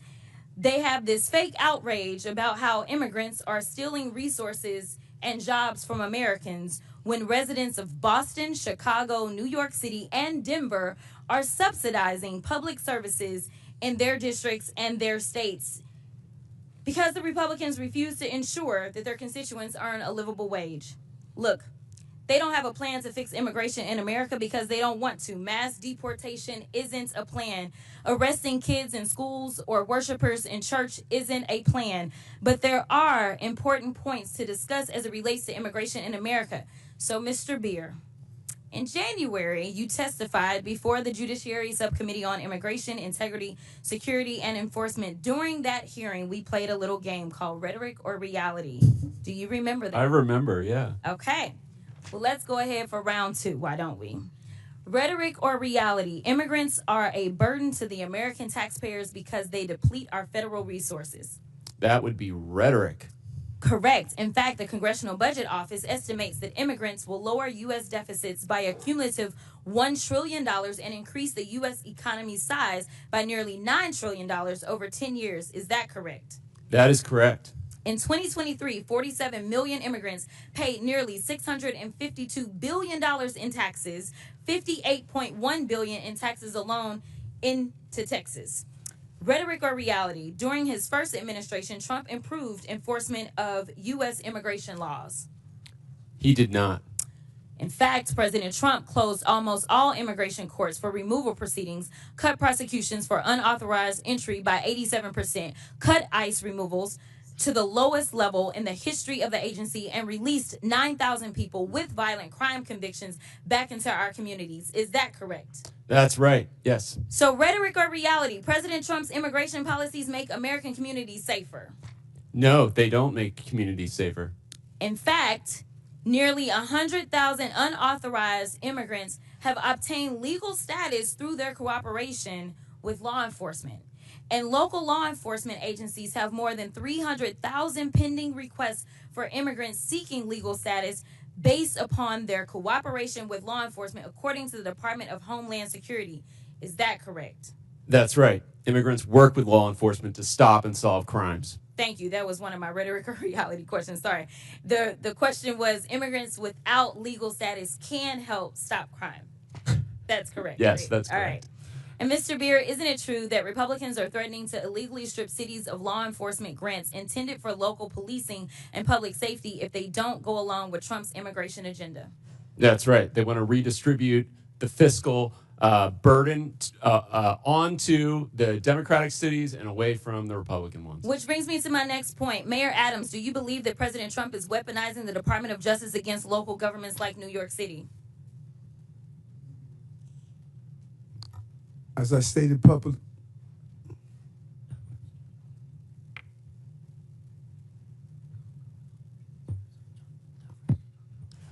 thank you for the question, Congresswoman. And as I indicated previously, this case is in front of Judge Hull, and I'm going to allow the judicial process to go forward. Well, let me ask it a different way. There was a quote from Mr. Well, he had to get advice, so can I just get a... What's that? He was getting advice, so can I get a little bit of time? I didn't interrupt while he was getting advice. Because they were advising him. Go ahead. Okay, this is the last one. There was a quote from Mr. Homan, I believe, where he said he will be in your office and up your butt if there was a problem with whatever agreement. We don't know what it was. My question to you, I know you've been asked about it a couple of times today, is was he lying when he said that you made an agreement that would cause him to be up your butt if you failed to uphold your end of it? And gentlelady's time's expired, but if the mayor wants to answer that, he can. Congresswoman, I answered that question, and it appears as though we're asking the same questions over and over and over again. My comments are not going to change. No quid pro quo, no agreement. I did nothing wrong. Chair recognizes Mr. Langworthy from New York. Thank you very much, Mr. Chairman. Thank you, mayors, for being here. You all represent cities that should be beacons of opportunities for young professionals, entrepreneurs, and hardworking Americans that want to make it in this world. Not the laughing stocks that they become in many ways. New York was once hailed as the capital of the world. Boston was admired for its founding role in America. Chicago was the gateway to the West and the icon of the Great Lakes. And Denver was admired for its natural beauty. Now all these cities are seen as a place where illegal immigrants, violent criminals, and gang members thrive, breaking our laws and spreading fear throughout our communities. Let's be clear. Sanctuary policies have not just failed, they've made our cities less safe and less welcoming to those who truly want to contribute to our communities. Here's a perfect example. Laken Riley's murderer was arrested in New York City on charges of detaining a minor. He was released due to New York State's sanctuary status. He was then allowed to go on to Georgia, where he murdered Laken in cold blood. Last night in my district, 400 miles from New York City, 2 members of Trendaragua gang were arrested for an ATM jackpotting scheme that stole more than $100,000. The suspects were also wanted for similar crimes throughout the state of New York, and in your state's Mayor Johnson and Mayor Wu for hundreds of thousands of dollars. Now, God only knows what else these dangerous gang members are responsible for. Buffalo ICE recently arrested an illegal from Peru who had murdered 23 people and had the victims' faces tattooed on his body. He was allowed to evade law enforcement for a long time due to New York State's green light law that protected him and shielded DMV data from federal law enforcement officials. There is no such thing as a victimless crime. Every crime has a victim, and these victims, they don't have a sanctuary. They have to live with the pain and the trauma of something being taken from them, their safety, their security, their property, and to add insult to injury, the witnesses before us have protected the perpetrators. Mayor Wu, the other day, you stunningly expressed sympathy for the man responsible for the knife attack, not the brave officer who stopped him. Where is the sympathy for the men and women in law enforcement trying to keep us safe? Congressman, Where check your is this? facts. It's my time. Check your facts. Watch the video. It's my time. I did not express sympathy for that Where is the individual, but sympathy for their for the family. victims? And any individual I haven't whose asked life you a is question. lost is a It's tragedy. appalling to me that we even have to ask for sympathy for victims instead of violent criminals. But here we are. And to all the mayors before us, hindsight being 20/20, is a blessing and a curse. You can't go back in time, but it should give you clarity for the future. Laken's murderer, Jose Ibarra, had demonstrated he was a danger to society. He should have been detained by ICE. I want to ask each of you, yes or no. Do you agree that someone who demonstrates a willingness to harm society should be detained by immigration officials? Mayor Adams. Yes or no? Within the confine and restrictions of the law, yes, I do. Okay. Mayor Someone John. that's committed a crime, yes. Someone that's committed a crime, yes, should be detained, and we would help them.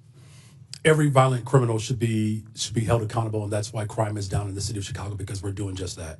Mayor Wu. If you commit crimes against the people of Boston, you'll be prosecuted.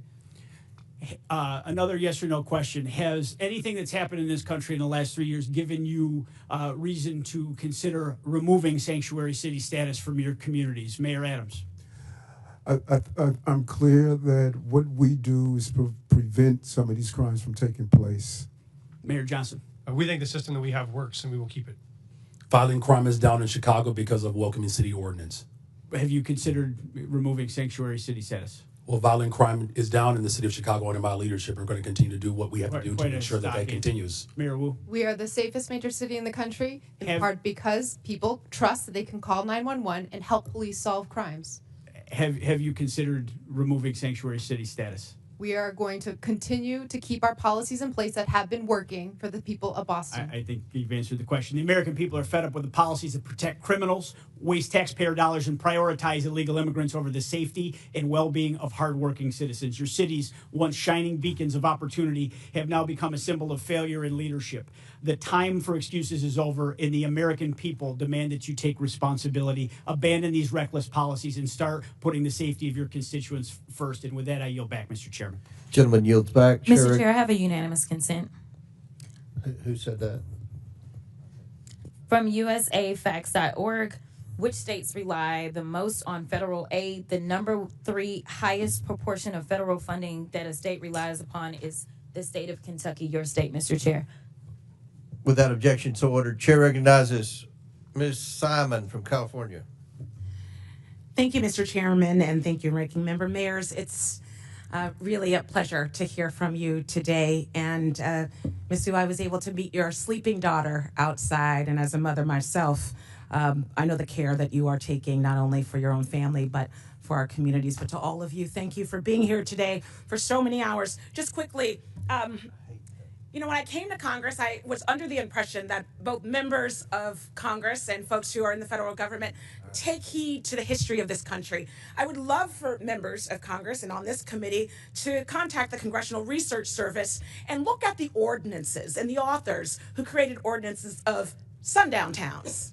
That animus is almost mirrored with the conversations today about our immigrant communities. So when you get in your Uber and when you talk to your nurse and when you go home, I want you to look in the face of the folks that you are disrespecting today. The real crisis is a crisis to me and many who study this issue for a career. It's a broken asylum system. Right now, 3.7 million folks are in this country waiting, and they have waited years, meaning these folks fleeing violence for years are waiting for an immigration system that works. That is not on the duty of these mayors. It is our job, it's the federal government's job, create an asylum system that honestly purports what we say on the base of the Statue of Liberty, and let's get that work done. Don't blame our mayors who are supporting young people and elders and bringing in federal dollars for health care. I want to yield my time to the gentle lady from New York, Ms. Cortez. I thank the Congresswoman. I'd like to start with some questions prior to my recognized questions.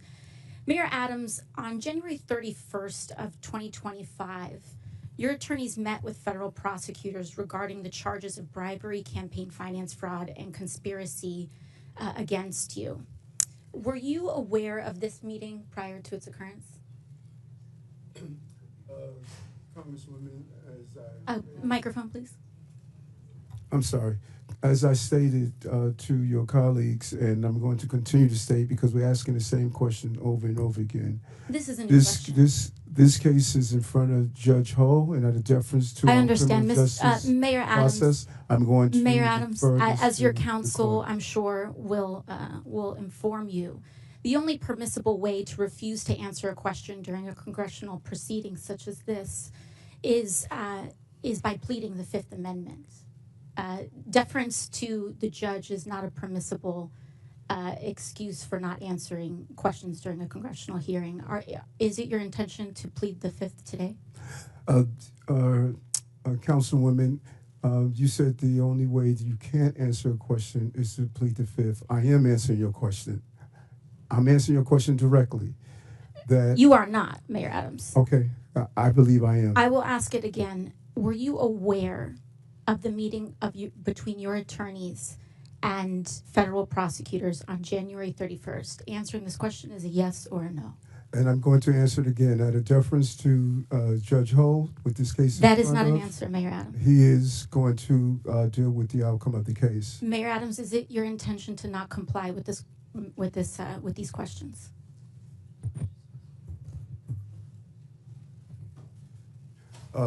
As I stated, I'm answering your questions, and what you're doing, let's be clear on, you're asking me about communications between my attorney and I. And I don't think that is appropriate to be asking a question between my attorney and I, because we are in a country of law and order. I understand. And your So, Mayor relationship Adams, and communication with your attorney should be respected. Who is your attorney? Alex Spiro. Alex Spiro, thank you. Now, Mayor Adams, have your attorneys ever met with city officials? That is not covered. I'm not asking about your conversations with your attorneys. Have your attorneys met with city officials, New York City officials? Any communication or activity between my attorney yes or and I no? is Have up to your attorney have your and I. personal You can reach out attorneys to, met with New York City officials? Alex Spiro, my attorney, to deal with those communications. Mayor Adams, in this meeting, did anyone representing you, including perhaps Mr. Spiro, agree or allude to any arrangement with the Trump administration that would involve changing city policies in exchange to reconsideration of the charges brought against you? You say in this meeting? Can you be clear? In the January on 31st meeting. Again, there was never any agreement, never any quid pro quo. That's not what I'm asking. Nothing wrong. Never any agreement, never any quid pro quo. Was there an allusion to a shift that in I've New York done City wrong. policy? Gentlelady's time's expired. And I just want to remind everybody, Mayor Adams is here voluntarily, and we appreciate that. The topic of the hearing is about our illegal alien problem and the drain on the cities and what the solution is. So, Chair now recognize Mr. McGuire from Virginia. Thank you, Mr. Chairman, for convening this important hearing. The American people deserve answers on the disastrous policies of sanctuary cities. As a veteran, as a Navy SEAL, I hope what I'm about to say is common sense. If somebody saved your life on the battlefield, you wouldn't care if they were pink or blue or male or female or Democrat, Republican, or independent. We're all people. This is not a race, religion, or creed thing. This is our American people, we the people, are being robbed, raped, and killed by these criminals that are coming across our border. My first question is just a yes or no. Do you believe that someone who breaks the law is a criminal? Mayor Adams. Yes, I do. Next. If you've broken criminal law, Just simple yes or no. Did you answer? Yes, sir. Okay. Could you repeat your question again? If you commit a crime, are you a criminal? Yes or no? If you commit a crime, you should be held accountable. Absolutely. I don't use that label depending on what it is, like a speeding ticket, for Understand. example. Next. Well, I got to tell you guys, thank God we have President Trump in the White House. Thank God we have the border czar, Tom Homan. Thank God we have Mike Johnson as a speaker. Thanks God we have Leader Thune in the Senate. And thank God we have Hegseth, Rubio, and everyone else. Over the last 4 years, the American people have been robbed, raped, and killed. And the left doesn't talk about that. They want to say that people might be scared in their homes. But what about the families whose members have been killed and persecuted? The border has been cleaned up in just a matter of weeks. Border crossings are down 97% in just a matter of weeks. And over the last 4 years, we've been getting lip service like we want to secure the border. 80% of Americans believe we should secure the southern border. We are all elected leaders, and I assume you all sought these positions to help your citizens improve the quality of life in your city. It appears to me that left-wing activists want to create wedges in our society and cause the mayors of our great cities to ignore the oath of office and to support rule of law. Each of you took an oath that included an oath to support the Constitution of the United States, correct? Yes. Yes. Yes. Are you aware Correct. that Article 6, Section 2 makes laws of the United States supreme, known as the Supremacy Clause? Is everybody aware of this? Yes. I'm shocked Yes. that you all, as elected leaders, flaunt violating federal laws as if you are running a political campaign. We are a nation of laws. We lose credibility as a nation when we disregard or ignore the law and the people die. As of July 24th, there are more than 660,000 illegal aliens from criminal backgrounds roaming the United States. It is estimated that a total added cost of illegal aliens nationwide is $150 billion per year since the start of 2023. The federal government has spent more than $1.45 billion reimbursing local jurisdictions and non-governmental organizations that provide travel, shelter, and other service to illegal aliens. What about homeless veterans that are living on the street? What about Hurricane Helene victims that are still suffering in North Carolina? What about those folks that are suffering from the forest fires in Los Angeles? Chicago has spent over $639 million. Denver spent over $365 million. Boston is spending potentially, well, about $1 billion annually. And New York City estimates it could potentially spend $12 billion on illegal aliens from 2022 through fiscal year 2025. If you were the president and you found that your cities were spending billions of dollars against the interest of your citizens in violation of the Supremacy Clause, don't you think you would have cause to consider withholding federal funding? Yes or no? No answer? No, because we've not violated any federal law. Yes, you are making the taxpayers of this nation foot your bill for your potential whims that you don't agree with is wrong, and that is getting people killed. Mayor Wu, in the Boston area alone, Tom Homan said there are at least 9 accused child rapists. That is who inaccurate. That is false. My time. That is false. Local I'd like authorities to see the refuse to facts turn on over that. to Again, US put him under Immigration oath and ask the Customs questions Enforcement. here. How could you do that to your citizens? It sounds like you care more about your politics than the safety of your citizens. Imagine the parents of those children abused by someone you all released into society. Congressman, our It safety could have been statistics prevented. are the lowest in the country, In my lower than your district. A little girl was age 14, was raped by an illegal alien. He was released from jail 4 times because it seems, and a lot of you guys on the left, you believe that criminals are good, police are bad, and no one cares about the victims. This horrific crime was avoidable, but it was sanctuary policies like yours that allow the offender to travel to the U.S. and end up in my district. And with that, I yield. Gentleman yields. Chair recognizes Mr. Min from California. Thank you, Mr. Chair. I want to take a moment just to note that once again, this committee is failing to do its job and actually exercise oversight in the way it should. My phones are ringing off the hook with people who are angry as hell about what they see as the rampant corruption of this administration, the illegal activities of Elon Musk and Doge, and the massive cuts to Medicaid that Republicans voted for last week. Literally not one person has called to ask about the immigration enforcement priorities of the cities I represent, let alone Boston or Chicago. This hearing is an attempt to distract from the actual waste, fraud, corruption, and abuse that is happening at unprecedented levels in this country right now. So thank you to the witnesses. I want to start off with a few simple yes-no questions for y'all. First, please raise your hand for the mayors if you are aware of any laws or policies that prevent federal authorities from enforcing immigration in your city. Okay, no hands are raised. Please raise your hand if you're aware of any cities or states in America that have laws or policies that prevent federal authorities from enforcing immigration law. Any cities or states. Okay, I just want to know for the record again, there are no hands up. And as your answers make clear, this whole sanctuary city, quote unquote, debate is a sham. There's no place in America, not one, that actually provides sanctuary from federal law, period. The real issue here is whether state and local governments should spend scarce taxpayer dollars to help the federal government enforce its immigration priorities. Whether local police should spend their time focused on their actual jobs, keeping our streets safe, apprehending violent criminals, solving crimes, or whether they should be deputized to help enforce federal immigration laws. And a lot of cities and states, including my state of California, have made the very reasonable decision to say, hey, we want our teachers, nurses, doctors, cops, firefighters to focus on their actual jobs and not be dragged into this Republican war on immigrants.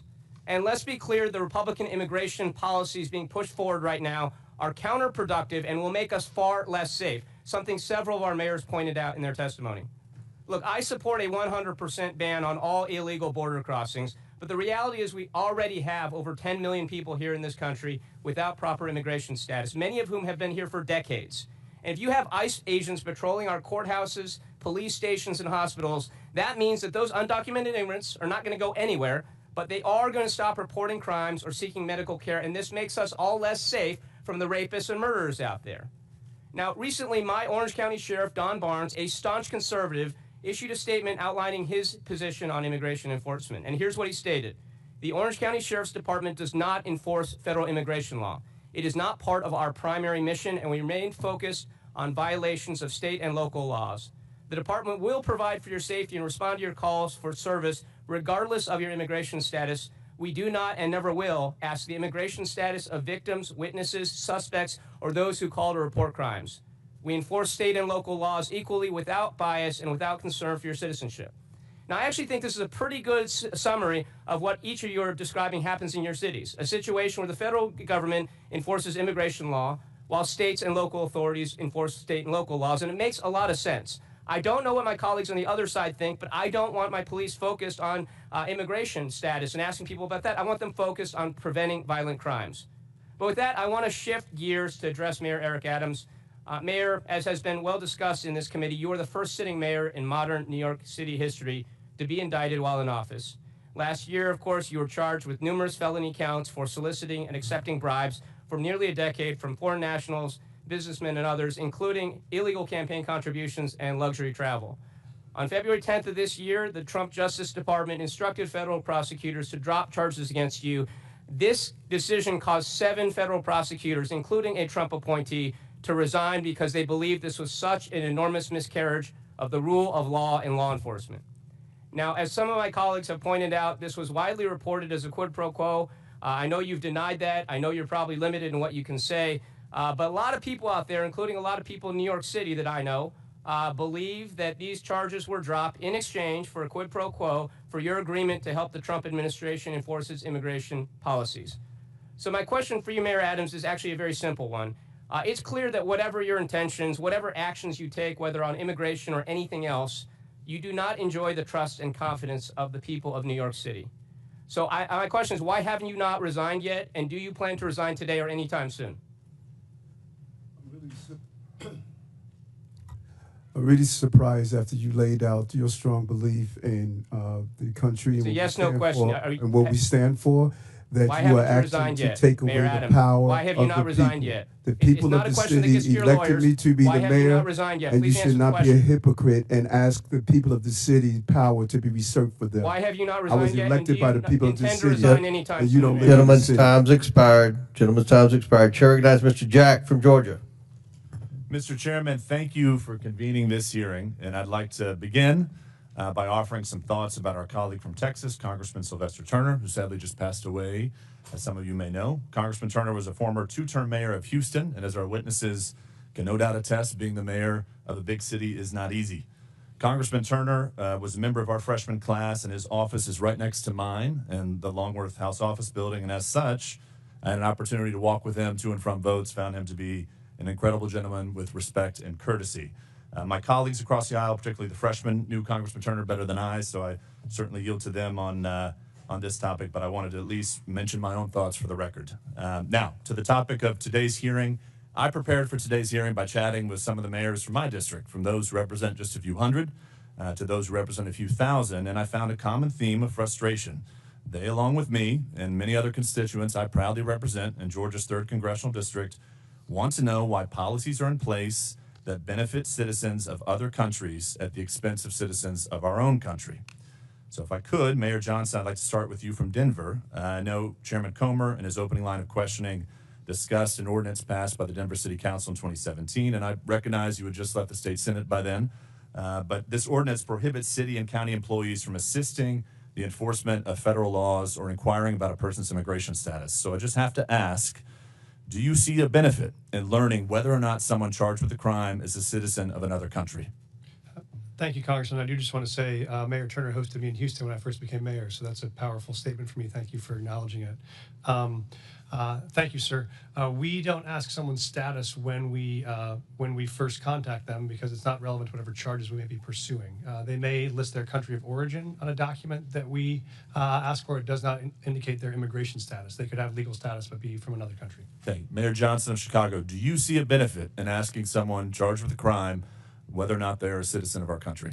The benefit of community safety is trust between local residents and law enforcement, and that relationship is critical to driving violence down. Under my leadership, violence has gone down in the city of Chicago.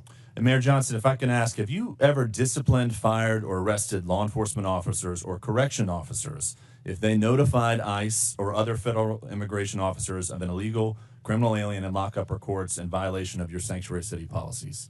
Have you ever disciplined, fired, or arrested a law enforcement officer that worked with ICE? That is not, I don't believe that's under the jurisdiction of the mayor. I don't arrest people. Or are there issued memos in which you direct Chicago officers from not assisting with enforcement in immigration law or helping ICE identify folks who may not be here legally? We do have documentation around making sure that the residents of the city of Chicago know their rights. That's important because it builds trust between law enforcement and community. By having that confidence and trust, people are more likely to come forward to report violent crime regardless of their immigration status. Well, I have to submit to the record, Mr. Chairman, an article from News Nation Now, January 21st, 2025, in which it says Chicago police reminded they cannot cooperate with deportations. And if I may ask, Mayor, are there any memos?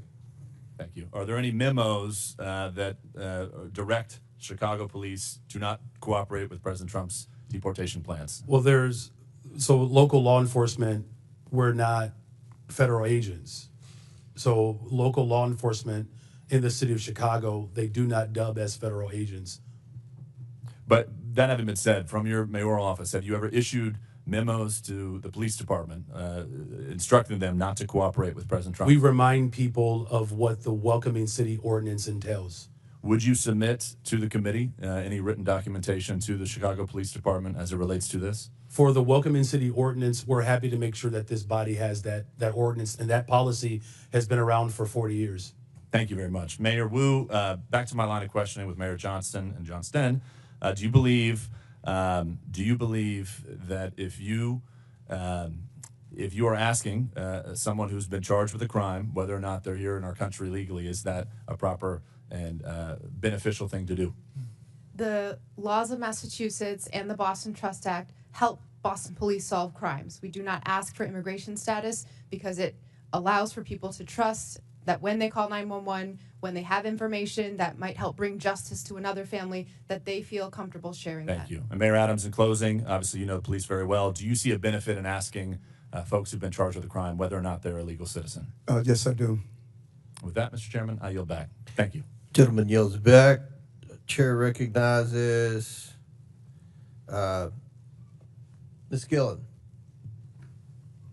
Thank you, Mr. Chairman. I think one thing everybody seems to agree on here is that our immigration system is broken and desperately needs to be fixed. And I ask my colleagues on the other side of the aisle to work together with us to fix our broken immigration system, to fix our broken asylum system, which isn't fixed by firing the top immigration judges who can actually help us fix this problem. But my focus here today is the effect on my constituents on Long Island. Every day, my constituents are dealing with the effects of the failure to secure our border and the influx of more than 670,000 migrants who have come into the state and New York City, putting a strain on our schools, on public safety and law enforcement, and local governments. Mayor Adams, you said your top priority is to keep New Yorkers safe, but under your watch, the exact opposite has happened. Instead of effectively governing our city, your policies have compounded this crisis.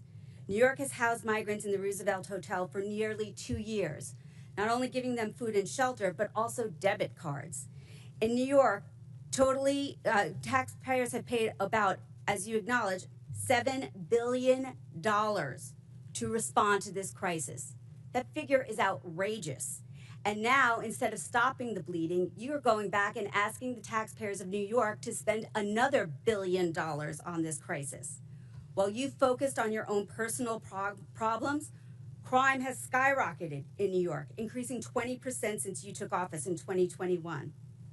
An AP poll has said that the majority of Americans agree that undocumented people who commit violent crimes should be deported, including 79% of Democrats.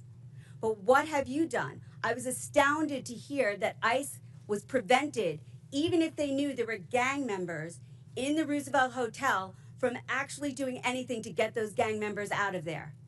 Mayor Adams, what have you done and what is your answer to the taxpayers of New York for the money that has been spent on this crisis? You raise several things, and there's a level of inaccuracy in some of the stuff you raise. When you look at our crime numbers, I'm not sure where you got those from, but we could give you an accurate account of our crime numbers. Crime has continued to drop since I've been the mayor of the city. We have moved over 20,000 illegal guns off our street. And although we had 230,000 migrants and asylum seekers that came to our door, 189,000 were able to go on to the next step of their journey. We managed a crisis. Congress makes our immigration policies, not mayors. I managed a crisis that was dropped at my door. And I continue to do that every day, and I'm proud of what my team did coming out of COVID and managing this crisis as well. Our city has more private sector jobs in the history of the city. We received our bond rating increase and stabilized. Our city is functioning, and we're going to continue to do the job that I was elected to do. So spending $8 million $1 billion is a good job.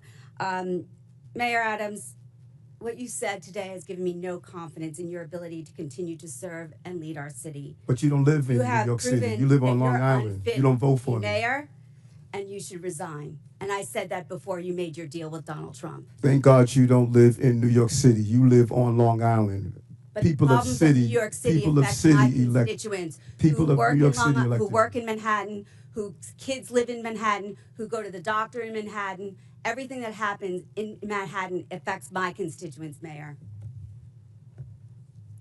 I yield back. Would the gentlelady yield to me, please? I thank the gentlelady. My question, Mr. Beer. We've heard a lot about crime. So the overwhelming majority of crime in the United States is committed by undocumented individuals whose immigration status is dubious. Is that correct? No, that's not correct at all. The overwhelming majority of crime is committed by U.S.-born Americans. So if I wanted to demonize naturally born Americans, I could cherry pick crime rates from that population and demonize them and dramatize that and use it to smear an entire subgroup in the population. In this case, the majority group. Is that correct? Oh, absolutely. You could look at people with driver's licenses and say, man, they're committing a lot of crime. We should stop issuing driver's licenses to people.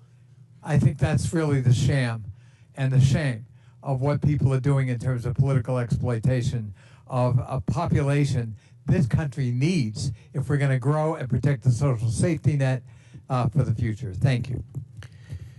Chair recognizes Ms. Green from Georgia. Thank you, Mr. Chairman. Thank you for coming before our committee today. In the past 4 years, our nation has been invaded by millions and millions of people who have crossed our border. There's also millions of what's called known gotaways. These are people that our government has no idea where they came from, who they are, what they're going to do in our country. And many of these known gotaways could be criminals. They could be part of the narco cartels. They could be terrorists. We don't know who they are, and there's millions of them here. This country has also been the victim of fentanyl. This is a dangerous chemical that comes from China, is made into pressed pills in Mexico and Canada, and illegally distributed into our country by the cartels.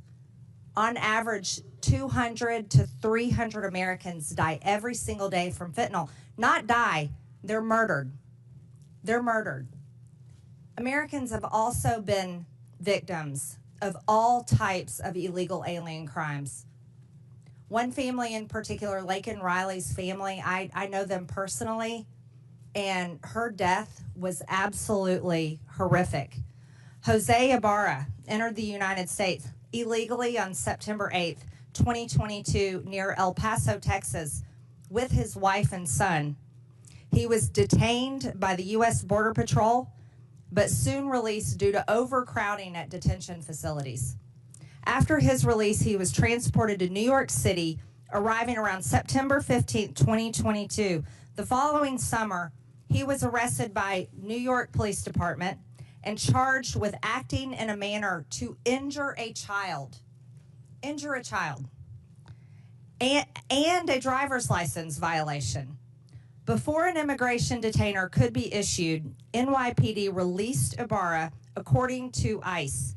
He later, after this release, moved to Athens, Georgia, where he was cited for a misdemeanor for shoplifting in 2023.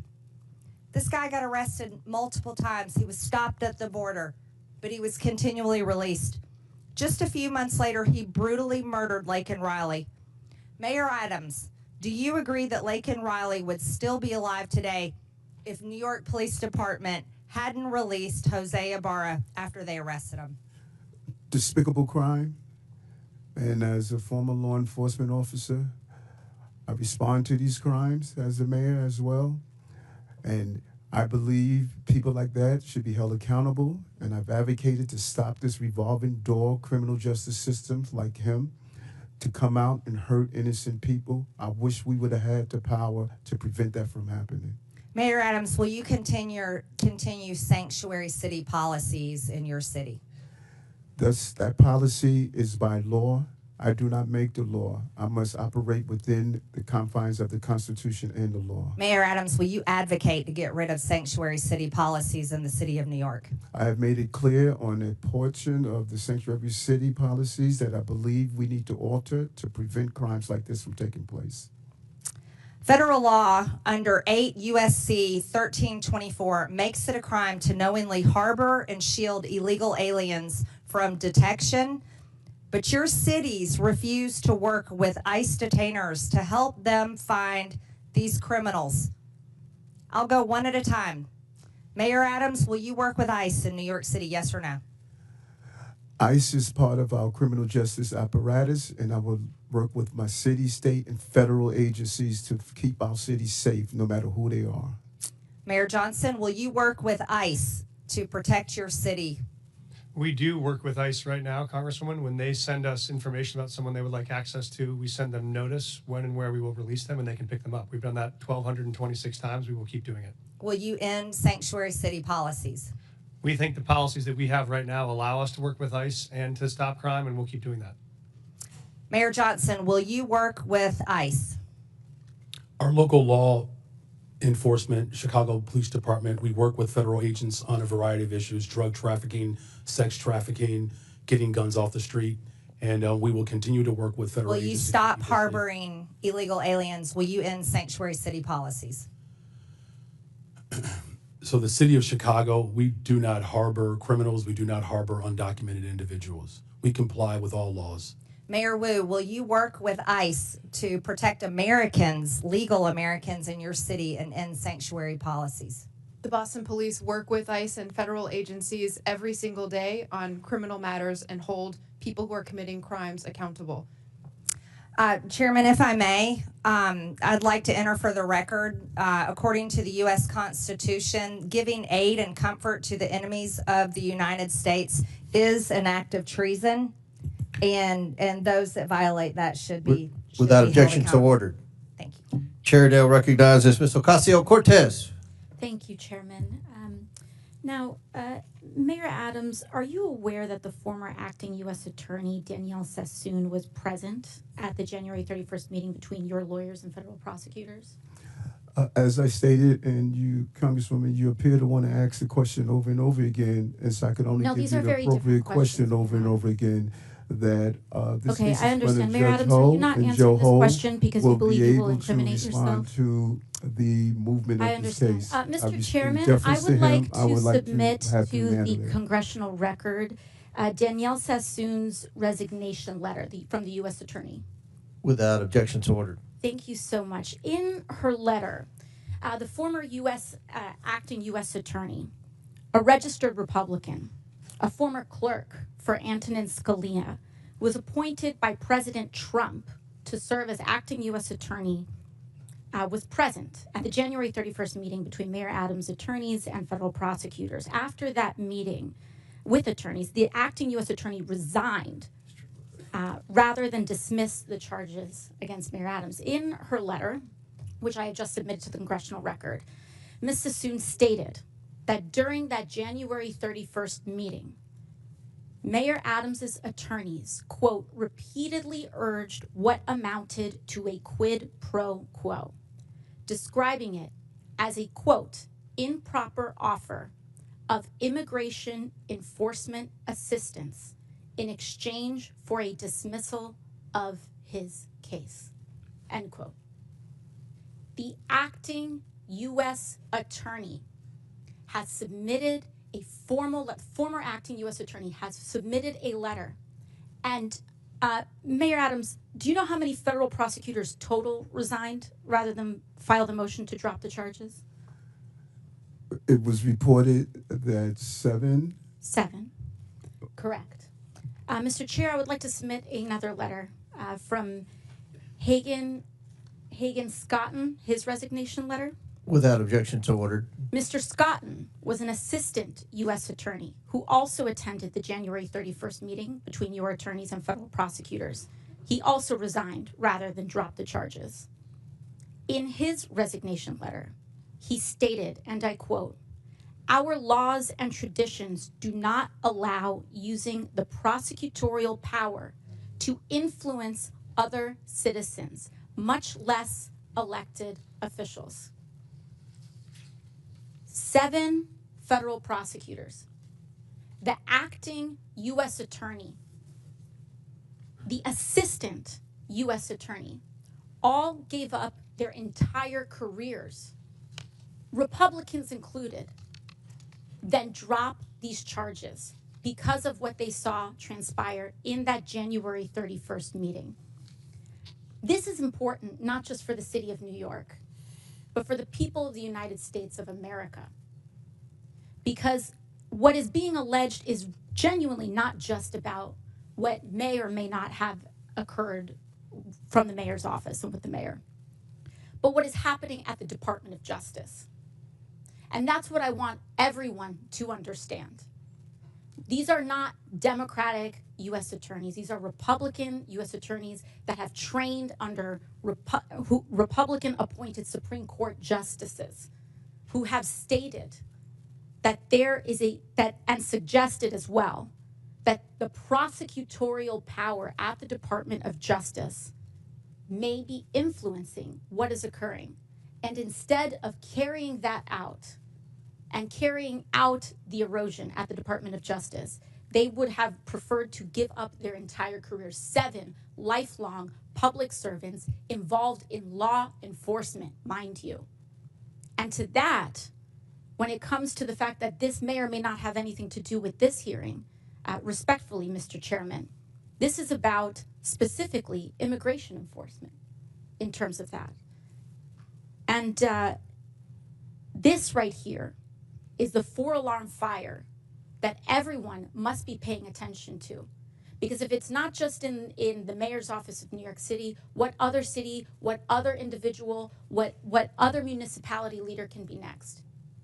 For a party that talks about states' rights and municipal rights, we must defend, yes, the rule of law, including in the Department of Justice. And with that, I yield back.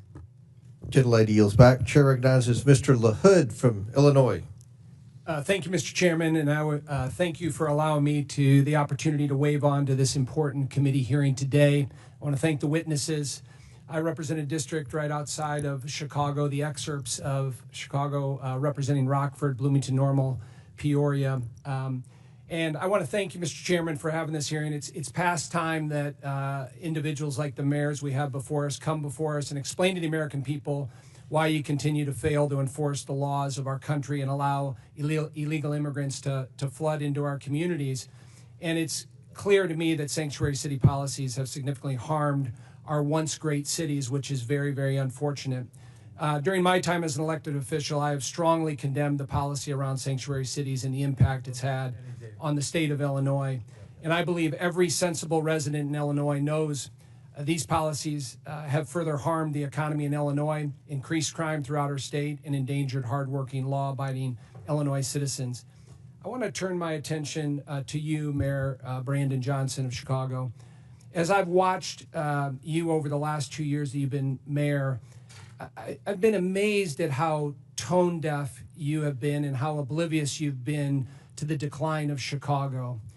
And I say that looking objectively at a number of things. Out of control crime in Chicago, people scared throughout neighborhoods on the west side, south side, north side. Morale has never been lower with law enforcement and CPD. Record number of police officers leaving the force. We have been hemorrhaging people out of the city of Chicago to the suburbs and elsewhere where they feel safe. Record number of businesses fleeing the city of Chicago. You couple that with record deficits. $2 billion deficit, the $2 billion deficit line of credit that you just had to take out this week. But you've spent $300 million of taxpayer money on illegal immigrants.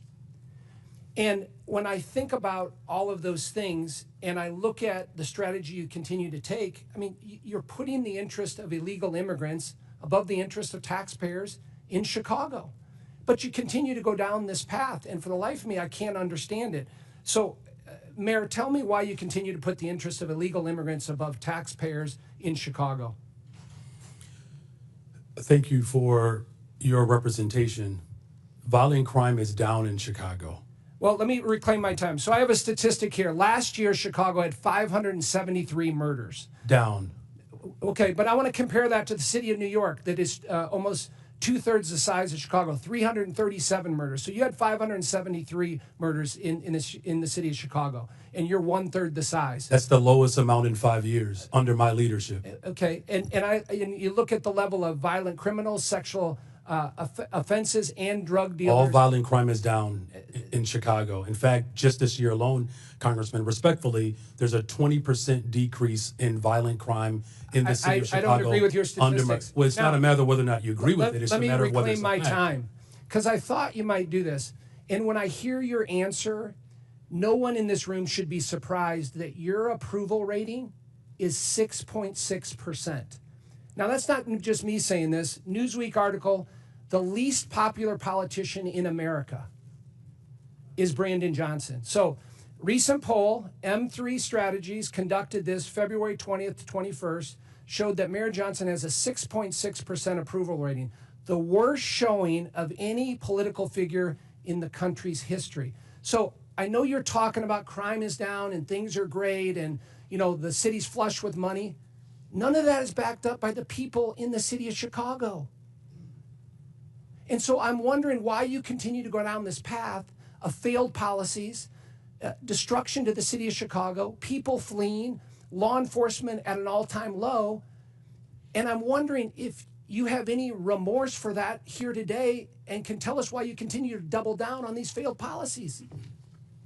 We've invested $1.25 billion for housing and economic development, particularly for Black Chicago. It's the largest investment in the history of Chicago. 45% increase in youth employment, particularly for Black and brown children. I will not apologize for my investments in the people of Chicago. We have one of the most diverse economies, the top universities. As violence continues to go down and investments continue to go up, that is what's most important. We've opened up 3 mental health clinics, the first mayor since the first Black mayor in the history of Chicago. I'm going to reclaim my invest in Mr. Mayor, I'm going to reclaim my time. In public health, and I will continue to make those investments. Your approval rating speaks volumes. Well, the people approve of my investments, and I will continue to make those investments. You're going the wrong direction. You need to reverse your policies on sanctuary cities. That's what the election results were last year. Crime and immigration were the #1 issue in the election, from Republicans, Democrats, Chairman, the gentleman's time. We could use your help to actually help us continue to invest in these programs that continue to drive violence down in the city of Chicago, and I'm willing to work with you, and I'm glad I had a chance to finally meet you for the first time. Gentleman's time's expired. Chair recognizes Mr. Davis from Illinois. Well, thank you very much, Mr. Chairman, and I also want to thank you and Ranking Member Connolly. If the gentleman could speak into the microphone so we can hear. Thank you very much, Mr. Chairman. I also want to thank you and Ranking Member Connolly for letting me participate in today's hearing.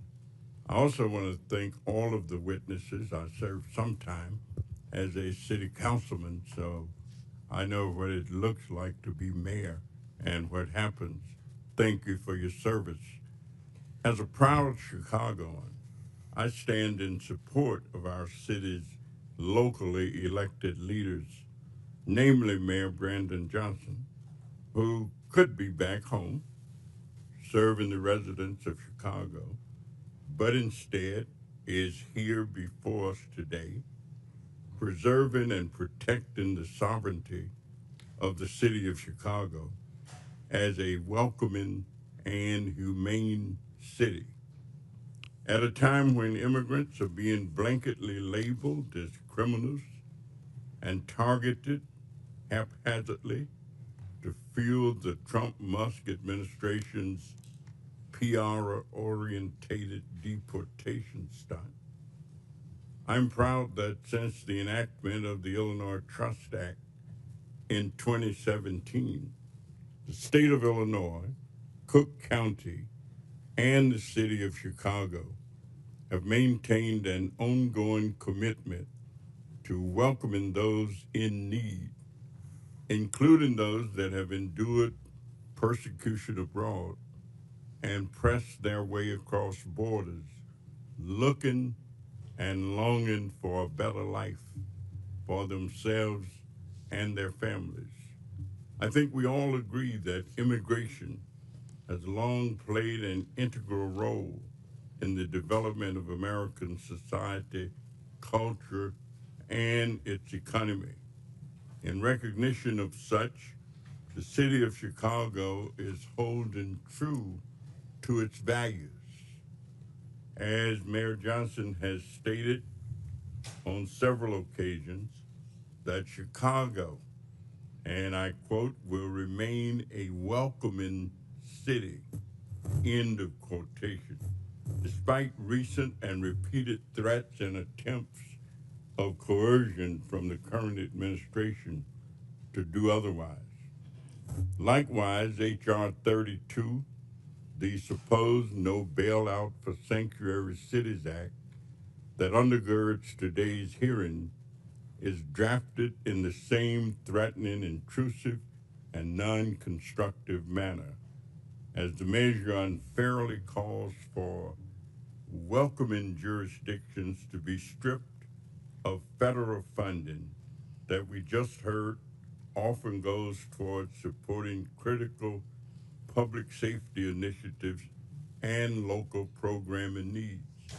In fact, I would commend that the bill as drafted infringes on the constitutional balance of power between states and the federal government and will cause more harm than help if enacted.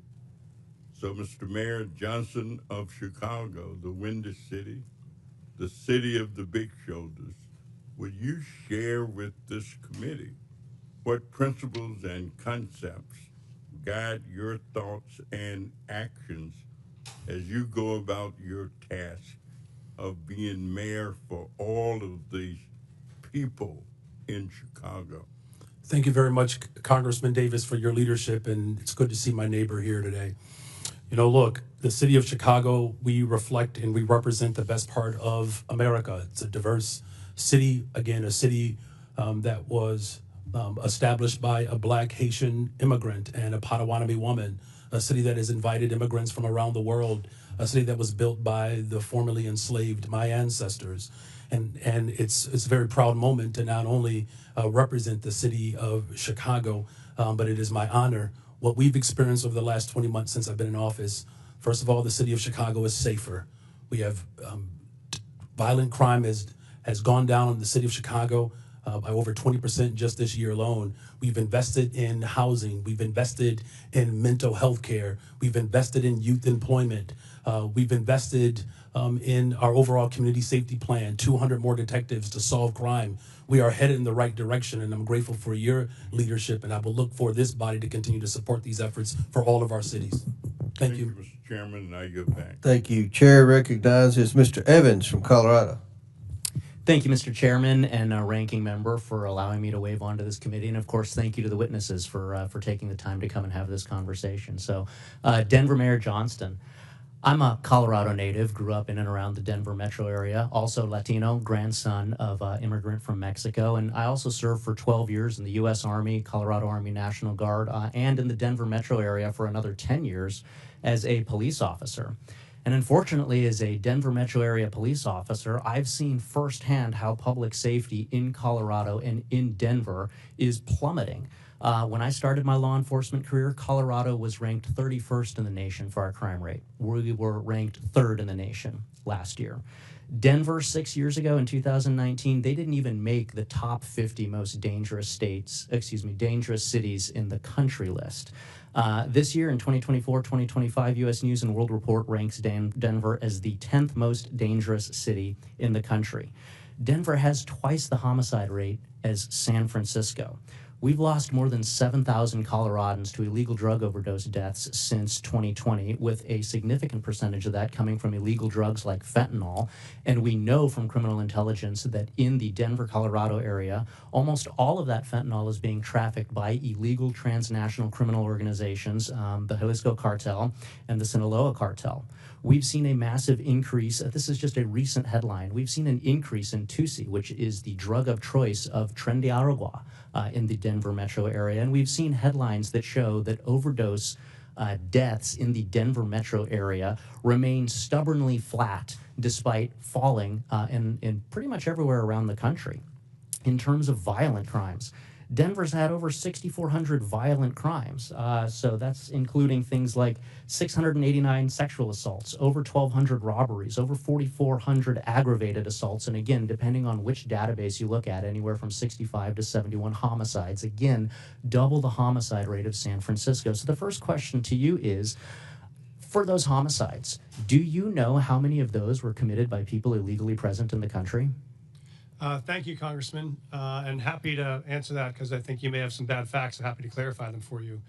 In terms of what's happening in Denver right now, as we know, crime is down in Denver from last year to this year. Reclaiming my time, Meyer. Do you know? I do want to answer the question you phrased. Reclaiming my time. Do you know how many of those 65 to 71 homicides were committed by people illegally present in the country? And I'm happy to show all of the sources for my facts. We don't ask anyone's status at point of arrest. We do not know someone's status and when they're charged. Thank you for the answer, Mr. Mayor. And I'm glad you've brought that up because as you can see displayed here, we actually have a training bulletin to the Denver Police Department dated January of this year, which pretty much says what you just said, which is that Denver Police Department is prohibited from asking for any information about the national origin, immigration, or citizenship status of any individual. And that's a problem because of the second item that we're going to display here, which is the standard FBI fingerprint card, something that I filled out for over a decade when I was a police officer, which has those items as mandatory fields, location of birth and then the citizenship.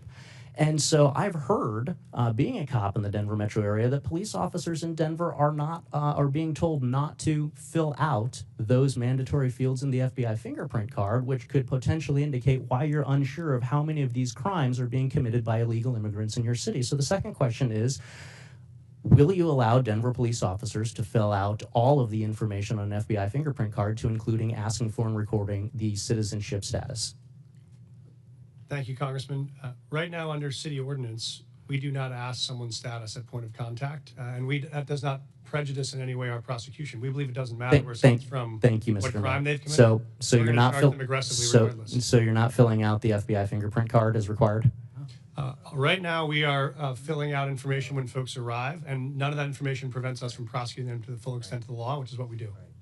Thank you, Mr. Mayor. So not filling out the FBI fingerprint card, which would directly contradict your statement that you want people who are illegally present in the country and committing crimes to be held to account for those crimes. And I think that the statistics that we've gone through in the space of crime show why Denver is specifically cratering in their public safety statistics as compared to major cities around the country. That's actually false. I can show you my statistics. And as a police officer, I am here to make sure that we are uplifting the voices of the victims of these crimes who are being taken advantage of in communities that provide sanctuary to dangerous illegal criminal gangs like Trendy Aragua, which your jail released just last week. We talked about somebody back into the community.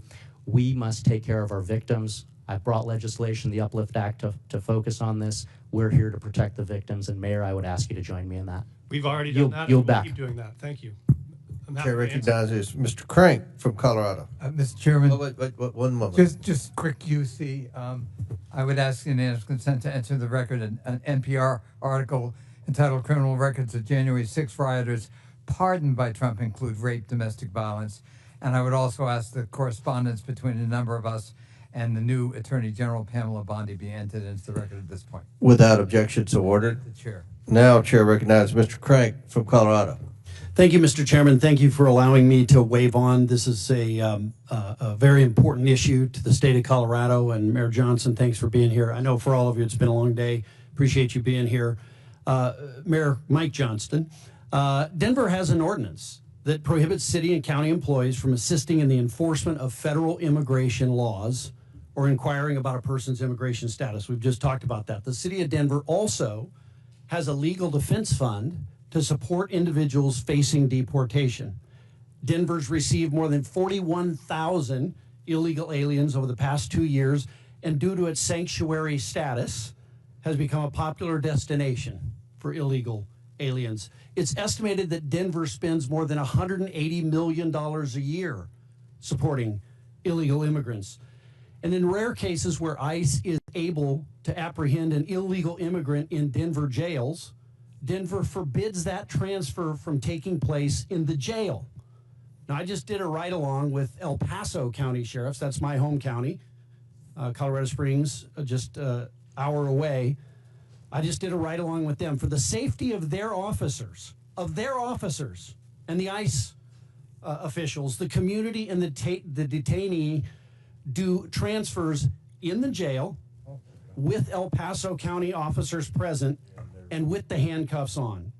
Now, that El Paso County method has never, ever resulted in the injury of an officer during the transfer. However, in Denver, you require that Denver Police Department release Trendy Aragua gang members to the quote-unquote streets, uncuffed, and hope that ICE agents aren't able to apprehend them on their own. That's the hope. Let's just be honest. With no Denver Police Department officer there to assist if the situation turns violent, that's irresponsible. And to be clear, there's no federal law that forces you to do it this way, Mr. Mayor. This policy and the danger that it creates is wholly a result of your policy as the city and county of Denver. Just last week, it resulted in an illegal Trendy Aragua member assaulting and biting an ICE agent because he was uncuffed and he was released by Denver to a parking lot. Now, you're putting police officers who you're sworn to help protect as their mayor at risk to score political points. And I think it's outrageous. It's unbecoming to your office, and it's a danger to the people of Colorado and the citizens of Denver. Now, we have this case, and I know you've talked about it today. Abraham Gonzalez, suspected TDA gang member, released from Denver County Jail, as I mentioned, due to Colorado's sanctuary policies. This is a post by ICE.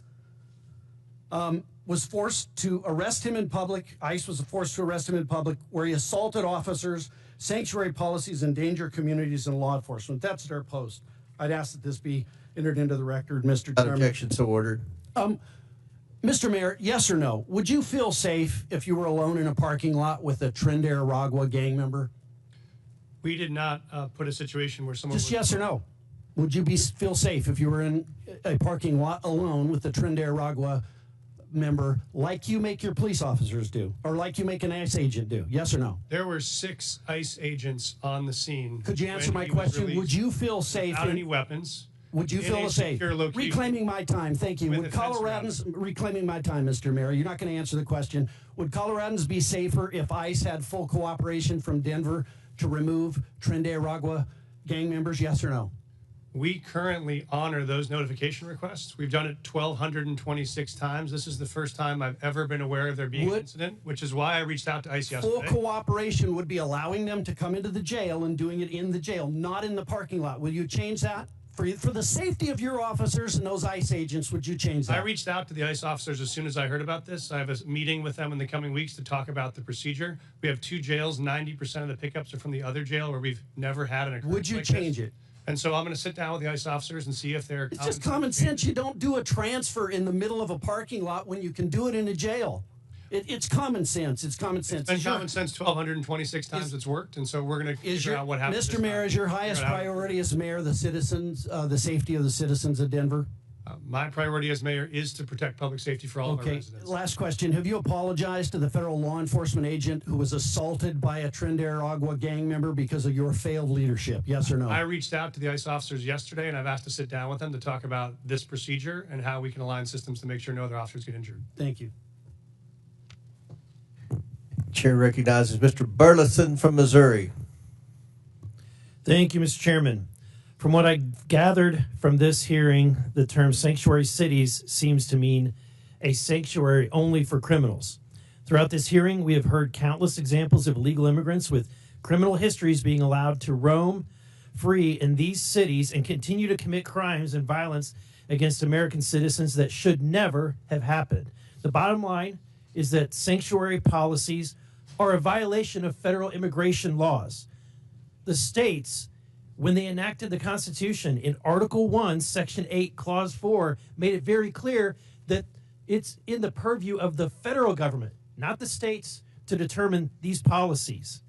States shouldn't be flaunting our laws that they gave us the sole responsibility to implement. And yet Chicago, Denver, New York City, and Boston are aiding and abetting in the furtherance of laws and policies that are in direct defiance of the immigration laws that are passed by Congress. This hearing is important for us as Congress to determine ways in which we can use our constitutional powers, such as the power of the purse, to force these and other sanctuary cities into compliance. My first question, I want to ask Mr. Byer. You haven't had a lot of questions today, right? Not enough. I want to ask, okay, so are you aware of how much it costs the American taxpayer per illegal immigrant in the United States, roughly? Not on a per capita basis, no. Okay.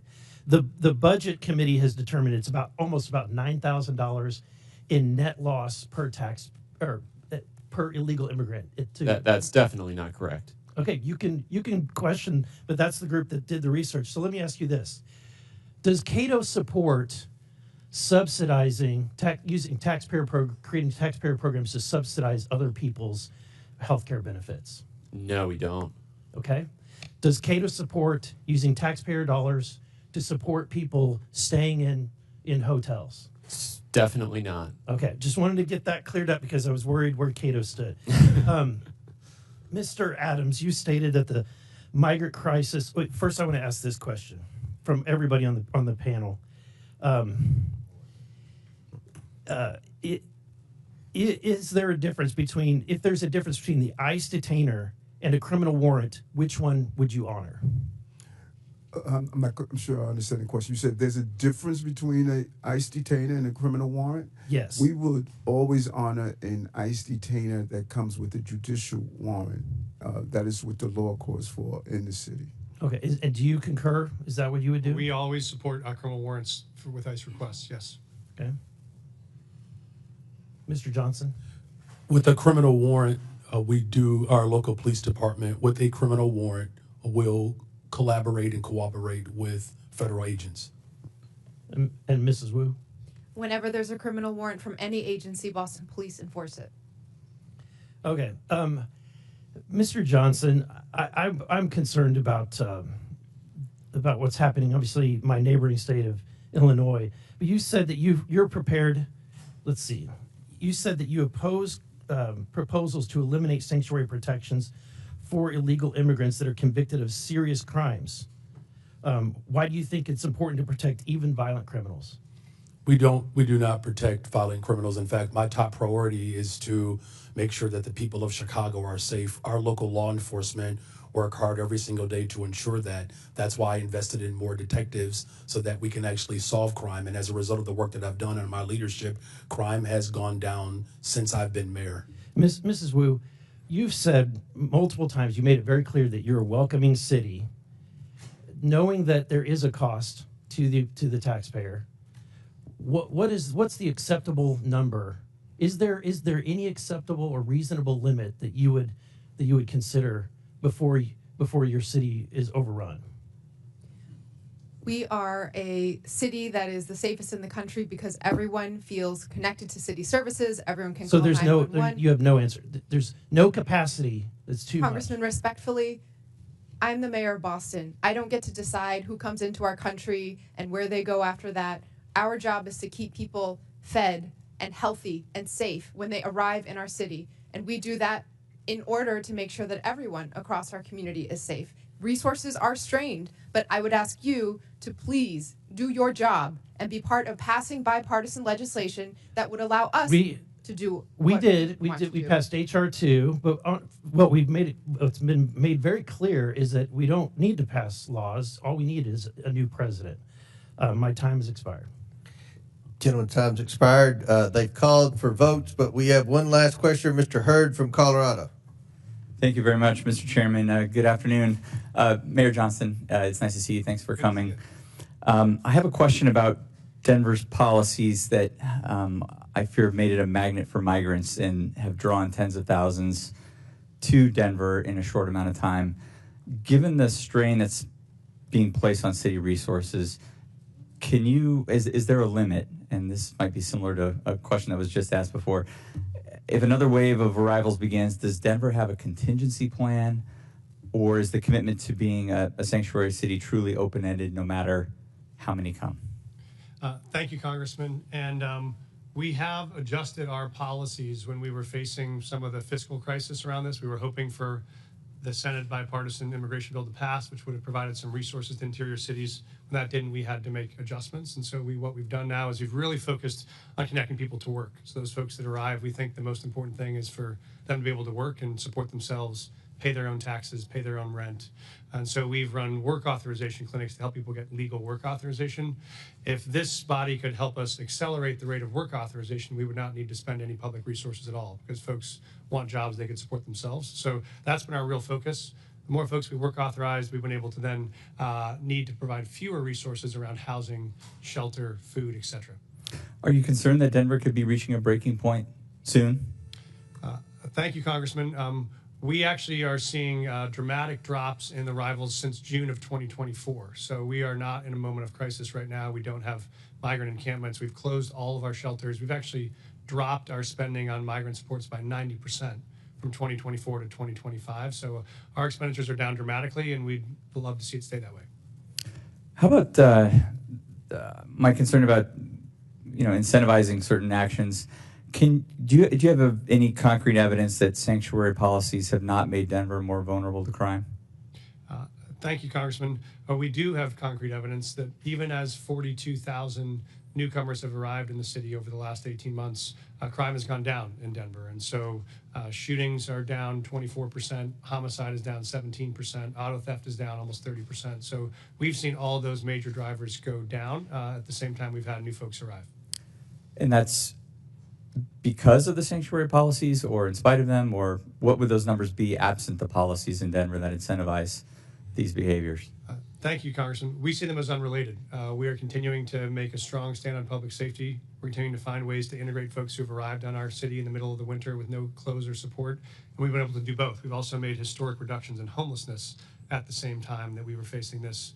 I declared an emergency on homelessness because that was our top priority, and we've become the largest big city in America to end the cycle of street homelessness for veterans. So that's been equal part of our focus at the same time. So just so I'm clear on your testimony, you don't believe that there's any evidence that the city of Denver's policies have made Denver more vulnerable to crime? No, sir, I do not see any evidence that it has. Okay. If violent criminals are exploiting these protections, are you willing to reconsider aspects of the city's policies to prioritize public safety? Thank you, sir. We are very aggressively pursuing violent criminals right now. In fact, we're doing it in collaboration with many federal agencies. We have a Raven task force we launched, which has been focused on disrupting gang activity. That's why we've been so successful in managing and reducing the presence of TDA in the city. It's how we helped reduce the presence of MS-13. So we have aggressive actions going on, partnering with federal agents, and that's working. One of the concerns that I've heard, Mayor Johnston, in Western Colorado and Colorado's 3rd Congressional District and also in Southern Colorado is that there are illegal immigrants here that are coming to, or that are in Denver that are then relocating to Western and Southern Colorado. Are you aware, or can you confirm that the illegal migrants that are in Denver, that were in Denver, have stayed in your city and have not traveled to other parts of the state? Thank you, sir.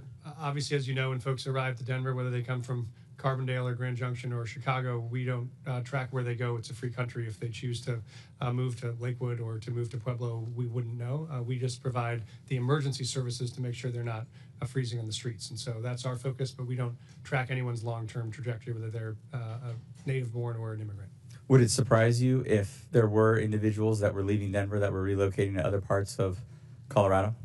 It wouldn't surprise me that folks were moving in the same way it doesn't surprise us that folks are constantly relocating to Denver from other parts of the country as well. Okay. Thank you very much, Mayor Johnson. Mr. Chairman, I see my time has almost expired, and I yield the remainder back. Well, thank you very much, and that's it.